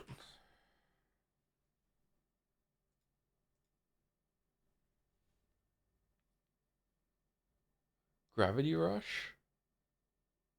Oh. I think it is Gravity Rush. Gravity Rush 2. It was. Good job, Chatter. Yeah, and the game just absolutely loves taking them away from you. Loves it. I've never played a game before that just loves to take your powers away like this one. It's true. It did do it a lot.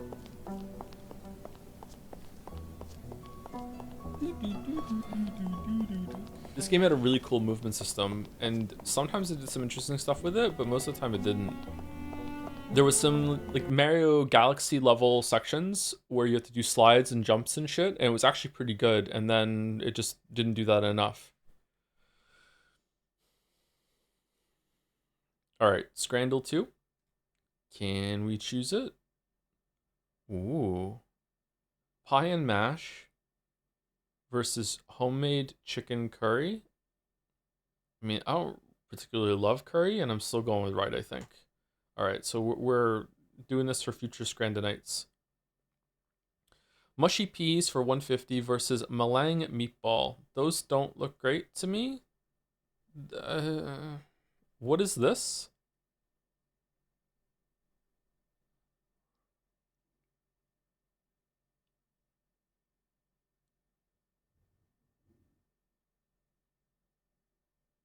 I'd rather have right than left. I'd rather take like left is I know I'm not gonna like left, whereas right I might like it, and if I don't, okay, it goes in the garbage. I think I wouldn't want to eat these meatballs though. But this is a nice vibrant picture, whereas this looks anemic and undercooked and greasy. And it's a quid more. Nothing to eat on the right. I think right would be more filling than left, wouldn't it? Do you think so? Vibrant? Left is a very vibrant picture, is it not? Like the green is very vibrant. Do you disagree?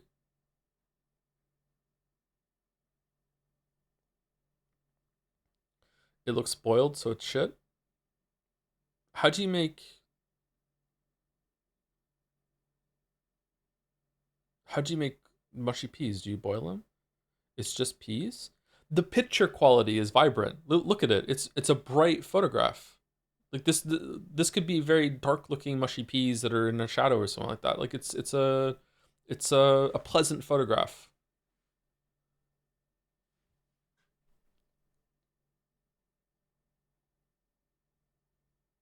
I'm going right, but I feel like it might be left. It was right. Okay. Sausage stromboli for $9.80 versus kielbasa with a bun and a pickle and some ketchup. No pint. Left looks really good. Right looks pretty good for the price. But this is like, oh, this is right on the borderline where money starts mattering. I'm going left. It was left. Damn.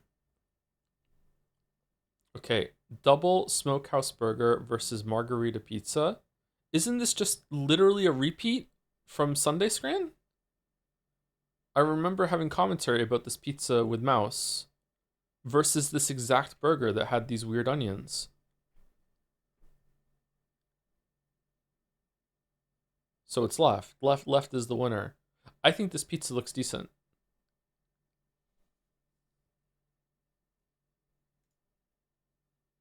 Yep. Scrandle agrees. Okay, chicken bucket, $17.50 for quite a lot of chicken, actually. This bucket goes down pretty far. Versus pizza, Papa John's tagged in tweet.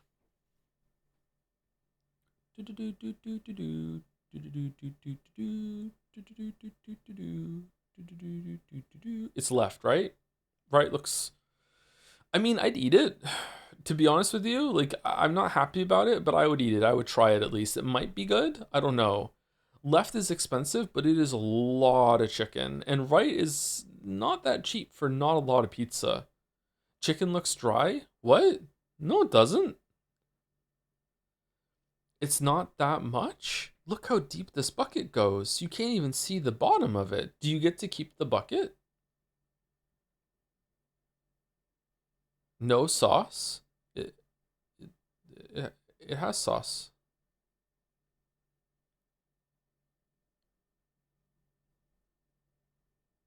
I agree that it's pricey.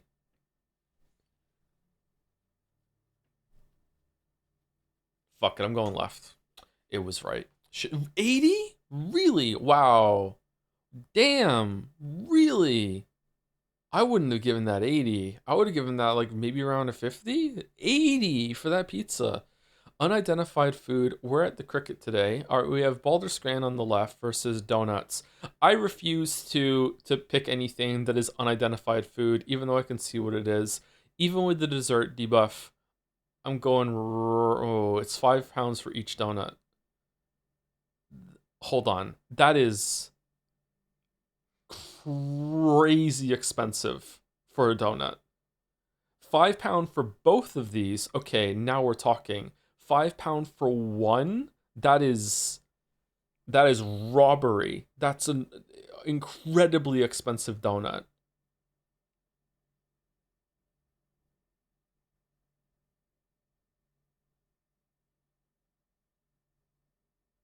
They look kind of big. This is the dick pic tech. The camera is just really close to the donut chatter.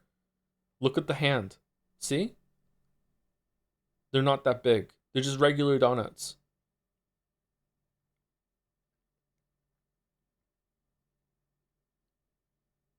The camera was really close to the bucket, and that was the wrong choice.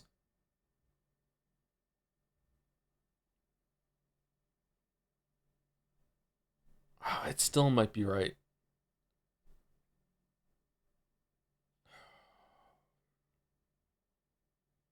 Oh, I don't like this. I don't like this. Okay, dodged. Okay, dodged. All right. Easy right? This is horrible. Horrible. Not even the chips look like they're cooked. Horrible. Right. Yeah. This is too high. Currywurst mit Pommes frites, $2.50 for all that. $2.50 for all. Versus like fucking one of the best things on here. This sucks.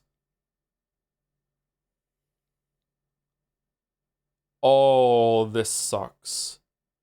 Right is like a 90 plus, isn't it? £5 for all that.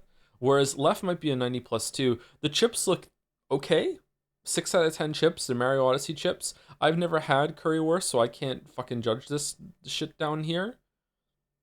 80% versus 90%. I agree. I think it's going to be like an 80% versus 90%. And I am willing to put my money where my mouth is, and I'm doing it. Whoa, it was close. All right, steak pasty with a Guinness. What is the difference between a pasty and a pastry? The P-Dog.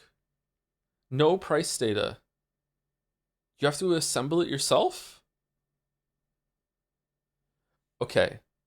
Not only do I think right is disgusting, I think that right isn't even Scran.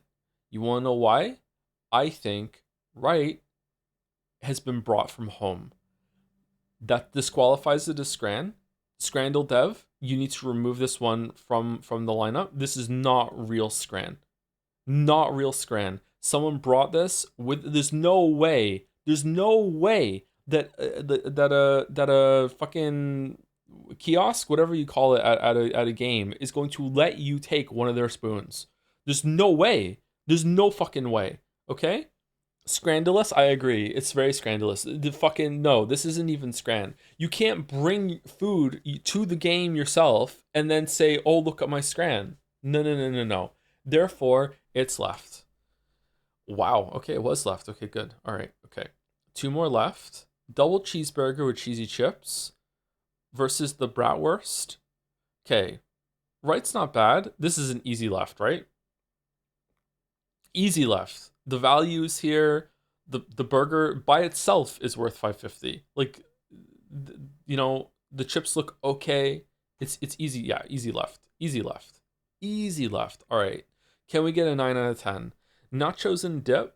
dips versus Sonoran hot dog. I feel like we see the Sonoran hot dog all the fucking time. It looks gross to me. But those nachos are sad. Those are sad nachos.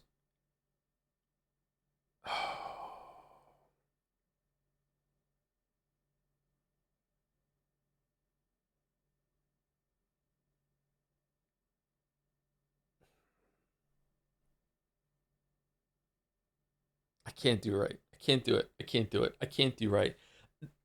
What saves it for me on left and why it will win are the dips. At least you get to put something on the nachos.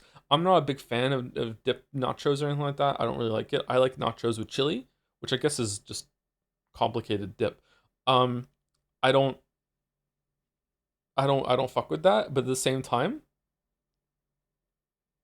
it's $5 for half a bag of nachos, dude. But the right is green.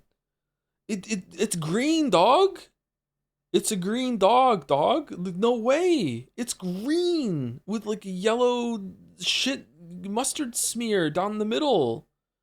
It's like, look how much presentation went into this, work went into layering the sauce and striping it and all this shit, and it still looks like ass. Imagine doing so much work to make something that looks this bad. Like, it's fucking terrible.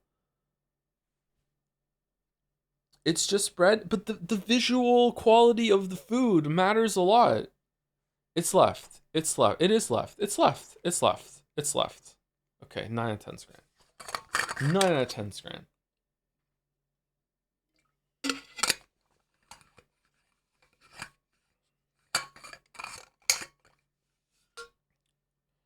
Well.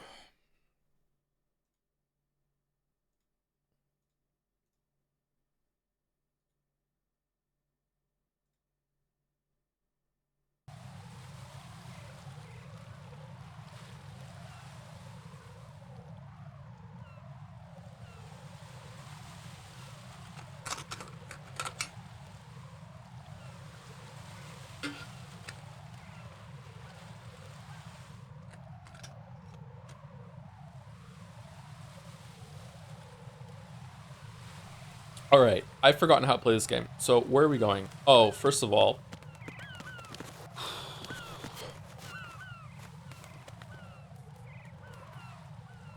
do you have to hold it, or can you just, like, as soon as he starts it, you can let go?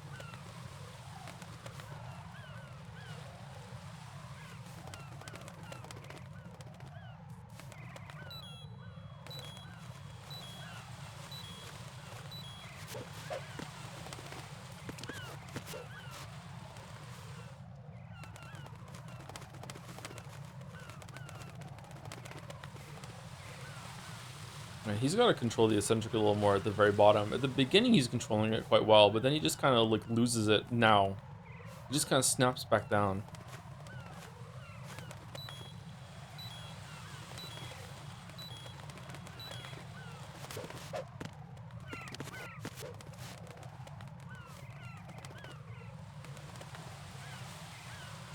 Are you really supposed to keep your hands together like this? You can.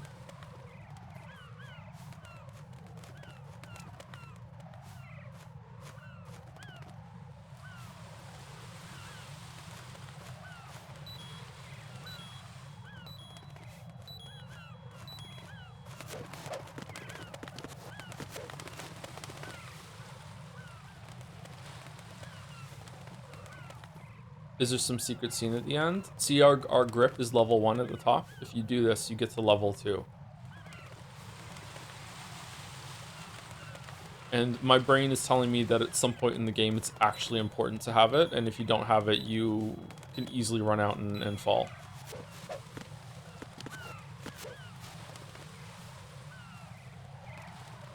What's max? 3, I think, and we'll take it to 3.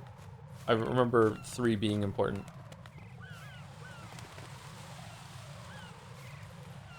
Can we talk to them about the pull-ups?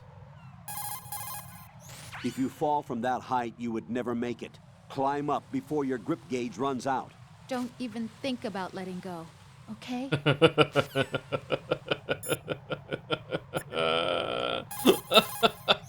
up, Jack?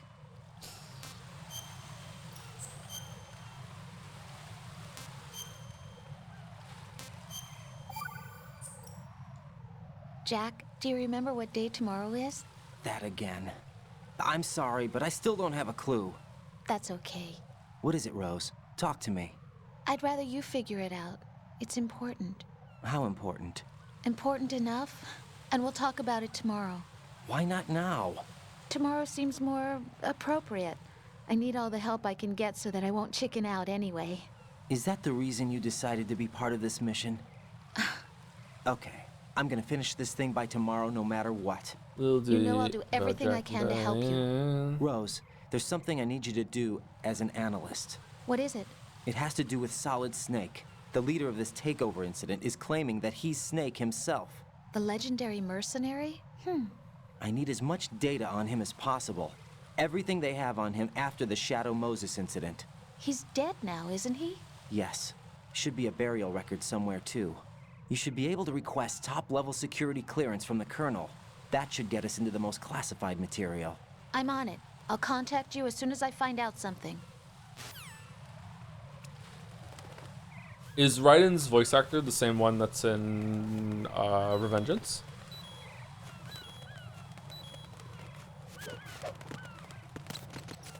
Oh,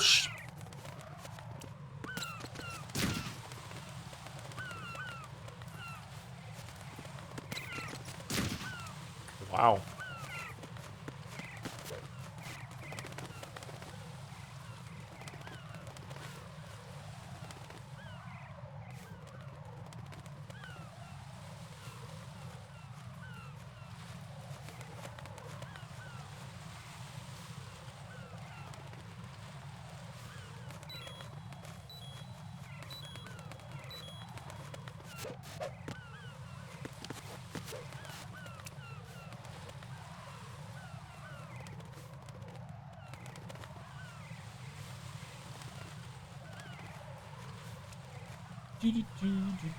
Thank you, Master Elia, one for the resub with the message, yes, we scran 16 minutes ago. Is this as we started Scrandal or right before? Okay, we should be close to level 2.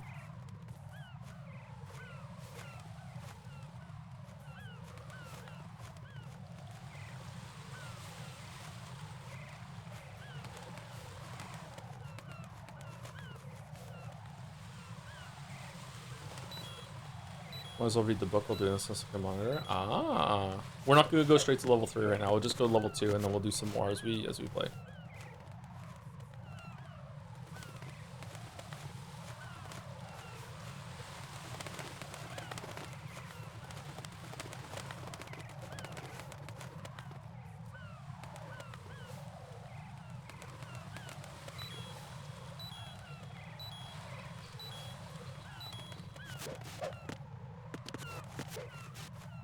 How far are you into the game? We just started this section as Raiden. So right at the beginning, pretty much. We had some yapping at the beginning, and then we had reading a story that was in the options, and then after that we did the tanker section, and the tanker section took us until about break.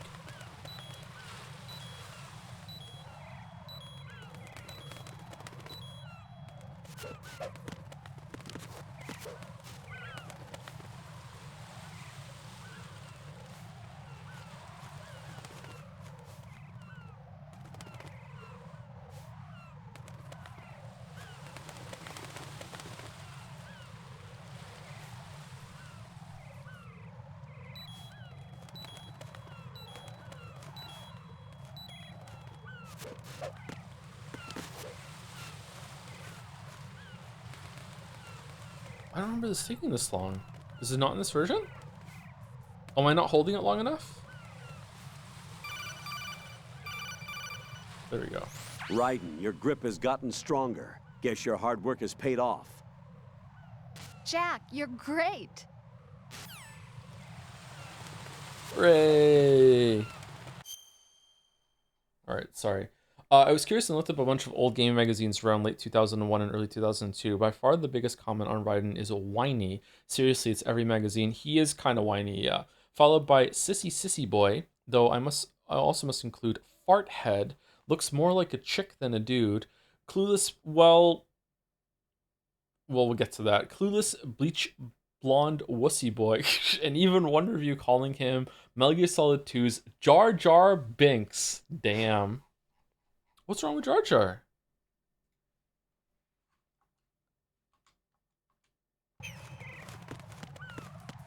Well, what?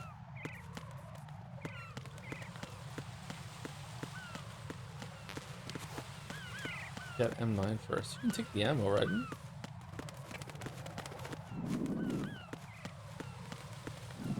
I think it's not too bad to get to level 3 now because level 2 lets you do more pull-ups every single time you go down. Yeah, look how slow it goes down when you're not doing anything.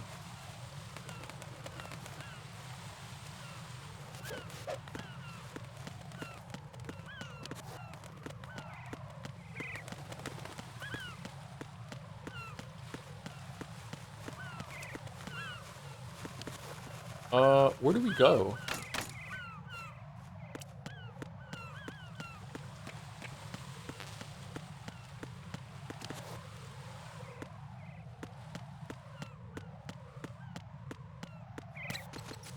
Uh-oh.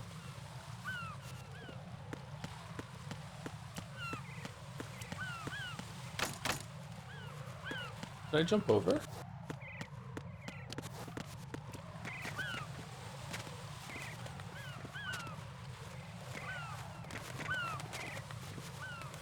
If you run and do a roll, you jump from bear to crate to crate. Nope.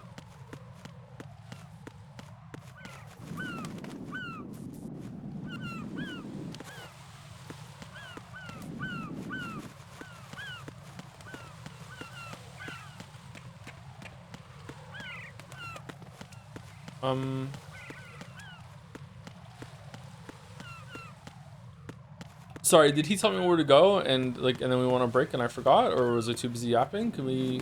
Oh, we can crawl under there. Okay.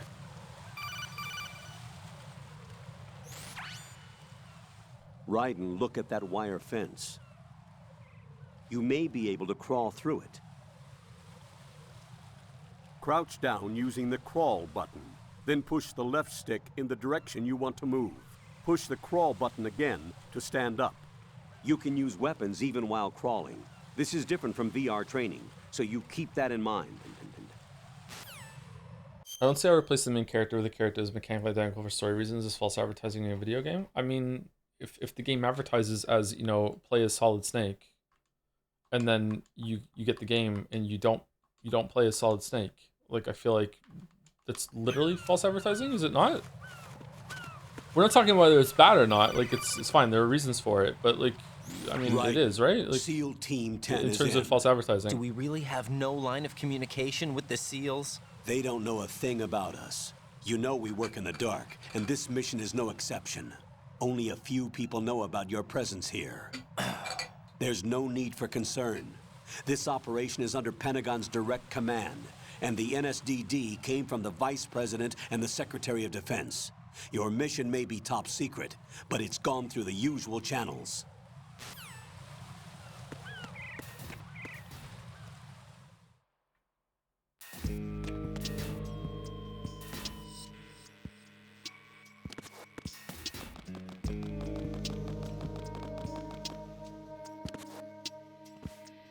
I'll go check the roof.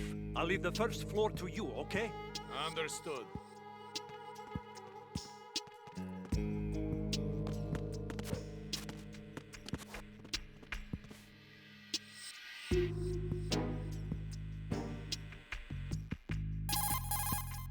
Colonel, I've located the node, but it's under heavy surveillance. I can't get in any closer. Distract them. Try making some noise to draw their attention away. How? Flatten yourself against a wall and hit the punch button. Got it. Got it.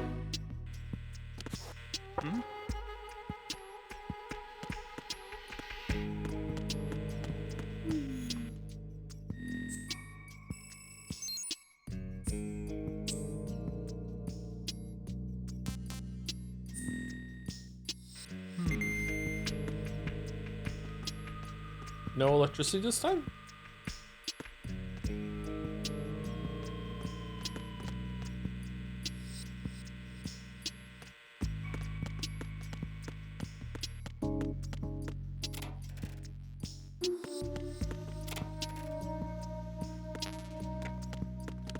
Get SOCOM first.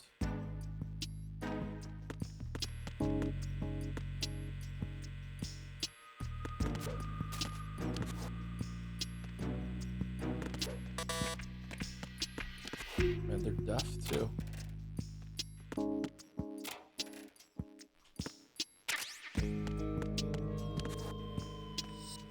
What's the game or the movie that has like a sneaking part and with these stupid unnecessary flips that he does here when they're moving between the barricade? Maybe more than one. Maybe that doesn't narrow it down.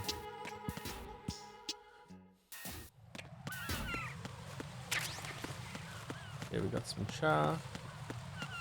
So guard opened up these parts when he went through. There's right? somebody there. So there's another path that open in the south part of this room maybe. But let's go and look up here just in case I missed something.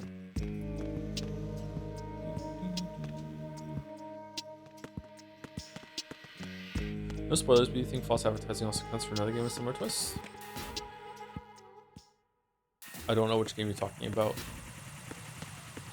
I can think of two games that could be what you're talking about, and in both cases I would say no, but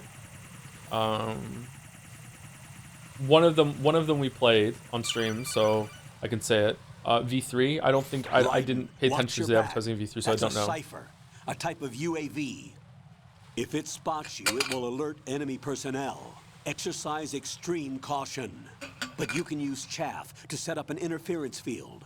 That'll knock its sensors offline for a while. Try to locate some chaff.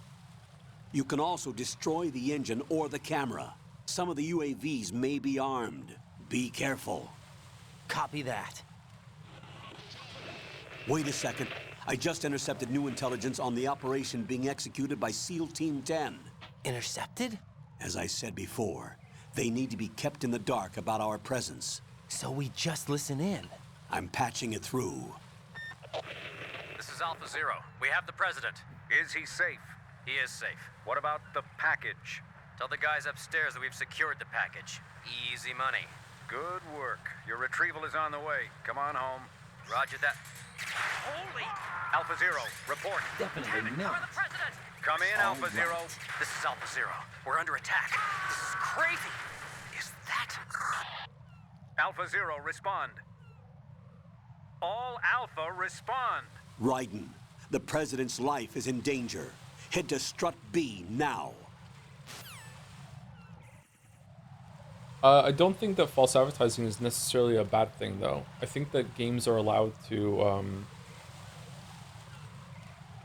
sorry, not games. Art's allowed to upset you. Like it's allowed to subvert what you thought it was going to be.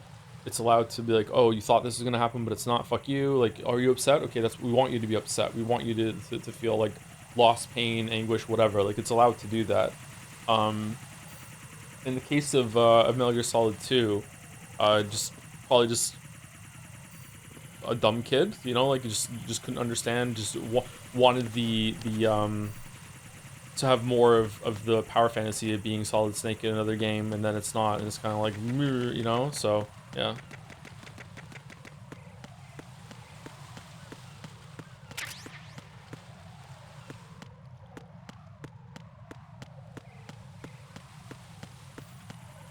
False advertising media is also known as subverting expectations. It can be, but I feel like there could be probably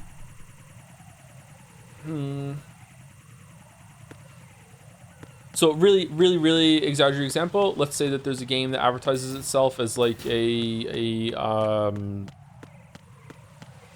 completely no mechanical skill required cerebral puzzle game, and then you play it and there's like maybe a puzzle, and then it becomes Celeste for the rest of its runtime. That's false advertising. Maybe it has a really good reason for doing that, but I think that that could be seen as shit. I feel like that could be definitely be like hold on, no, I bought this game expecting something that I was going to enjoy. I don't like skill-based games. Like, why did you advertise this to me? I don't want to play a skill-based platformer. I definitely think that could be shit. It also could be good if it's done well. Don't get me wrong, but like I think that's the difference between false advertising and subverting expectations there. Nothing here. Burp. Is this the right way, or do we go down first? Wow, I really don't remember this game very much. That's crazy. I remember Metal Gear Solid 1 way more. I'm pretty sure I played this game more than Metal Gear Solid 1 as well. We don't have the radar. Is that at the bottom? I had the same reaction as you when I played the first time, waiting the whole game for the Snake section. However, with the plot of the game, I've actually enjoyed the whole marketing fake advertising because it works with what the game is trying to tell. It might. I don't know. See how I find it this time.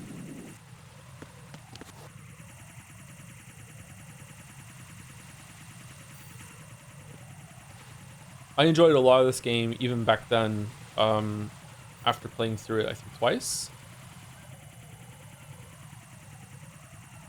But that still doesn't mean that I would have preferred something else instead.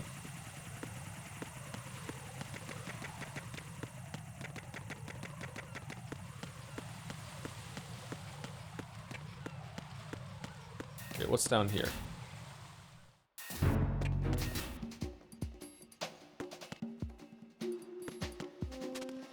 Nothing here. Nothing here. This is the trank gun, right? Uh-oh.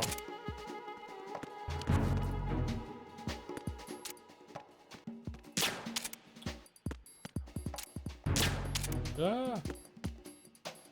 Is there an easier way to stop firing than hitting that button, or no? Do you have to do that?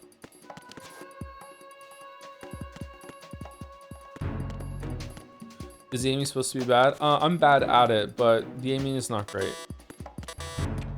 There is an auto aim sort of thing that you can hit. Like there, it snapped up like that.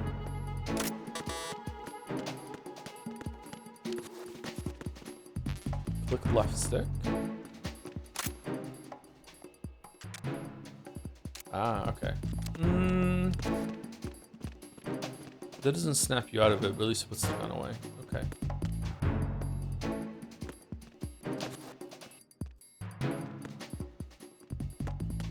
Where is he?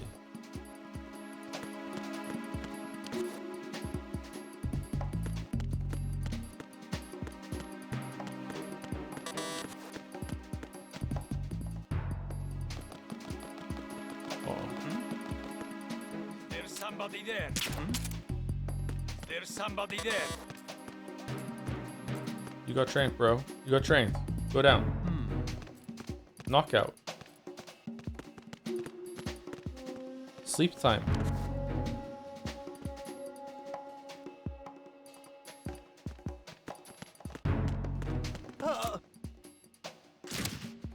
Man, that took a while.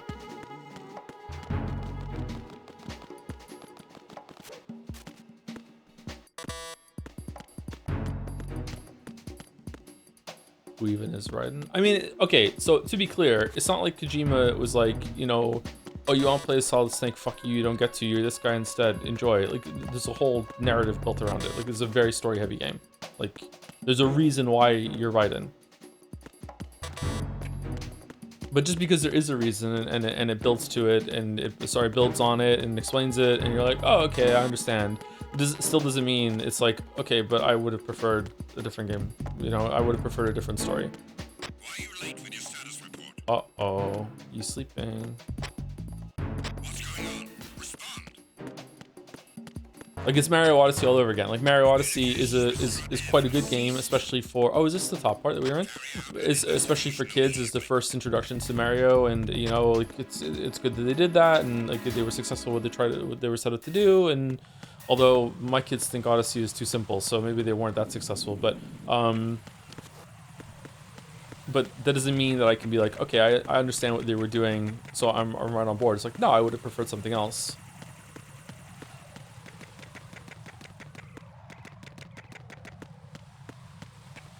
Oh, can we go down there? Is this the same for all of them, or are there 2 entrances and exits on each of them? I think there might be.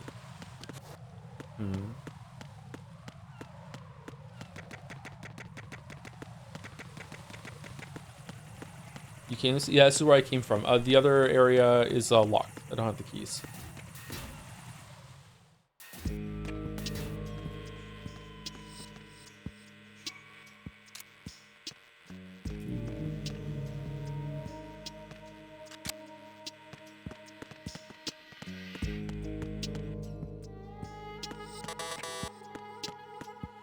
You're allowed to be disappointed when a game misrepresents itself to surprise you. Subverting expectations is a powerful tool, but a high risk one. Ours should know that when they do it IMO. Oh yeah, for sure.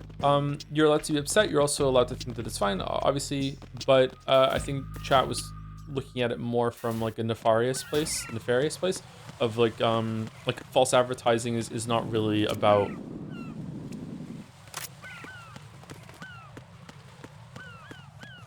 like judging how something works. Like, false advertising to a lot of people is just straight up like you lied to me, this is a ripoff, I want a refund, you did something like maybe even legally wrong, you know? It's not really like a judgment call at that point, it's like a legal issue, and I don't think that's the case, but it could be.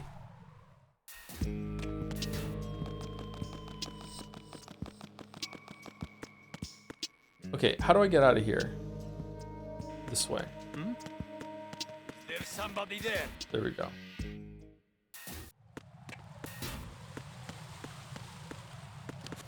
How do you think of this being a disappointment to people at the time compared to The Last of Us 2? This to me is worse, but we'd have to talk at length about Last of Us 2 in order to Raiden, watch discuss out. that, and I don't there want are to. Sentries posted on the connecting bridge. They will spot you if you continue on course. Any recommendations? Use the hanging mode. Hanging? Face any waist-high railing and push the action button to clear the railing and hang over the side. Once there, you can move sideways while keeping out of enemy sight. All right, I'm giving it a try. Don't forget the grip gauge. It will keep decreasing during a hanging maneuver, and once it runs out, you will fall. 1 million more tutorials. Yeah, there's a lot of tutorials. It's a pretty complicated game for the time, though. There's a lot of moving parts to it.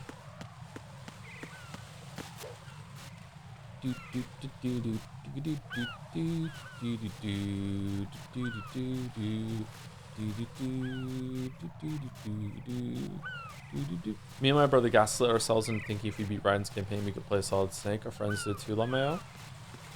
It's bargaining, isn't it? One of the stages of grief. Yeah.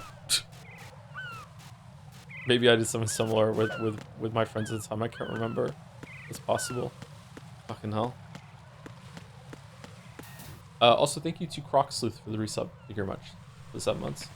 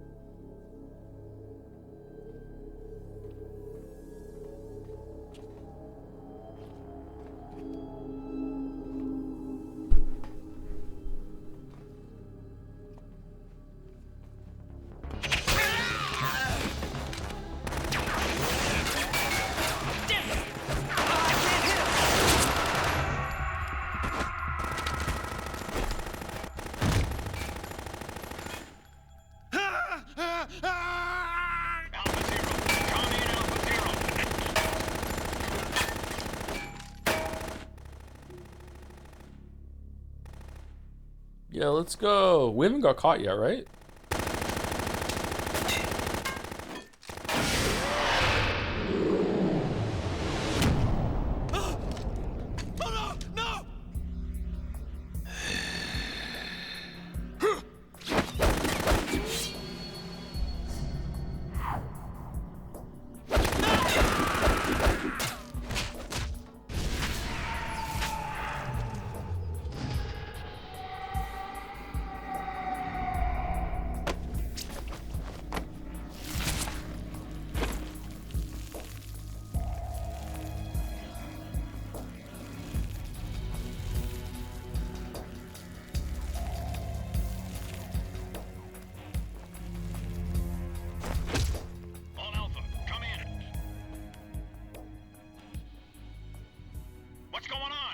Respond!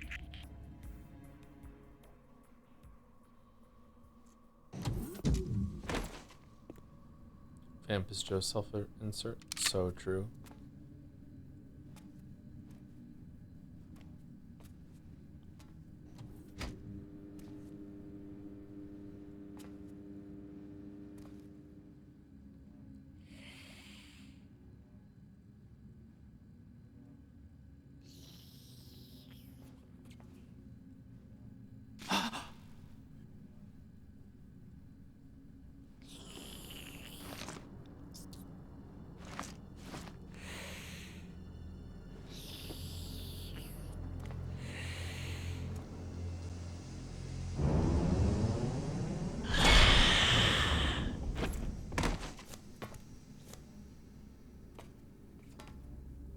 What are you?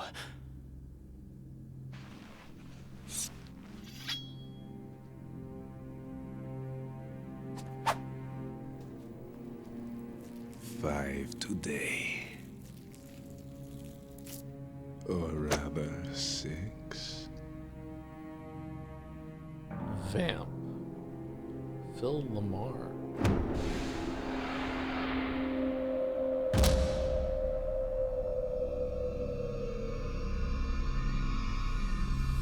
Get down!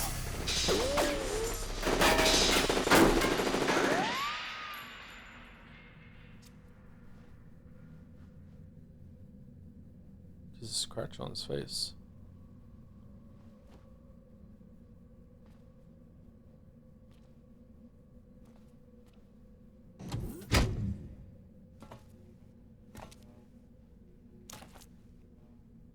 Where is he?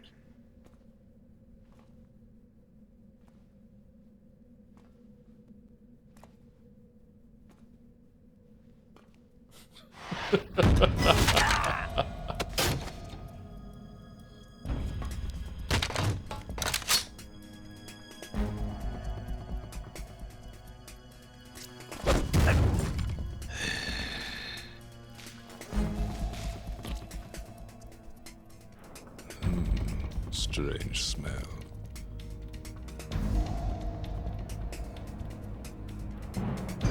You smell like... Are you? It has to be. Shoot him! What are you waiting for?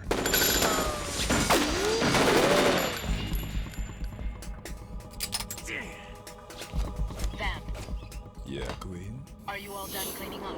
Yes, but wait till I tell you what I found. Something interesting? I'll tell you in person. Where are you? In the central unit with the president. Be right there.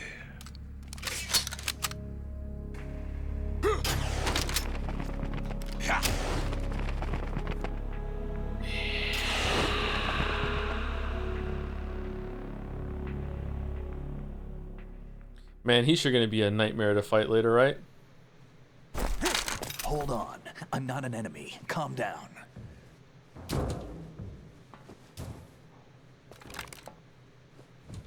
My name is Pliskin. Iroquois Pliskin. Lieutenant Junior Grade.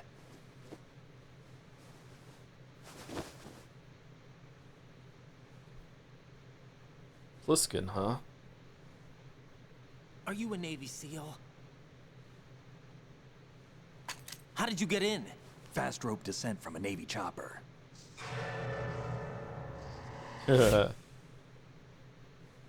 I seen you before?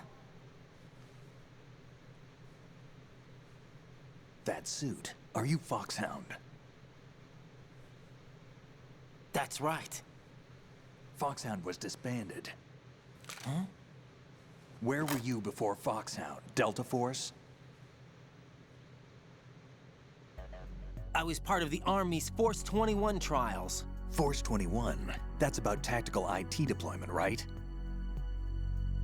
Any field experience? No, not really. So this is your first. I've had extensive training, the kind that's indistinguishable from the real thing. Like what? Sneaking mission 60, weapons 80, advanced... VR, huh? But realistic in every way. A virtual grunt of the digital age, that's just great. That's far more effective than live exercises. You don't get injured in VR, do you? Every year, a few soldiers die in field exercises. There's pain sensation in VR and even a sense of reality and urgency. The only difference is it isn't actually happening. That's the way they want you to think, to remove you from the fear that goes with battle situations. War is a video game. What better way to raise the ultimate soldier? Whoa, so many snakes.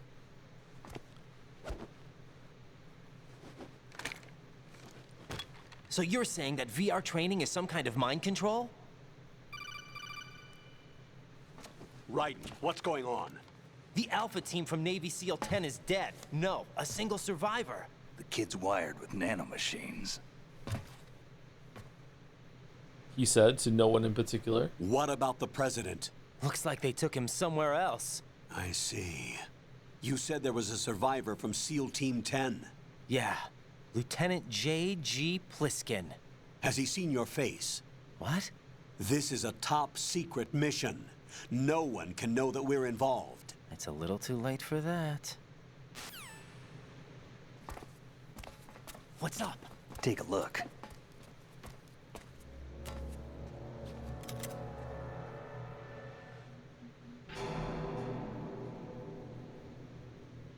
What the hell? A Navy captain.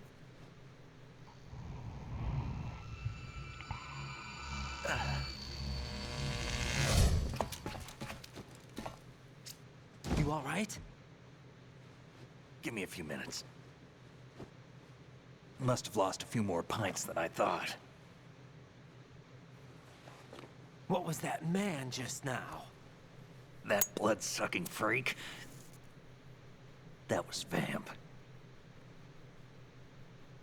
He's Romanian, a wizard with knives, as you saw. The way he moved didn't seem human. You won't see that in VR, I guarantee. What is he? One of the members of Dead Cell. Dead Cell? Dead Him? Cell? A special forces unit created by ex-President George Sears. The name was originally intended to reflect its anti-terrorist functions. The unit would launch unannounced assaults on government complexes for the ultimate terrorism simulation. They were needed to show VR troopers like you how to deal with the real thing. But around the time their original leader died in prison, the unit began to unravel. They were always close to the edge, but they became more and more extreme, began to go after US allies, even civilians. We estimate that no fewer than 100 people died as a result of accidents the Dead Cell arranged on their own. They were out of control, and it all came to a head 6 months ago. What happened? The unit was devastated. There are only 3 left now, and you just saw one of them. Why would they go after the big shell? How should I know? I told you they were on the lunatic fringe. What about their leader? He says he's Solid Snake. Snake died 2 years ago. You mean the incident that made this big shell necessary in the first place? Right, and he was the one that sank that tanker. But he's a legend. Legends are usually bad news. There's not a lot of difference between heroes and madmen. You're saying Snake is still alive and pulled another one? No, he's not involved in this one. His body was positively ID'd 2 years ago. Snake is dead. And buried. Did anyone who played this, did anyone think that this might just be another like clone of Snake and not Snake? Too. Former Soviet military. They're probably mercenaries. The big shell is too much ground for just Dead Cell members to hold down. You weren't briefed on any of this? And you came in alone to boot? Why? What are you really doing here? Can't tell me, huh? Fine with me. I don't smoke. Keep it anyway. May come in handy.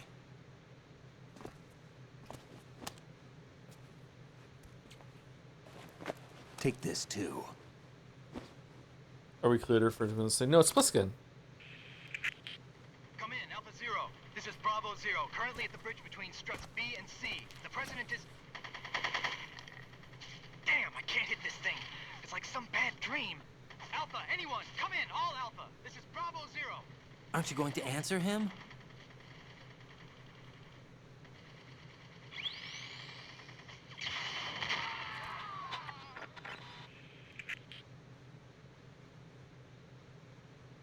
The BC connecting bridge.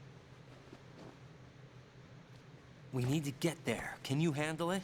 I need a few more minutes. Remember my frequency. It's 141.80. 141.80. Got it. I've been briefed on this plant's layout. If you need information on the place or about Dead Cell, contact me. You're using nano communication, right? Yeah, but I can patch into your frequency. Yeah, why not? Hey, what's your name?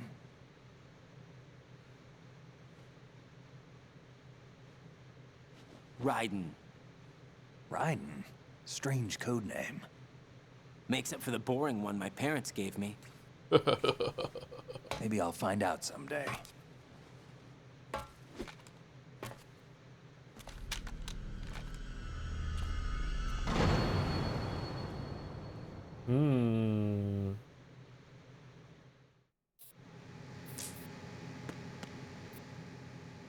I wouldn't do that if I were you.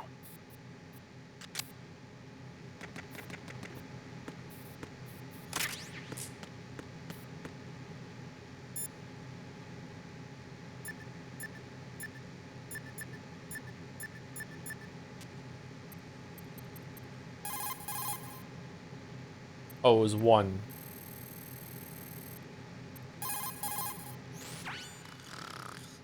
He's asleep?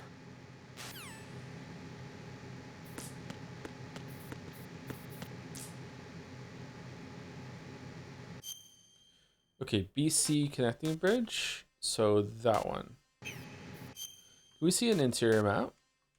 No.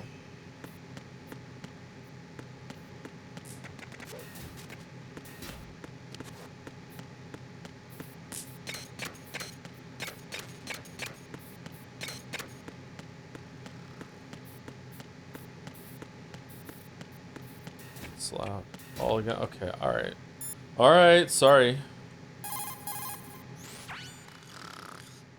How much longer is this guy gonna sleep? All right. There we go. What happens if you shoot him? I think he kills you. Or he just he just shoots you and you deal damage. He deals damage to you. If you do it enough times, I think he kills you. Right. All right, let's just keep calling. Wish I were that relaxed. Me too.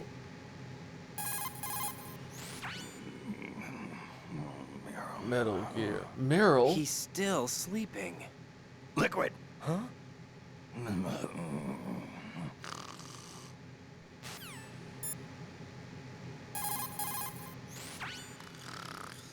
He's asleep.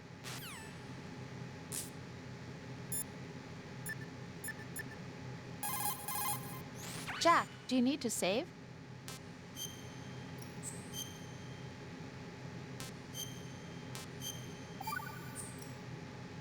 Rose, are you okay? Yes, thank you. It really scared me at first, but I think I've gotten used to it. I'll be behind you all the way, so don't worry. I guess women really are strong. Not quite. It's not women that are strong. It's me. Based. Actually, that's not true. It still scares me to death. But I'll be strong. I'll try. For you. Good luck.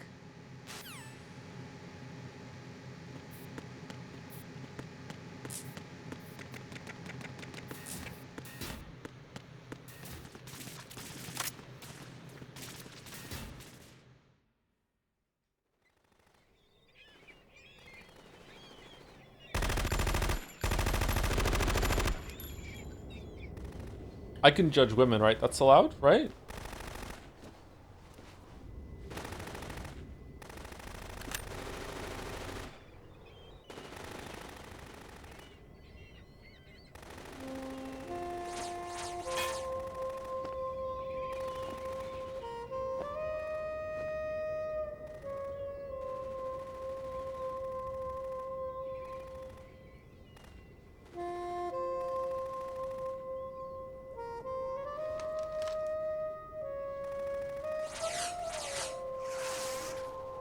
What the hell is that?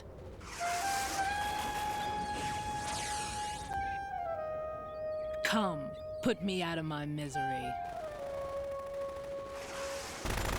This is impossible. Nothing will hit her. Is she the one they call Fortune?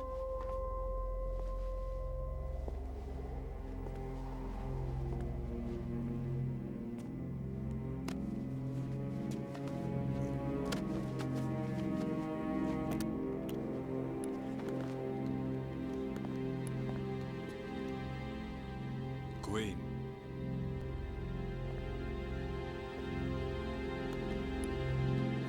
Don't let them take the president!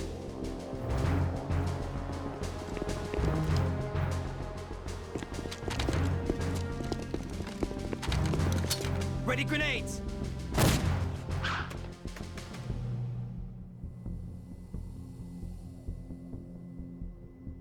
A dud! A dud!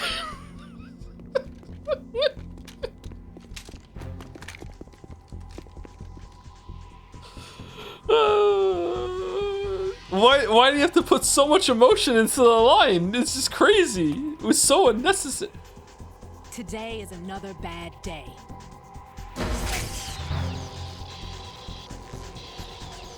Is there anyone here that can give me happiness?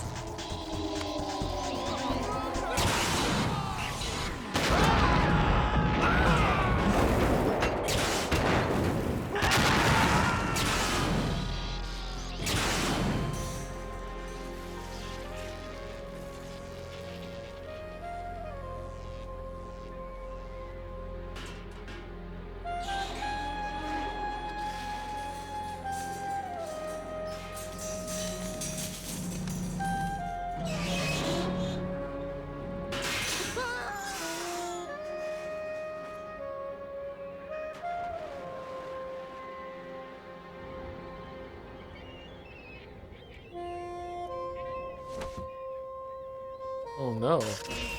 I'm Man, so sorry, my beauties. the bridge didn't collapse under I'll see her. you She's again really lucky. someday.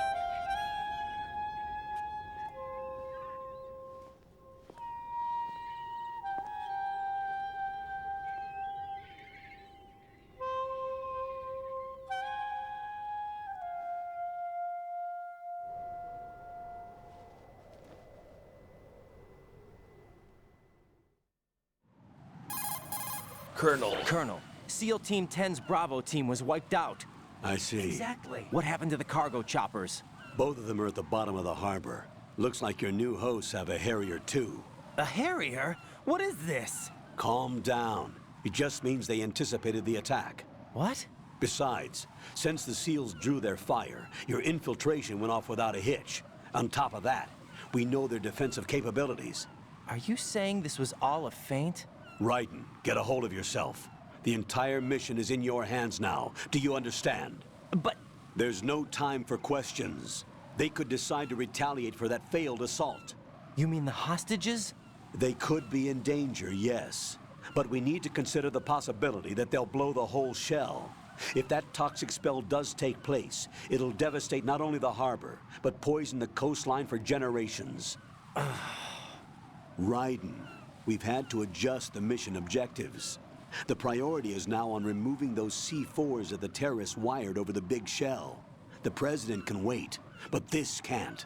Colonel, you know I'm no bomb disposal expert. That's not a problem. The Bravo team brought an explosives pro in with them. He was supposed to stand by on Strut C according to their mission plan. You should find him there. Is this according to Simulation 2? What are you talking about? Get to Strut C and find him. Understood. But I need to ask you something before I go. Make it quick. Who are they? Dead Cell, I mean. They couldn't hit her no matter how hard they tried. And that vampire too. It's like being in a nightmare you can't wake up from. Jack, snap out of it. Yeah. And you, Rose, I can't believe you're on this mission. I keep thinking I'll wake up. Raiden, this is real. And that's why you won't wake up. But nothing seems real. I've made up my mind to stay with you. Whether this is real or a bad dream, I'll keep watching you till it's over. Oh, thanks. Thank you, Rose. Yeah, oh, okay. And I won't let you be just a dream. Are you two done? Raiden, you're needed on Strut C.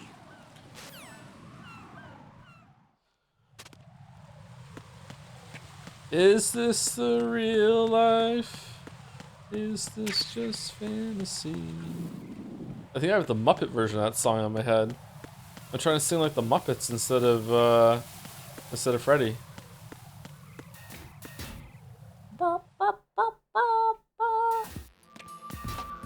Oh, plants.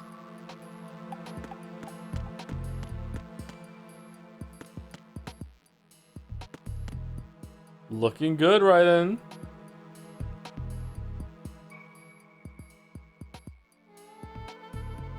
Not bad shoulders on Raiden, actually.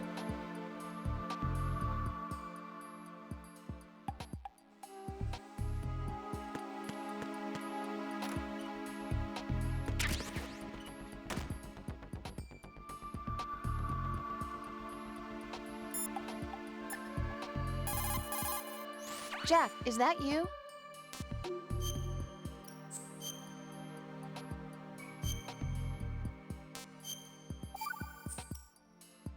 Jack, when you get home, let's have a homecoming party. Just the two of us. Yeah, that's a good idea. I'll make dinner. Oh, what's wrong? Well, that sounds good, but how about we eat out at that one restaurant instead? You know, the place that we went to recently with the amazing lobster. I hate this really bit. like that place. Well, yeah, I guess that's okay too. Huh? Nothing. I just love lobster. Yeah, can't wait. Woohoo! Well, then I'll make a reservation. Promise me you'll come back safely. Don't worry. She doesn't react to the poster? What can I do for you, Jack? Hang in there.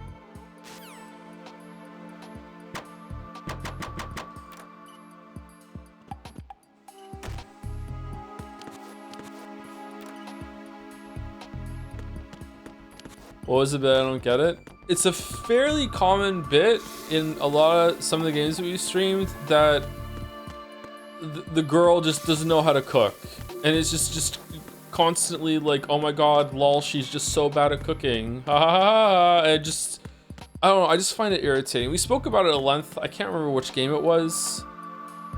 I remember we had a somewhat interesting conversation about it. Is it some weird attempt at like trying to not be sexist? Like, hey, we're not doing the stereotypical thing where the girl is like a homebody that knows how to cook. Instead, we made her really bad at cooking. See, look, we're writing a different female character. I can't remember what the consensus was in the conversation, but like we discussed it at least a little bit. No, it's sexist. Oh no, it is for sure. It's just like, what's the intent? You know what I mean? Like, it's like I don't know.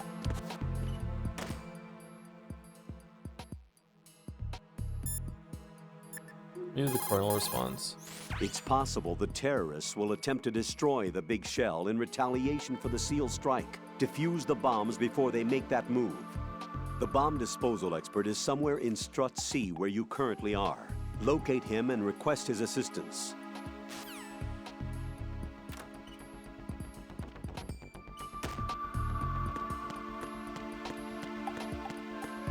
It's just cute. It's not deep. It's not a big deal. It's just irritating to see it again. Can we go into the women's room? Are they gonna call?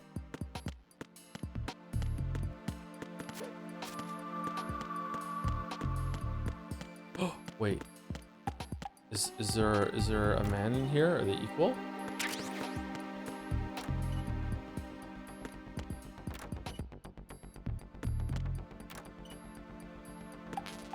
No.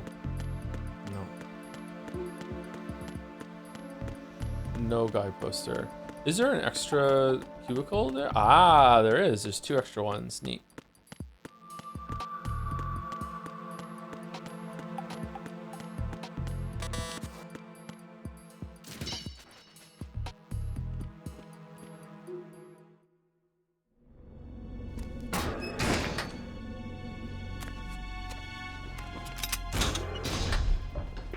Freeze!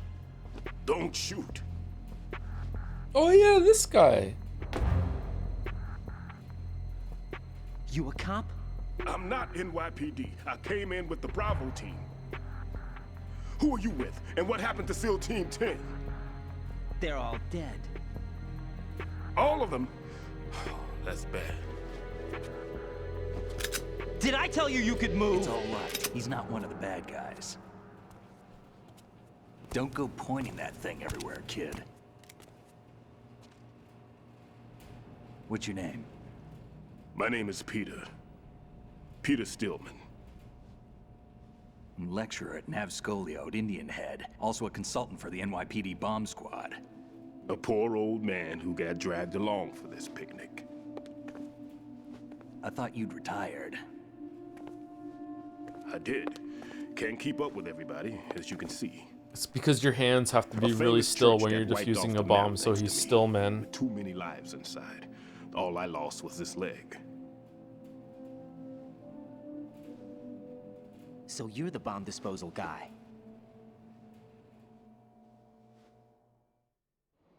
Kid, this is the bomb disposal guy.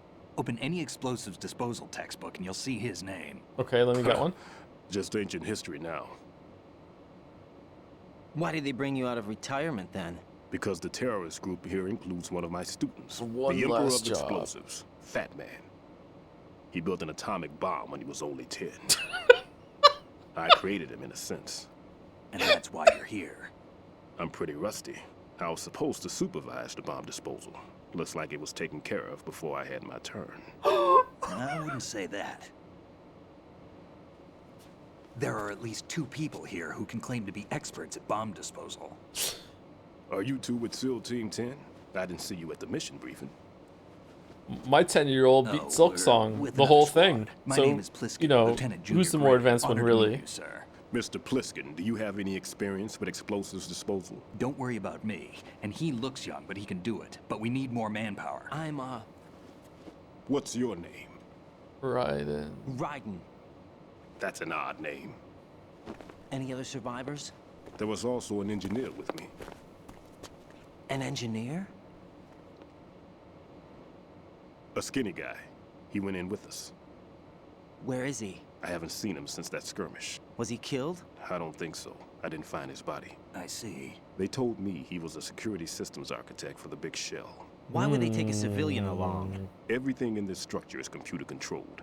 He was supposed to get us past all the security measures. I never heard anything about that. He had official orders with him. We'll leave that for later. Right now, we need to figure out how to deal with all the bombs. But there's no one left from the SEAL's EOD squad. Yup, so we have to do it ourselves. But I've never defused a bomb before. Hold on a sec. Off to confer with the CO again? Glad to hear Stillman is safe. Assist him in any way possible to clear the C4 from the structure. Colonel, you know I've never been trained in bomb disposal. It's all right. The man you're working with is the best in the field. All you have to do is follow his directions. You will, of course, keep your identity and mission objectives to yourself. Is it true that an engineer came in with Stillman? I wasn't informed of that. It's probably something the SEALs decided on their own. There are more important issues at hand, Raiden.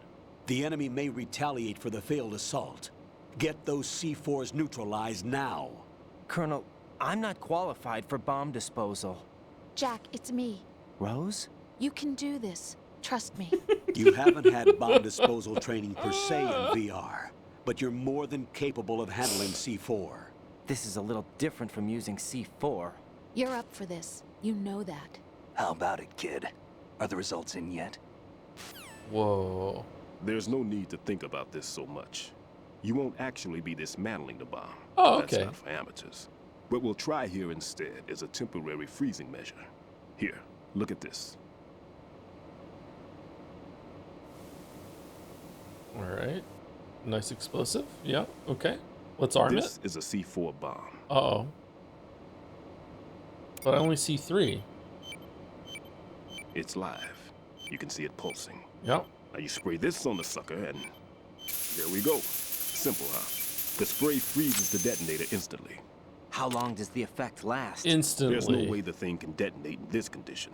Even if you leave it alone, it'll stay out of commission for at least 24 hours. That's enough time. If we had the manpower, I'd recommend complete disposal. But this will have to do. The spray can be used from several yards away. This Now check voice the is floor, familiar. Ceiling, walls, under a table, everywhere. Under Try the to table. imagine the locations the bomber would choose. That won't be easy. We don't know a thing about Fat Man. Is there anything that'll help us locate the bombs? Here, take this with you. It's what they call an ion mobility spectrometer. It can recognize ionized gas emitted by C4s. The what? In other words, that Sumari. little gadget sniffs out C4's scent. That's right. I've established a link up with your radar network, so any scent detected will be represented visually. Have the sensor activated and keep your eye on the radar. What if he's using some other odorless substance? Same voice as I Darpachino. know Oh, is it Fat really? Man well. I know how into his own aesthetics he is. Signatures? Yes, on every bomb he builds, he always leaves a trace of the cologne he uses. The sensor also picks up that particular scent spectrum. Is that something he learned from you? No, it was his own quirk. He wouldn't work by any rules except his own, and he followed them like a religion. And common sense wasn't one of his strong points. Chat is saying you're wrong, I chat. thought I taught him everything I knew. Chat, fight. I have Chat, no children fight. of my Chat, own, and fight. I thought I found a son in him. He had the right stuff, you know. There's something very unusual about an ability like that. Even at Indian Head, he got special treatment. I remember some people called him one of the fat cats. Maybe that's what started all this. I didn't teach him the most important thing I had to tell him. There are some things you have to pass on. The trick is to know which one. Right. All I taught him was skills. And now I have to stop him from using it to destroy us all. Let's see Batman how is the name well of a that bomb, sensor isn't works. it? All right. I'm activating them. Watch.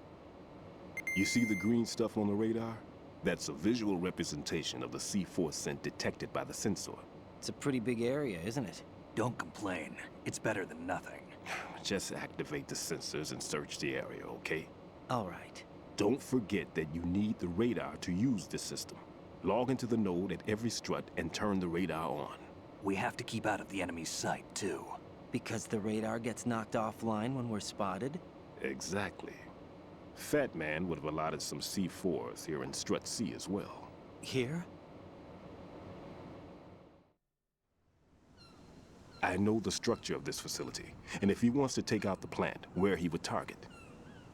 You know this for sure? Of course. I taught him the techniques he uses.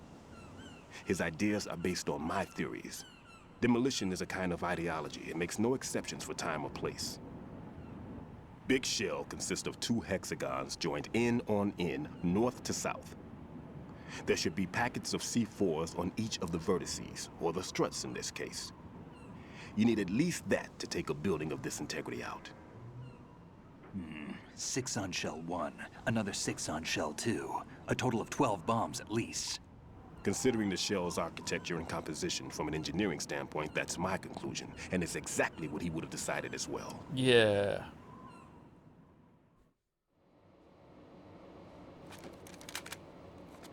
Kid, this place is all yours. I'll take care of Shell 2. Take this.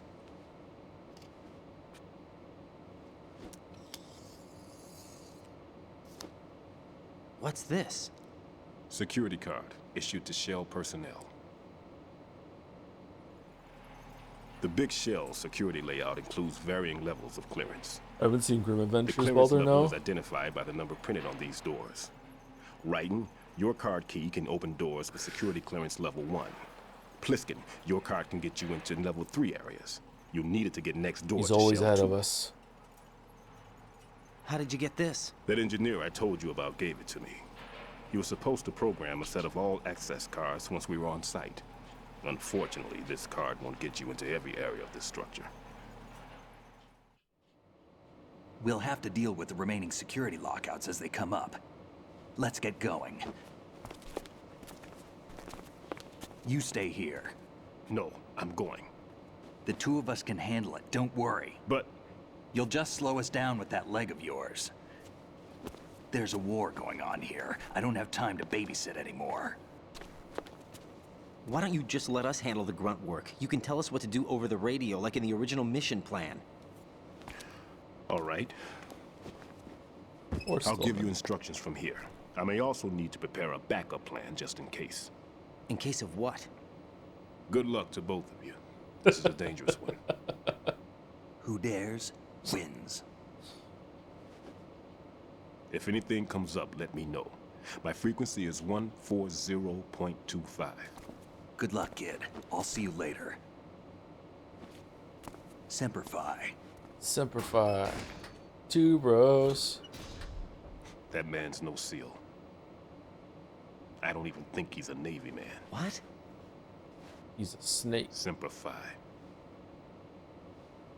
Marine Corps talk. Normally, team leaders stay in the CP and give orders with those headphones. And as far as I know, SEALs keep their officers away from the field. And Who Dares Wins is a model of the British Special Air Service.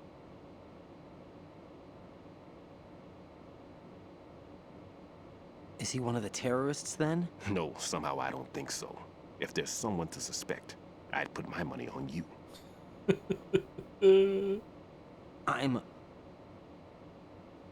Just take care of those bombs for now. What about you? They could be back in this area soon. Do you think Otacon is feeding Snake the wrong lines over his codec? I'll hide out in this pantry for a while. If I lock the door, it should be all right. Plenty of food in here too, so you don't need to worry about me. Oh, okay. I'll give you instructions by codec from here. Good luck, kid. Bomb disposal is a face-off with your own mortality. Don't let the fear get to you. When you give in to the fear, the darkness comes. The darkness. Just have to point your spray can and hold the button. What do you mean, fucking battle with my mortality?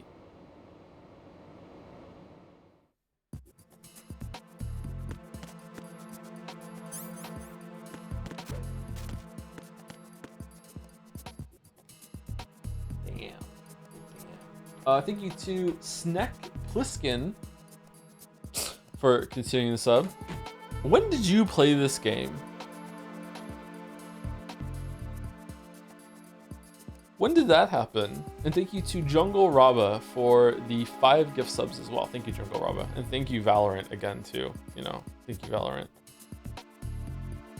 Snake, this is a sound Navy talk, but I don't know enough about Navy talk to say so exactly. Oh, let's save it. I think we're done, by the way. Is there anyone live from the community that we can raid? Jack, is that you?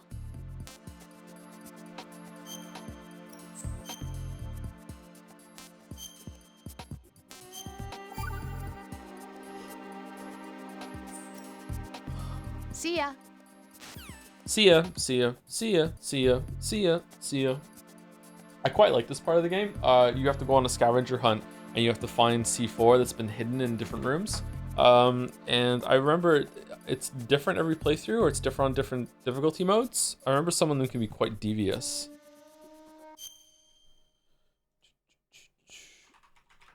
Allison is live. What's Allison? Dazcar? Is there an underscore? Oh, I got it right. Okay, cool.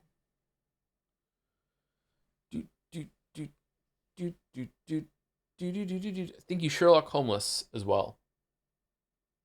Sending us home, ironically.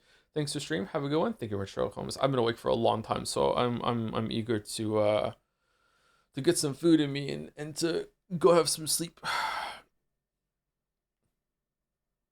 So Metal Gear Solid 2, holding up fairly well so far. There's been a decent amount of cheese, camp, whatever you want to call it, and some cringe, but so far there hasn't been anything too egregious. Yeah, I've been enjoying it. Are you actually gonna read on Wednesday? Yep. more reading tomorrow. I don't think we're gonna do the whole thing, but we'll read some of it tomorrow.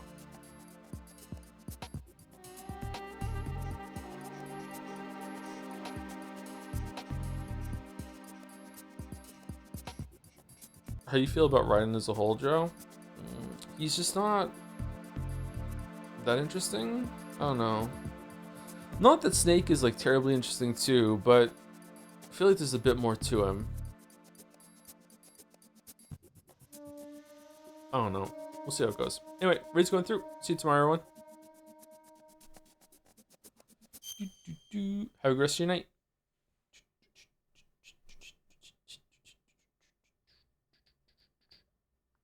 See everyone stuck around or was watching all that. Have a good rest of your night too. I'm really tired. Sorry if I was kind of loopy. Oh man, it's hitting me hard now. Okay, I'm going. Bye bye.